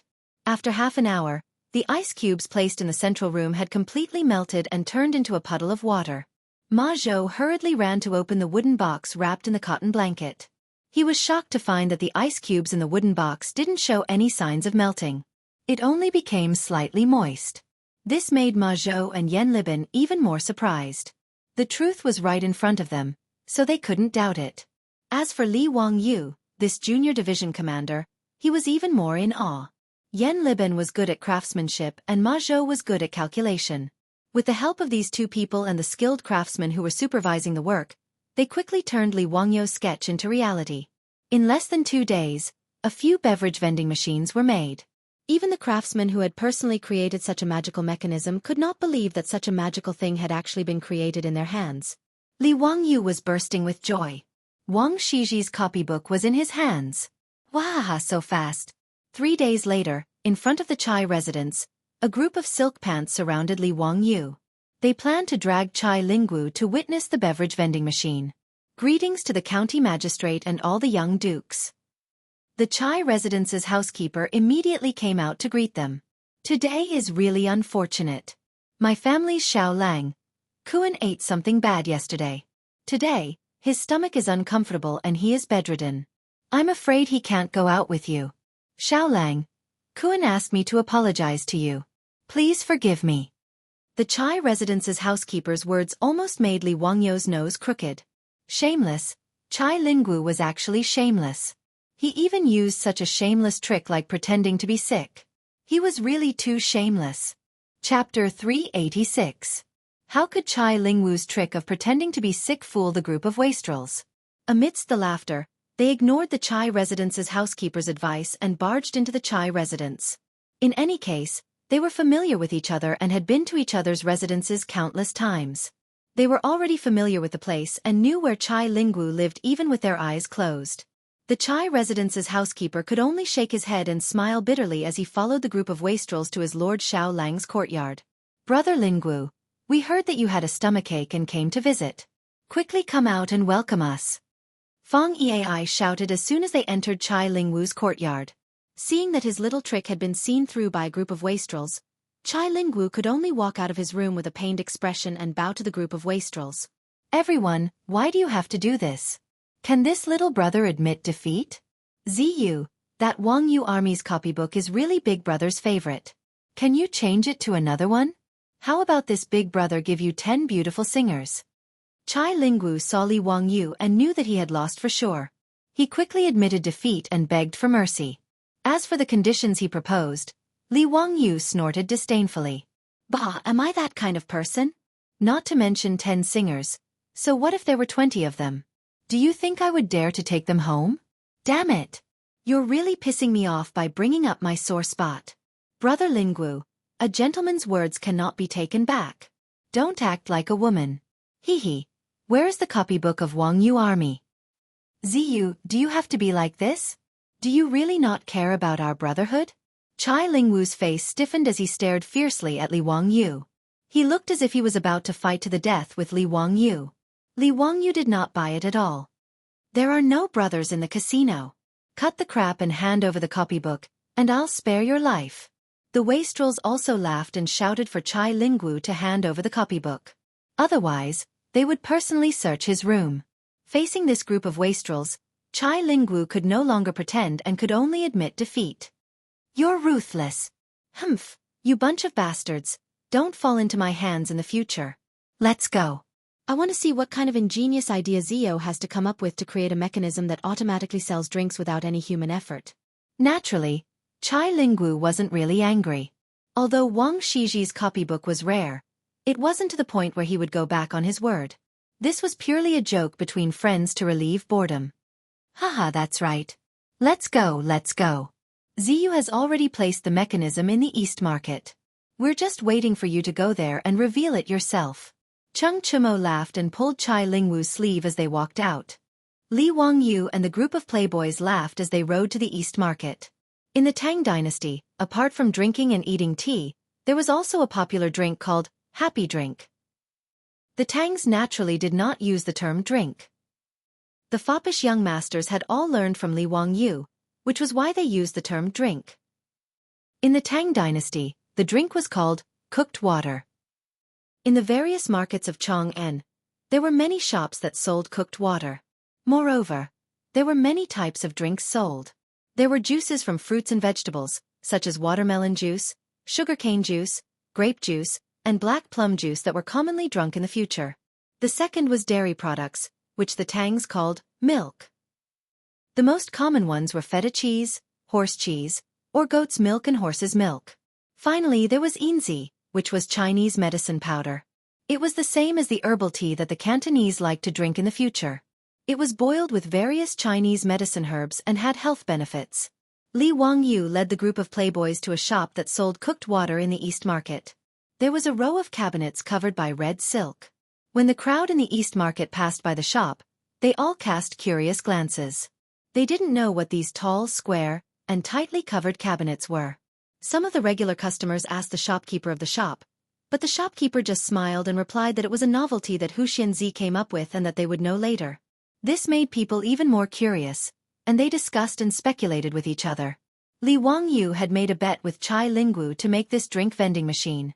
Originally, he just wanted to win Wang Shiji's calligraphy from Chai Lingwu. He didn't intend to popularize this drink vending machine in Chong'an. After all, he didn't think that it would make much money and was quite troublesome. However, Li Wangyu didn't want to make it industrialized because he wanted to constantly replenish the drinks in the machine. Did he want to open another shop, boil drinks every day, use saltpeter to make ice, and then replenish the vending machine? Li Wangyu, who was rich, didn't care about the profits that the drink vending machine could bring. However, this idea of his was laughed at by his beautiful boss. Li Wangyu was not convinced and planned to have a good debate with this top student from the University of Pennsylvania. Chongqing, am I wrong? Do you want to treat this drink vending machine as your family's business? Humph, let me ask you, how much does it cost to make this machine? I asked Yen Liben to invite the craftsman to make it. It should be around 10 times. Okay, let's say 10 times. How much do you want to sell a cup of drink for? How much does it cost? The beautiful boss asked again. It can still make money. This machine can adjust the price, from 10 to 50 coins, according to the different drinks sold. As for the profit, I asked the shopkeeper of the shop. He said that it should be around 80%. The drink vending machine designed by Li Wangyu could automatically dispense 500 milliliters of drink at a time, which was equivalent to a bottle of mineral water in the modern world. However, drinks were definitely not cheap consumer goods in the Tang Dynasty. In this era, the cheapest drink was about 150 coins per bucket, which was about 2,000 milliliters. The price of cooked water was slightly cheaper than cheap drinks.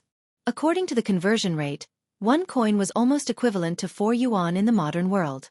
A cup of 500 milliliters of inferior wine would cost 150 yuan. The same amount of cooked water was equivalent to 40 to 200 yuan, which was much more expensive than the milk tea in the modern world. As for the drink, it was even more expensive. There was such a record in the Taiping Guangji. When Chang'an was at its peak, there was a shop that sold drinks in Shi City. 100 coins per cup. 100 coins per cup was 400 yuan, which was a sky-high price. In response to Li Wangyou's answer, the beautiful boss nodded and continued, "Let's calculate it at 30 coins per cup, and make 20 coins per cup. A vending machine can sell 100 cups a day. That's not much, right?" Li Wangyou shook his head.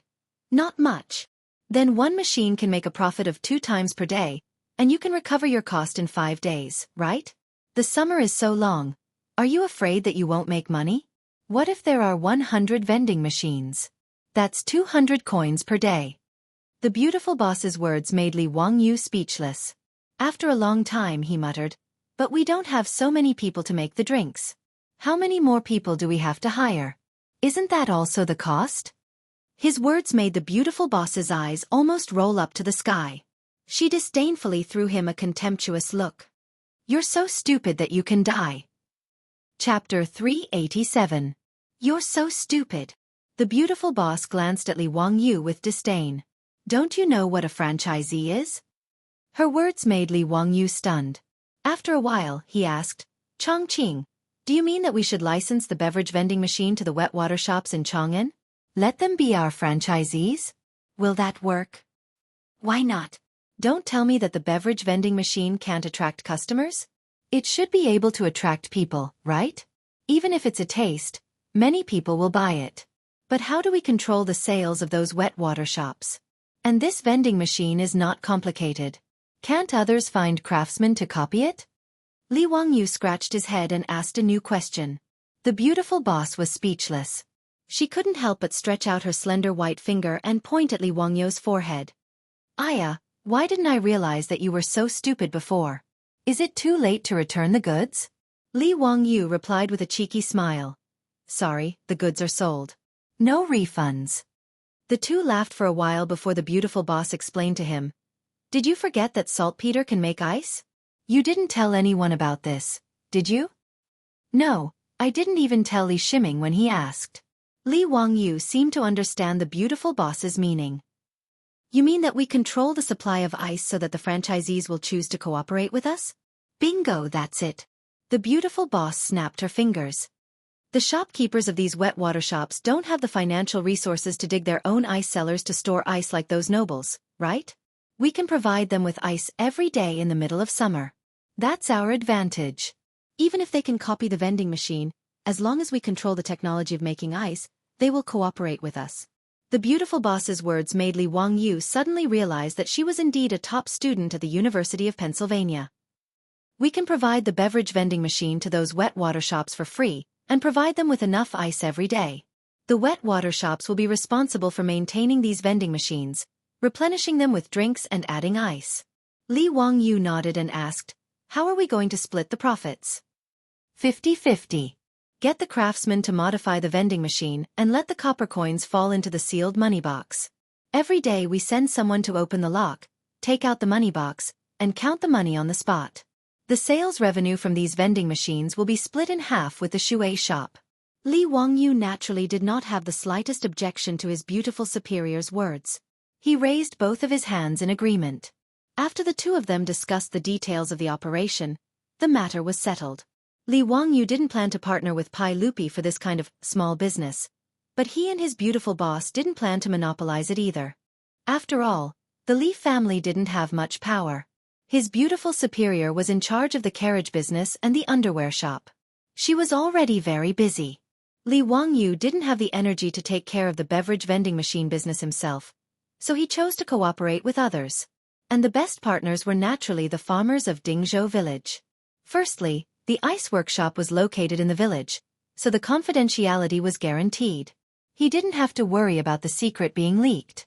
Secondly, the farmers in the village were all his households.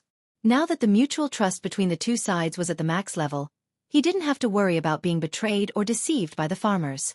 Moreover, Most of the farmers worked in the carriage business in Chang'an City, going back and forth to Chang'an City every day. When the time came, they would go to the wet water shops to deliver the ice and count the money. It was very convenient. With so many benefits, Li Wangyu naturally chose to cooperate with the village. He wouldn't be stingy with the shares in his hands. The farmers in the village could make more money, so he and his beautiful superior were happy to see it happen. He asked Niu Wu to invite the old villager to the mansion and show him the vending machine. Then he told him his idea. This made the old man very happy. Without hesitation, he agreed on behalf of the farmers. A good thing like a pie falling from the sky. Unless the old man's head was caught in the door, he wouldn't refuse. Needless to say, Li Wangyu was the head of the 127 farmers in Dingzhou village. Even if he didn't give them any money and only let them work for free, no one would say no. Being willing to share the money with the farmers was the county head's benevolence.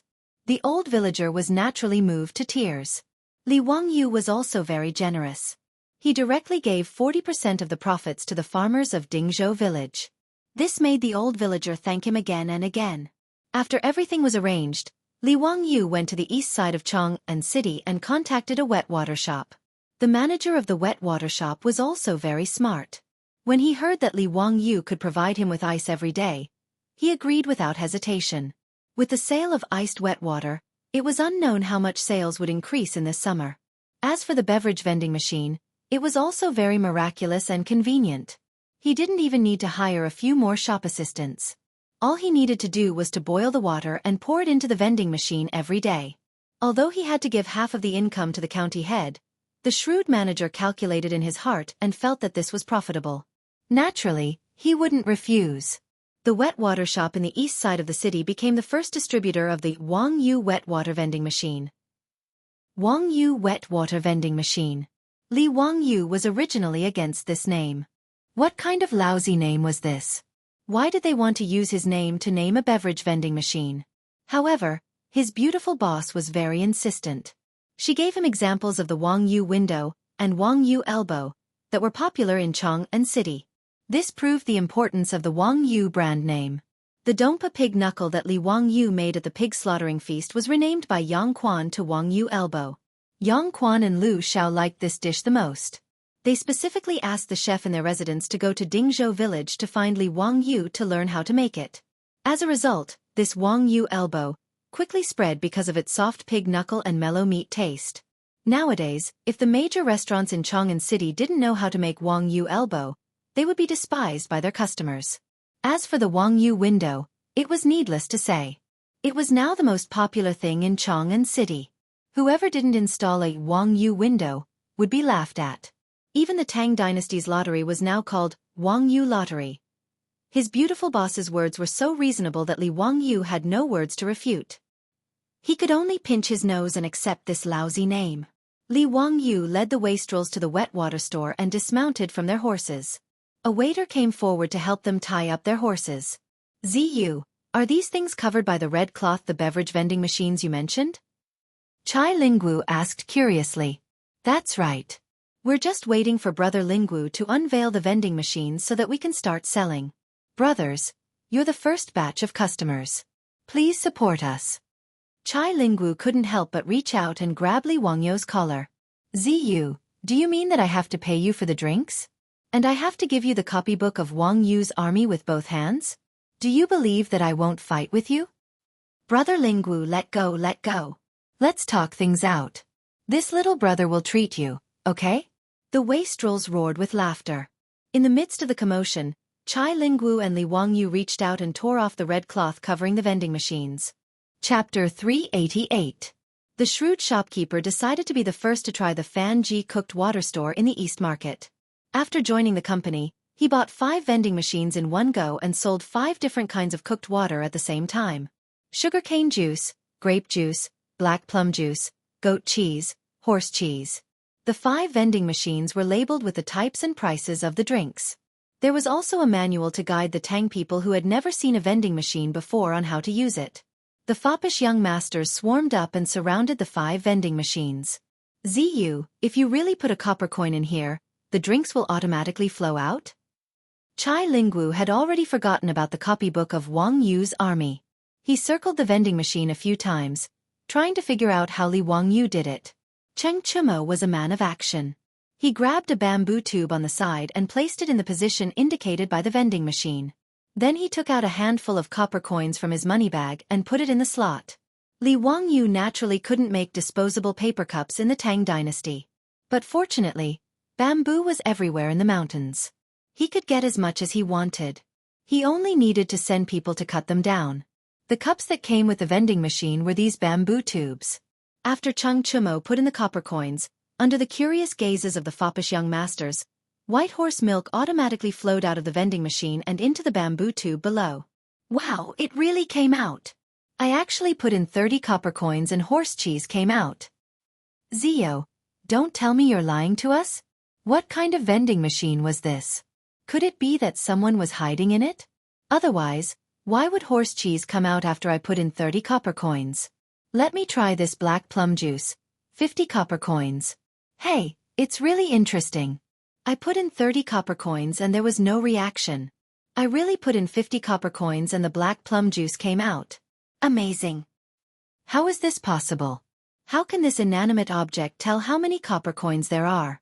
Zio, tell me the truth. Is this some sort of magic trick? Is there someone operating it behind the scenes? In the face of the foppish young master's doubts, Li Wangyu didn't explain. He just smiled and continued to maintain a sense of mystery. But when Cheng Chumo and the others took a sip of the drink and tasted it, they were all stunned. Wow, Zio, these drinks are all chilled? Where did you get so much ice? This was too extravagant. It was actually iced black plum juice. It's fine if you use ice in your residence, but this vending machine actually uses ice as well. Ziyu, did you rob the palace's ice cellar? Haha, why do you guys care so much? This chilled cheese tastes even better. Hurry up, you guys. I haven't drunk anything yet. Feng Yai shouted in dissatisfaction. There were a total of 5 vending machines. He was one step slower and didn't get the chance to buy it. He was anxious now. The few debauches who were having fun did not care about Feng Yai's shouts. The few of them occupied the 5 vending machines and kept throwing in copper coins. They were having so much fun that Feng Yai almost wanted to beat them up. The debauches shouting had already attracted the attention of the passers-by. But because of their status, no one dared to come forward. They could only watch the debauches occupy the 5 vending machines. Li Wangyu found a problem at this time. That was, the Tang dynasty only used copper coins. It was really troublesome. When the Tang people went out, they had to carry a money pouch with them to hold the copper coins. But the copper coins were too heavy. A single copper coin weighed 5 kilograms. And counting the copper coins was also very troublesome. For example, if the debauches wanted to throw in 50 copper coins, it would take them a long time to count. It was quite a waste of time. Li Wangyu suddenly felt that he should suggest to Pai Lupi to make silver and gold coins to supplement the copper coins. The Tang dynasty itself was also lacking in copper coins. So, most of the time they bartered. Even silk was legal currency. Li Wangyu never accepted silk. He always felt that it was quite strange to use silk as currency. So, in the treasury of the Li family's old mansion, there were only copper coins and gold coins. Although silver was not a currency in the Tang dynasty and could not be circulated in the market, its value was about the same as a copper coin. Li Wangyu felt that he could definitely advise Pai Lupi to make silver and gold coins to supplement the copper coins. 1 silver coin was equal to 100 copper coins, and 1 gold coin was equal to 1 copper coin. This way, it would be convenient for merchants to trade. When they went out, they would not need to carry so many copper coins. It was much more convenient. The more he thought about it, the more he felt that it was feasible. He kept the matter of making silver and gold coins in his mind. He planned to go back and discuss it with his beautiful boss and find an opportunity to advise Pai Lupi. While Li Wangyu was daydreaming and thinking about the gold and silver coins, the debauches finally had fun. Each of them had a cup of bamboo drink in their mouths and were happily drinking from the reed tube. Many people thought that there were no straws in China since ancient times. But in fact, this was not true. In the Tang dynasty, there were already ceramic tea sets with straws. Li Wangyu had people prepare bamboo cups with reed tubes to replace straws. Naturally, the debauches knew how to use them at a glance. After waiting for the debauches to leave the 5 vending machines with great difficulty, The crowd, who had been itching for a long time, instantly swarmed over and surrounded the vending machines in front of the Fan Ji cooked water store. Manager Fan hurriedly called out to the shop staff to guard the vending machines in case they were damaged. The crowd had already seen the debauches using the vending machines to buy the cooked water. At this time, a man at the front of the crowd grabbed a handful of copper coins with difficulty and stuffed them into the coin slot. The crowd beside him was counting loudly. 5, 6, 29, 30. It's flowing out. It's flowing out. It's really flowing out. Tao ancestor above. Is there really no one hiding in this cabinet? Hey, if you're done buying, get out of the way. Don't waste time. We also want to buy the cooked water. God, the cooked water is actually iced. I've lived for so long, but this is the first time I've drunk iced cooked water in the middle of summer. Seeing that there were too many people crowding in front of the vending machines, the shop staff hurriedly shouted at the top of his voice. Line up, don't push. Why are you pushing? Line up at the back. Haven't you bought a lottery ticket before? Tian Shilang, line up at the back. Fortunately, after the baptism of the lottery ticket, the people of Chang'an City now had the consciousness of lining up. Under the shop staff's hoarse shouting, 5 long lines quickly formed in front of the Fan Ji cooked water store. Because there were too many people in the line, even the main street in front of the store was blocked. The caravans and cattle carriages heading to the East City were completely unable to pass through and could only take a detour. The commotion in front of the store was naturally spread everywhere. It didn't take long for most people in the East City to hear that there were 5 magical cabinets in the Fan Ji cooked water store that could automatically identify copper coins and sell the cooked water without manual labor. What was even more amazing was that the cooked water sold was actually iced. Therefore, as word of mouth spread, the line in front of the Fan Ji cooked water store became longer and longer. Chapter 389. The Wang Yu boiled water vending machine became the hottest topic in the East Market that day. There were also commoners in the streets around the East Market who heard the news and came to see the machine that could automatically sell boiled water. Lang Jun, I heard that this boiled water vending machine was made by Hu Xianzi? Of course. Look at the machine. It's written very clearly. Wang Yu boiled water vending machine. You know Wang Yu, right? That's the name of Hu Xianzi. Today, the Wang Yu elbow and Wang Yu window in Chang'an City are both masterpieces of Hu Xianzi. Tisk. TSK. This Hu Xianzi is really a deity. I heard that he's only 16 years old and hasn't even turned 20 yet? Yes. Otherwise, why would everyone in Chang'an City praise this Hu Xianzi as the reincarnation of an ancient person who had achieved Tao since birth? I think it's true. Look at the vending machine. Put in enough copper coins and it automatically flows out boiled water without manual labor. It's even chilled. Have you ever heard of such a divine object? Of course not. I'm afraid that only the gods in heaven have such ability. These commoners of Chang'an City were talking about Li Wang Yu as they lined up, their faces full of admiration. At this time, a few people dressed as merchants passed by and overheard their conversation. They couldn't help but ask curiously.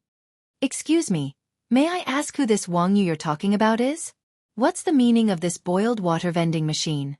The Chang'an commoners couldn't help but look at each other. I'm afraid you're not from Chang'an, are you? The merchants cupped their hands and said, We're merchants who came to Chang'an City from Yi Province to sell silk. We're not from Chang'an. Yi Province was Jianan Dao, where the Sichuan Basin was located in the future. Chengdu was the administrative center of Yi Province. Yi Province's shoe embroidery was very famous.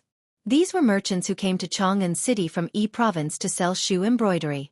Seeing that these merchants didn't know who Huxian was, the Chang'an commoners who were lining up immediately became interested and began to introduce Li Wang Yu to these merchants. Ladies and gentlemen, Wang Yu is Li Wang Yu, the founding county magistrate of the dynasty. He is only 16 years old, but he is knowledgeable and multi-talented. He is the great Confucian scholar of the age, the emperor's tutor of the crown prince. The Yizhou merchants were dumbfounded by the incessant introduction of popular science. They wondered if the Chang'an citizens in front of them were telling a fairy tale and making fun of them. How could anyone be so powerful?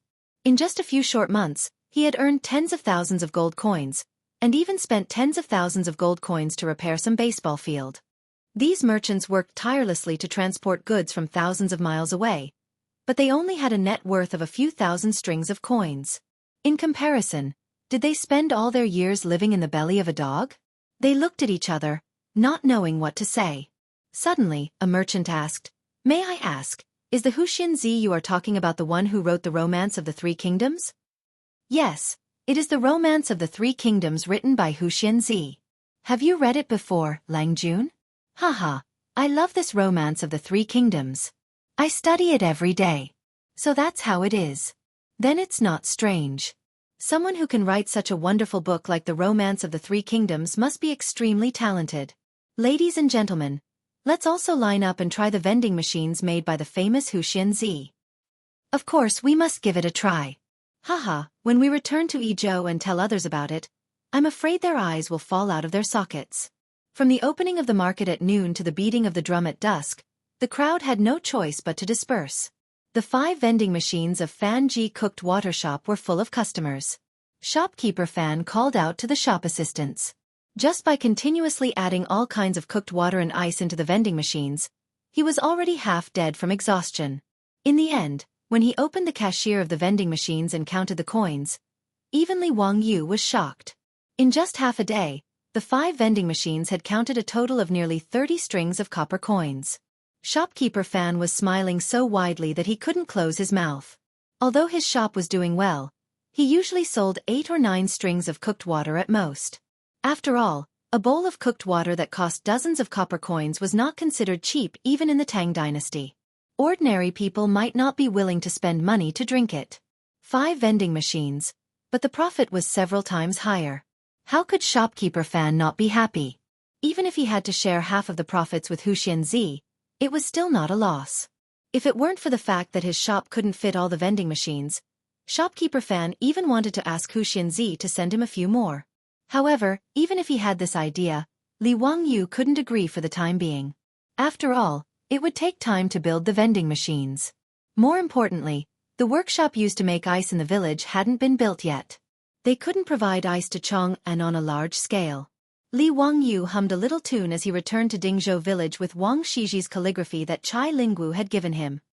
"Chongqing, take a look at this." "What is this?" "Haha, you didn't see how ugly Chai Lingwu's face was when he gave this to me." Li Wangyu showed off Wang Shiji's calligraphy to his beautiful boss as if he was showing off a treasure. Although Su Chongqing didn't understand calligraphy, he knew how precious Wang Shiji's calligraphy was. He opened the scroll and carefully read it before carefully putting it away. "You're bullying others. Be careful not to anger the Chai family." "Haha, I won't. He's not that petty. Besides, I don't intend to take advantage of him.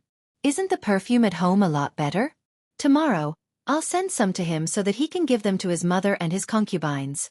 Hee, you don't know this, but this guy is still young, but he already has 3 or 4 concubines.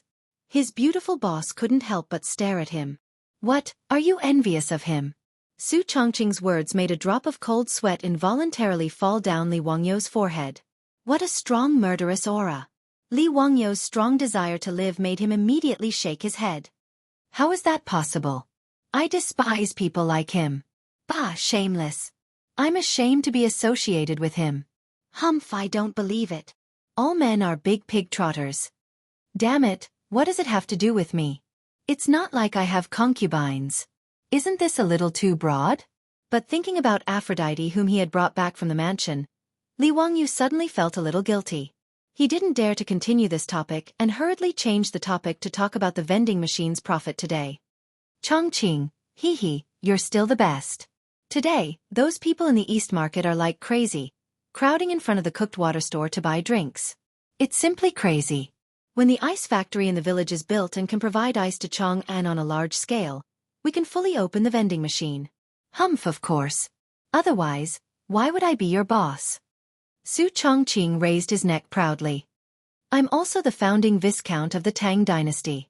What's there to be proud of?" Li Wangyu muttered softly. "What are you talking about?" The beautiful boss glared at him. "No, nothing. I'm just saying that you're smart and beautiful." "Humph, I don't need you to say it."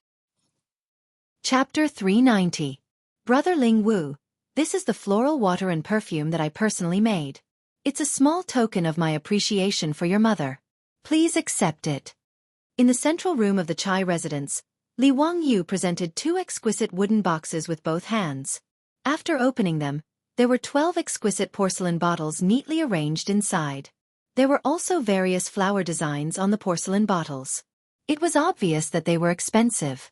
Li Wangyu had specially gone to the most famous porcelain kiln in Chang'an City to make these bottles. He had spent a lot of money on them. However, the money was not spent in vain. These exquisite porcelain bottles made people unable to put them down. In the words of the later generations, they were of high class. Zio, what are this floral water and perfume? Chai Lingwu asked curiously as he reached out to pick up a green porcelain bottle. Hee, brother Lingwu, floral water is good stuff. If you get bitten by mosquitoes in the summer, you can apply it to stop the itching. Li Wangyu gestured for Chai Lingwu to open the bottle cork. Once the cork was opened, a strong mint smell immediately wafted out. Chai Lingwu's spirits were lifted after smelling it. Oh, there's such a good thing. Haha, Zio, thank you for your consideration. It would be impolite to refuse. I'll shamelessly accept your generous gift. Is this perfume also used to repel mosquitoes? Li Wangyu hurriedly explained. That's not the case. The perfume is for your mother and your concubines. Apply a little on their necks and wrists, and it will have the same effect as a perfume bag. The fragrance will last for half a day. The flowers on the bottle represent the fragrance of the perfume. What? There's such a good thing?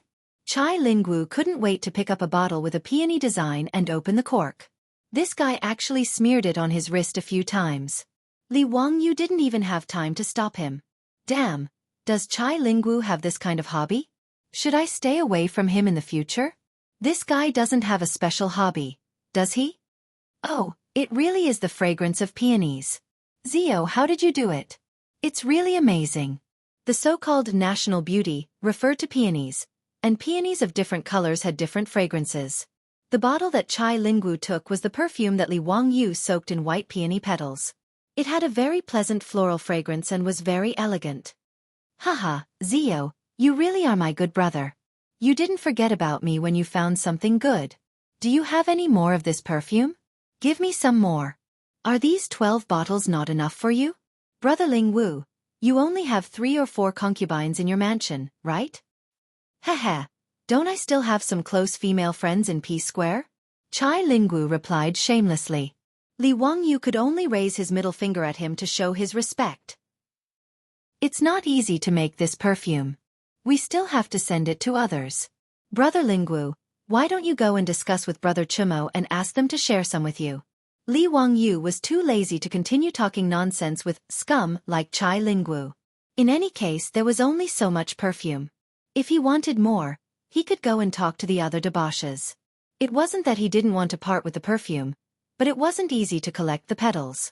Just the petals used in the perfume had cost him a lot of effort and copper coins to get people to collect them. How could he bear to give them to Chai Lingwu and let him use them to curry favor with the prostitutes in Peace Square? After leaving the Chai mansion, he went to each debauchee mansion to deliver the floral water and perfume. This was the proper exchange of favors.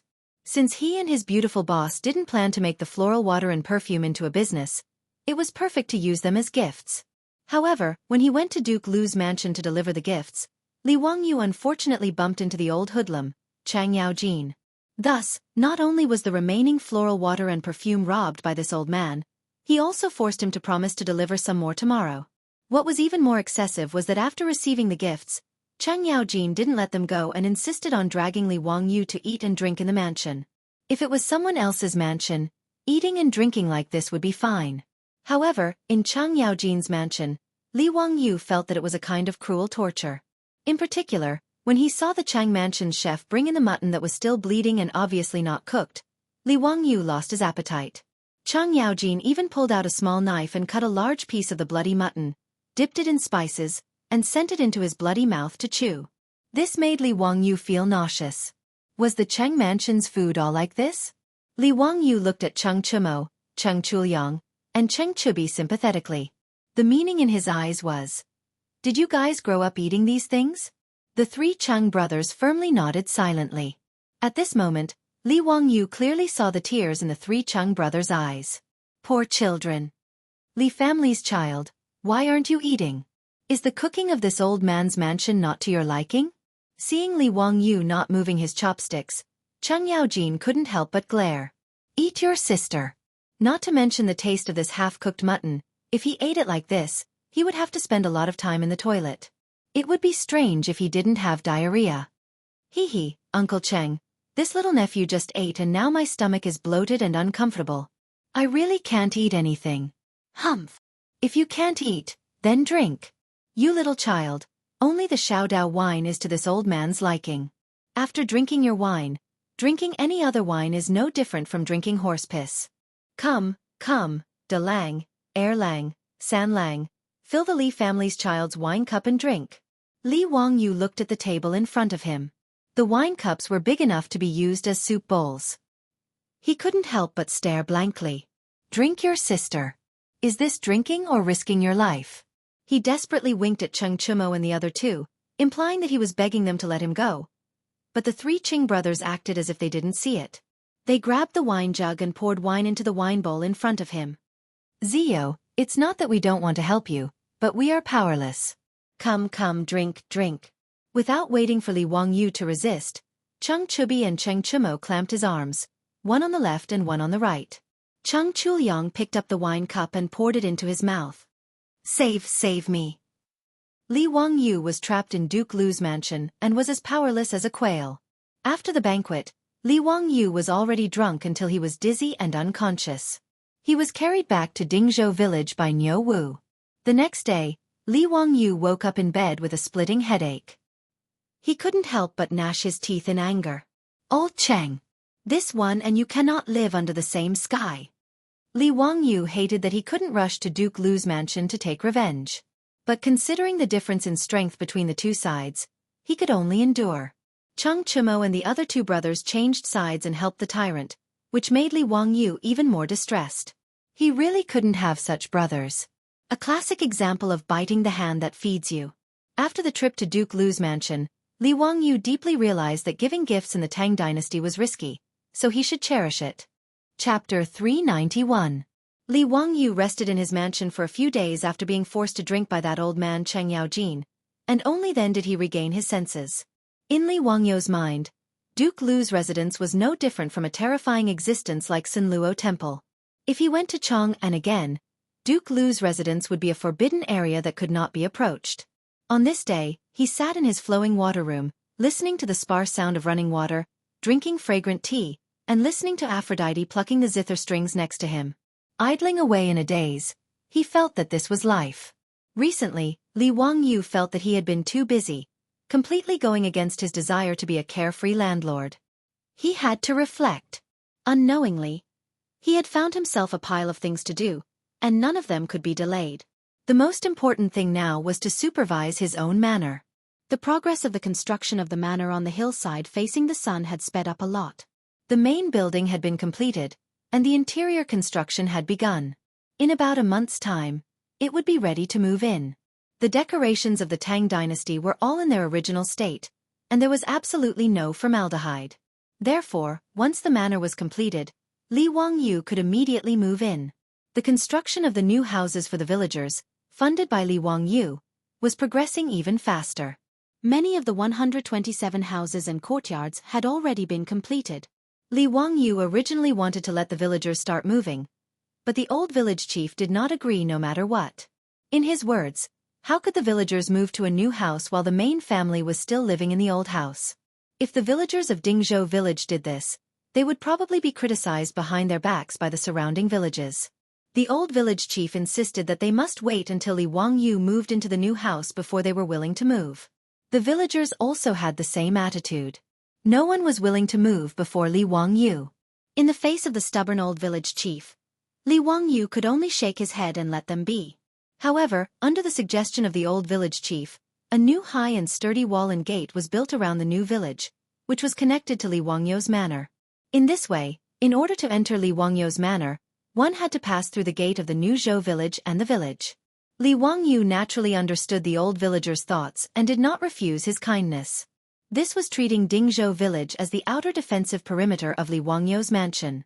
If there were any thieves who wanted to harm him, they would have to pass through Dingzhou village first. Li Wangyu was very concerned about the safety of his residents. Not only did he request the Ministry of Works to build a sturdy and tall courtyard wall for him, but he also requested for the Ministry of Works to build a sturdy and tall courtyard wall for him. He even invested his own money and hired many craftsmen to dig a circular ditch along the outer wall of the mansion. In the ditch, there was a stream that flowed from the mountain. After flowing through the ditch, it converged into an artificial lake that was dug out at the foot of the mountain. After that, it flowed through the new Dingzhou village and finally merged into the Gan River. In this way, not only did the manor have a moat, but the manor and Dingzhou village's water supply were also guaranteed. Li Wangyu did not hesitate to spend copper coins to have the craftsmen lay down cement and insert large pieces of smooth pebbles into the ditch. These ditches were made exceptionally beautiful, and the stream that flowed through them was so clear that one could see the bottom. Passing through the ditches in Dingzhou village, Li Wangyu also had carpenter Lu build many water wheels and place them in the ditches. They continuously raised the stream water in the ditches and poured it into the bamboo pipes. These bamboo pipes were connected to 127 courtyards. Not only could it be used for daily use, but it could also be used like the currently family's old residence. The stream water was connected to the roof and created a rain house, making the house unusually cool in midsummer. Li Wangyu racked his brains when designing the new Dingzhou village in order to realize the peach blossom spring in his beautiful superior's heart and also for the villagers of Dingzhou village. Every household in the village had a sewage pipe that could directly flush the sewage into a huge methane pool. Not only were every household equipped with methane lamps, but even the roads in the village were equipped with methane lamps for illumination at night. These methane lamps that could burn without the need for oil were no different from the sci-fi movies that people of the Tang era watched. They were both difficult to understand existences. Li Wangyu even helped the village build 2 public bathrooms, which made the villagers feel that it was too extravagant. These villagers liked to take a stroll around the new village when they had nothing to do. Not to mention how happy the original villagers were. Even Niu Wu and Niu Yong's wives and the dozen or so palace maids who were married to the soldiers of the old residence were so excited that they could not control themselves after seeing these residences. In their eyes, even the Taiji palace that they had lived in for more than a decade might not be as comfortable as these residences. This made these palace maids feel even more fortunate, and they became even more gentle and virtuous when serving their husbands. In addition to his own manor and the new Zhou village that Li Wangyu had to worry about, he also had to visit the polo field that was already under construction from time to time and discuss some matters with the officials of the Ministry of Works. As for the brewery in the call of the Qinling Mountains, it was now on the right track. Li Wangyu was too lazy to worry about it, and directly threw it to the internal servant sent by Pai Lupi to supervise. He only needed to look at the account books every month. In any case, the Pai Lupi was the one who took most of the money, and he could not afford to worry about it. Now, he first had to build the ice-making workshop in the village. It was simple to make ice, and it only needed a large amount of saltpeter. In order to keep it a secret, Li Wangyu had the villagers split up and run around Chang'an City and the surrounding counties to buy saltpeter from medicine shops of all sizes. Fortunately, saltpeter could be used repeatedly to make ice. If they bought enough saltpeter at one time, they would not have to worry about it in the future. The ice-making workshop used the same method as Li Wangyu used to make ice in the past. After filling the 2 containers with water, saltpeter would be placed in the large container. The saltpeter would react with water, absorb heat, and condense into ice. At the same time, the water in the small container would also be frozen. The ice cubes in the small container could be collected and placed in the excavated ice cellar to be transported to Chang'an City. The ice cubes in the large container that contained saltpeter would be sent to the furnace for distillation. After the water was evaporated, the saltpeter condensed and could be used to make ice again. The only thing that needed to be consumed was the firewood burning on the furnace. With the help of the villagers, the ice-making workshop was built in 2 days. After producing a large amount of ice cubes, the 4-wheeled carriage, which had been modified to have thermal insulation, could be continuously transported to Chang'an City. As for the matter of recruiting merchants in Chang'an City, Li Wangyu would not do it himself. As the founder of the Tang dynasty's Hu County, he would be laughed at if he personally went to talk business with the shopkeepers of those brewed water shops. Li Wangyu was smart. He found Fatty Cho Kuan and asked him if he was willing to take over the business. Cho Kuan naturally would not refuse. He did not care about how much money he could make. The key was to get closer to Li Wangyu. How could he refuse such a good thing? Therefore, the Cho family became the general distributor of the beverage vending machine in Chang'an City. Li Wangyu was also very generous and directly gave him 10% of the shares. After being busy for more than half a month, He finally settled all the miscellaneous matters. Li Wangyu then went back to hide in Dingzhou village and went back to his leisurely life as a small landlord waiting for death. But early in the morning, the Li family's old residence had a guest, which made Li Wangyu somewhat confused.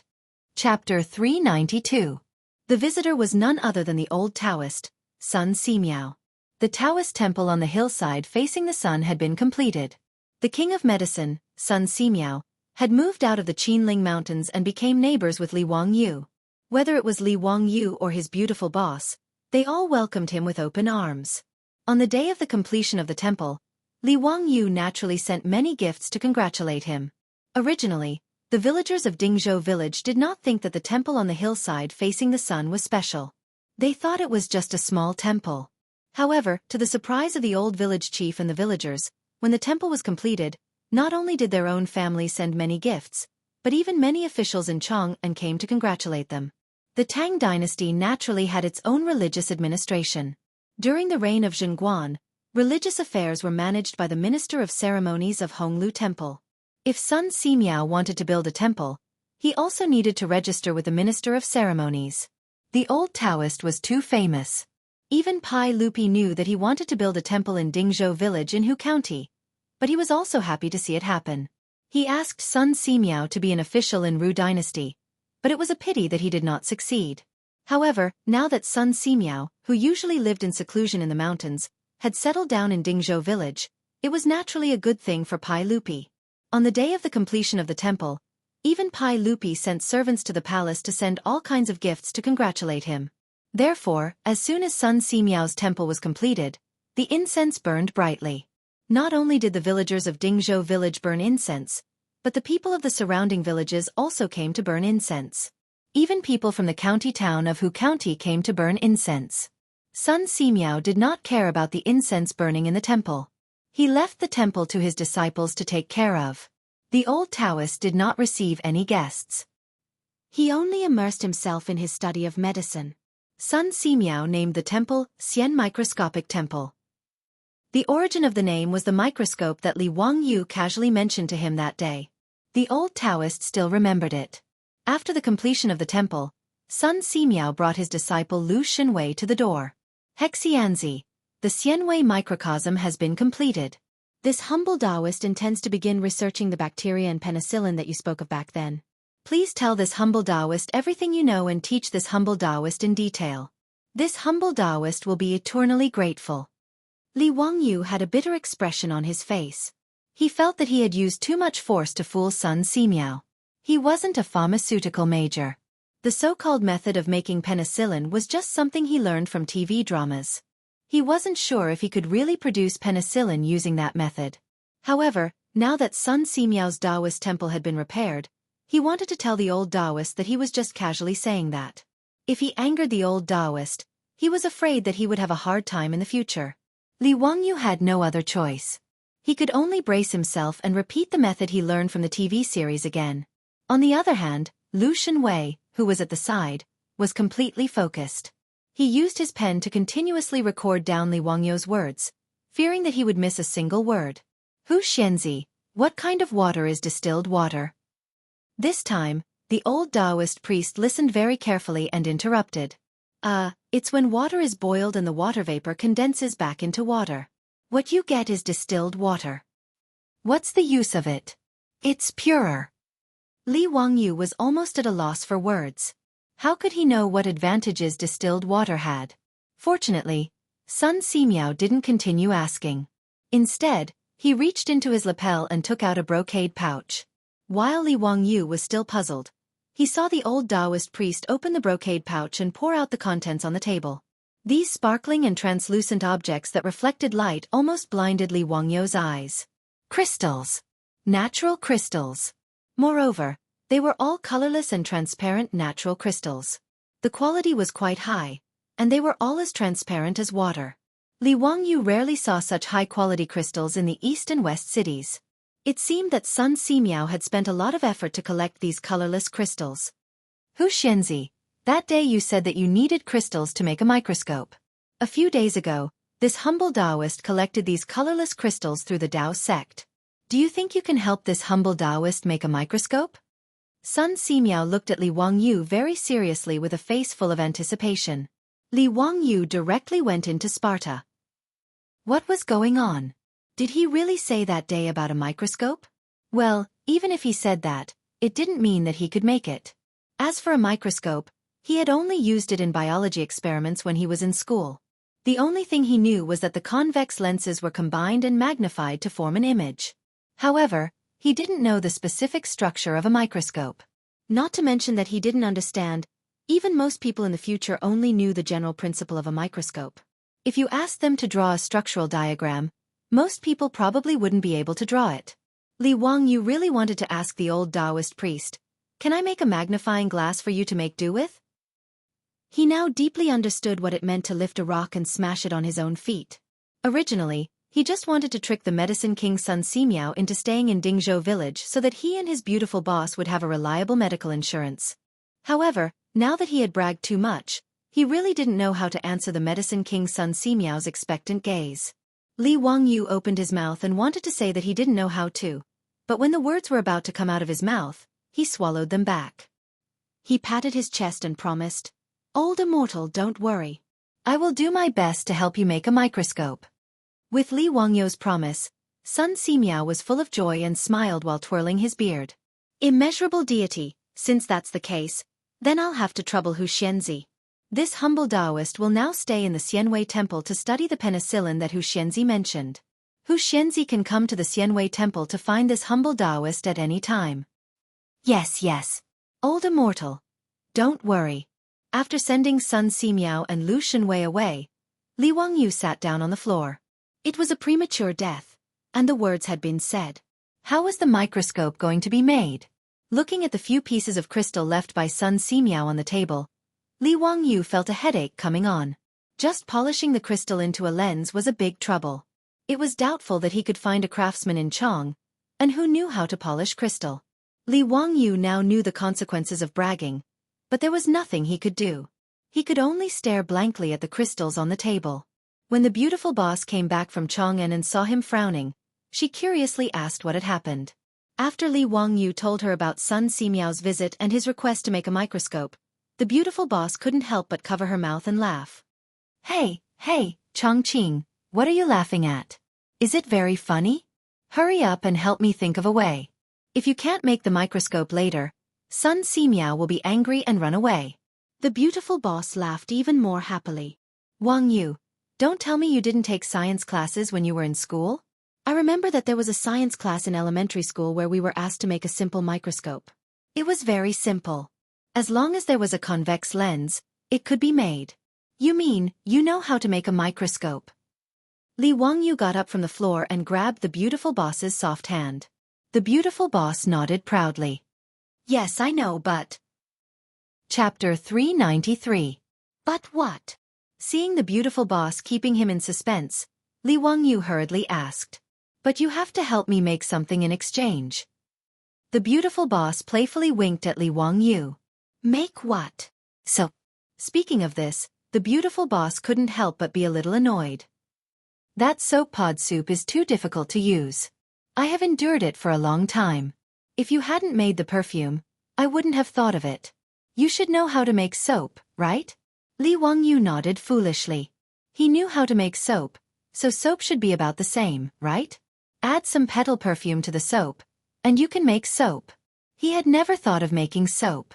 He was used to using the soap pod soup.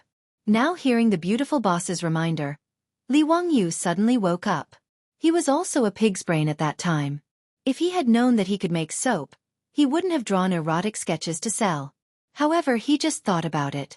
When he and the beautiful boss arrived at Dingzhou village, there was no distilled alcohol, and alcohol was also one of the necessary materials to make soap.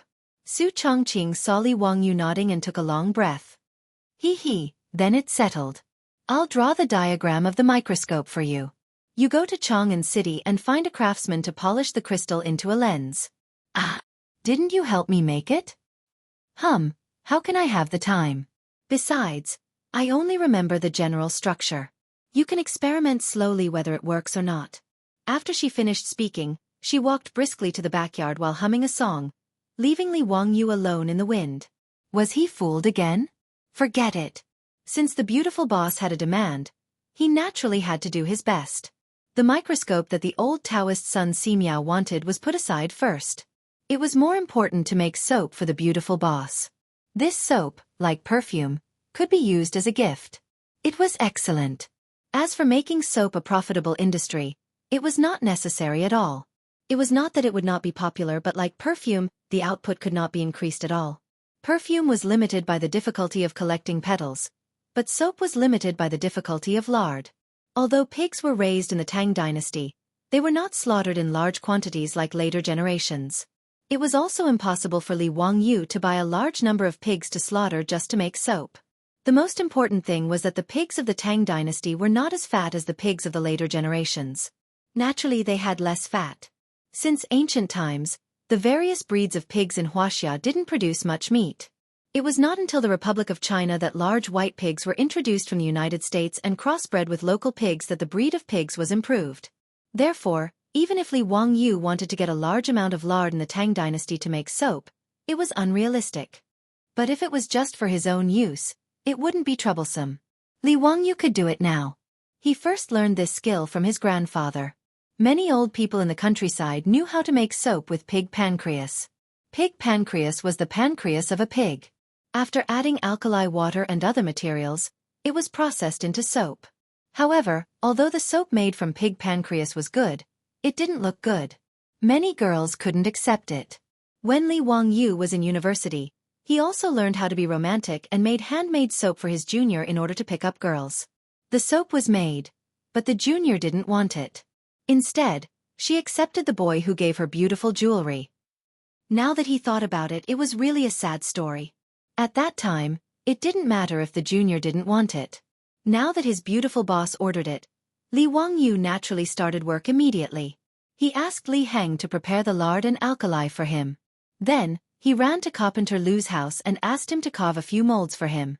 The molds were not complicated. Just use wood to carve out the shape of the soap and carve some simple patterns. This was a piece of cake for Carpenter Lu.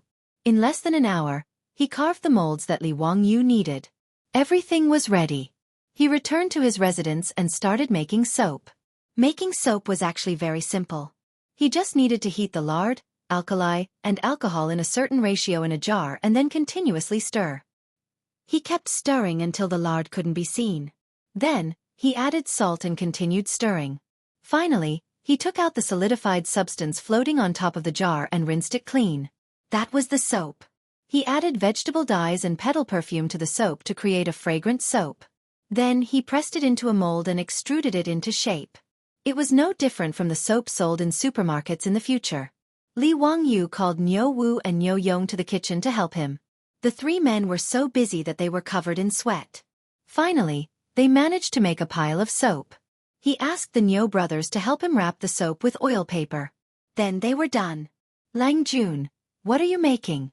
What about food? Let me try it. Niu Wu picked up a piece of soap and weighed it in his hand. He was about to put it into his mouth to chew. Niu Wu couldn't be blamed. Anyone who saw that these things were made with lard would think that Li Wangyu was making some food. Stop. Li Wangyu hurriedly stopped this fool. He stretched out his hand and took the soap back. Eat what? This is soap.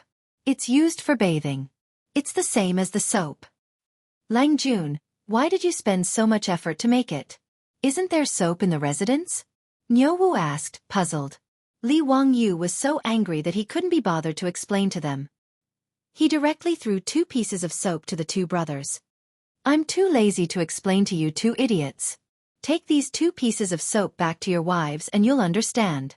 After saying this, Li Wangyu swept up the rest of the soap and went to the backyard to find his beautiful superior to take credit for it. Niu Yong and Niu Wu were confused. They felt that their Lang Jun had made this soap for no reason. It was completely unnecessary.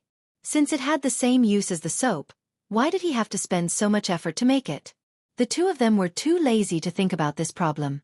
They simply took a piece of soap each and went back to their rooms. Husband, you're back? Hey, what are you holding in your hand? It's quite beautiful.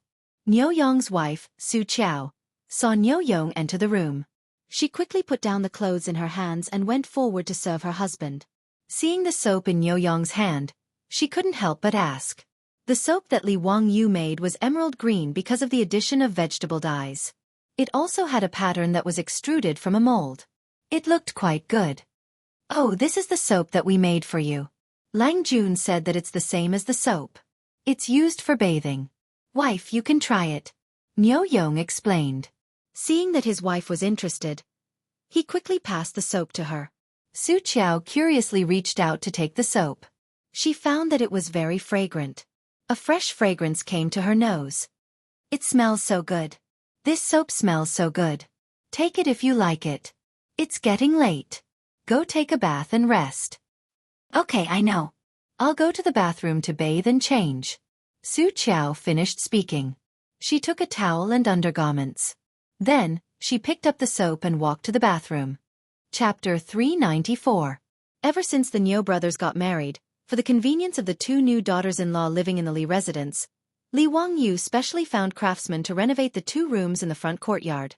In the room where Niu Yong and Niu Wu lived, Li Wangyu had asked the craftsman to build a bathroom and toilet in the room. This was to prevent the 2 new daughters-in-law from having to share the bathroom and toilet in the front yard with others. That would be awkward. In fact, Li Wangyu was thinking too much. To the Tangs, having a bathroom and a clean toilet every day was too extravagant and unimaginable. Needless to say, there was no ceramic toilet in the Tang dynasty that could flush automatically. Even Pai Lupi and a group of state dukes were envious after using the toilet in Lai Hot. If it weren't for the fact that the flushing toilet needed to be renovated, Pai Lupi and the state dukes would have asked Li Wangyu to renovate their palaces and mansions. As for having a bathroom in the room and having hot water to take a bath at any time, the Tangs thought that it was a life of immortals. The 2 daughters-in-law of the Niu brothers who had just entered Lai Hot had made a lot of jokes because of the toilet and bathroom in their mansions. To be able to take a bath with hot water every day, even saints and Empress Zhong's son didn't have such a luxurious life. The Tangs rarely took a bath, not because they didn't like it, but because they were limited by their conditions. After all, it was troublesome to use firewood to boil water to take a bath, even in a rich family. The term rest referred to rest and bathing. Even the imperial court officials had a rest every 10 days, which showed how extravagant it was to take a bath every day. Not only in the Tang dynasty, but even in the Republic of China, taking a bath in the countryside was troublesome. Jiangnan farmers even had a bathing custom, which was said to have been passed down from the spring and autumn period. It was called pot bathing. It was to set up a big pot on the stove to boil water and take a bath in the iron pot.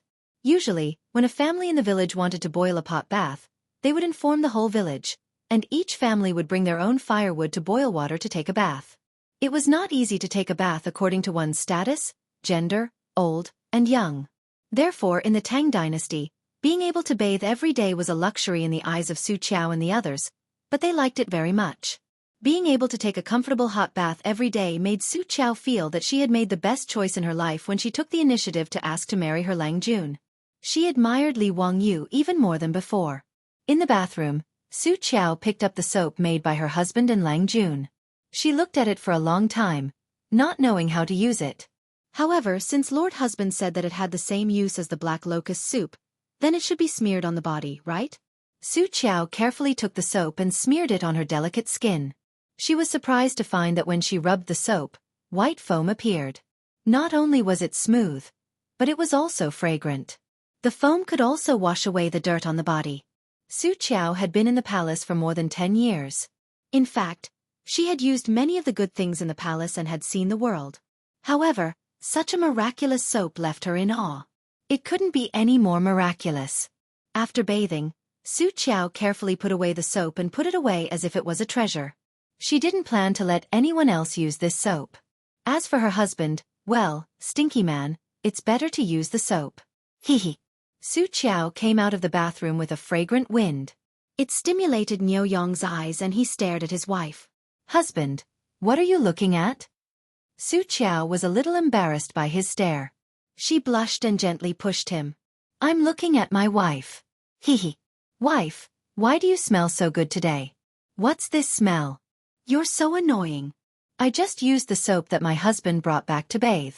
There's this fragrance on my body. It smells so good. Wife, come, let me smell it again. Ah, my husband. In the room, the lights went out and the torturous noise sounded again. Li Wangyu naturally didn't know that the soap he made to please his beautiful boss was used by the two bastards, Niu Yong and Niu Wu, as a catalyst for the pleasure of the boudoir.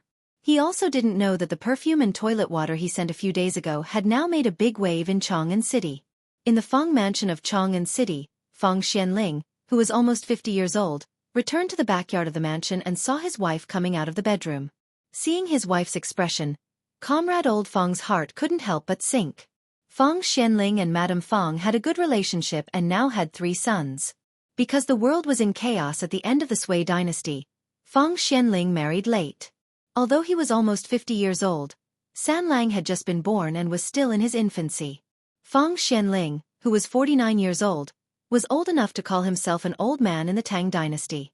Although he and his wife had a good relationship, they had long lost the passion they had when they were young. For Comrade Old Feng, making love with his wife was a task that he was a little tired of dealing with.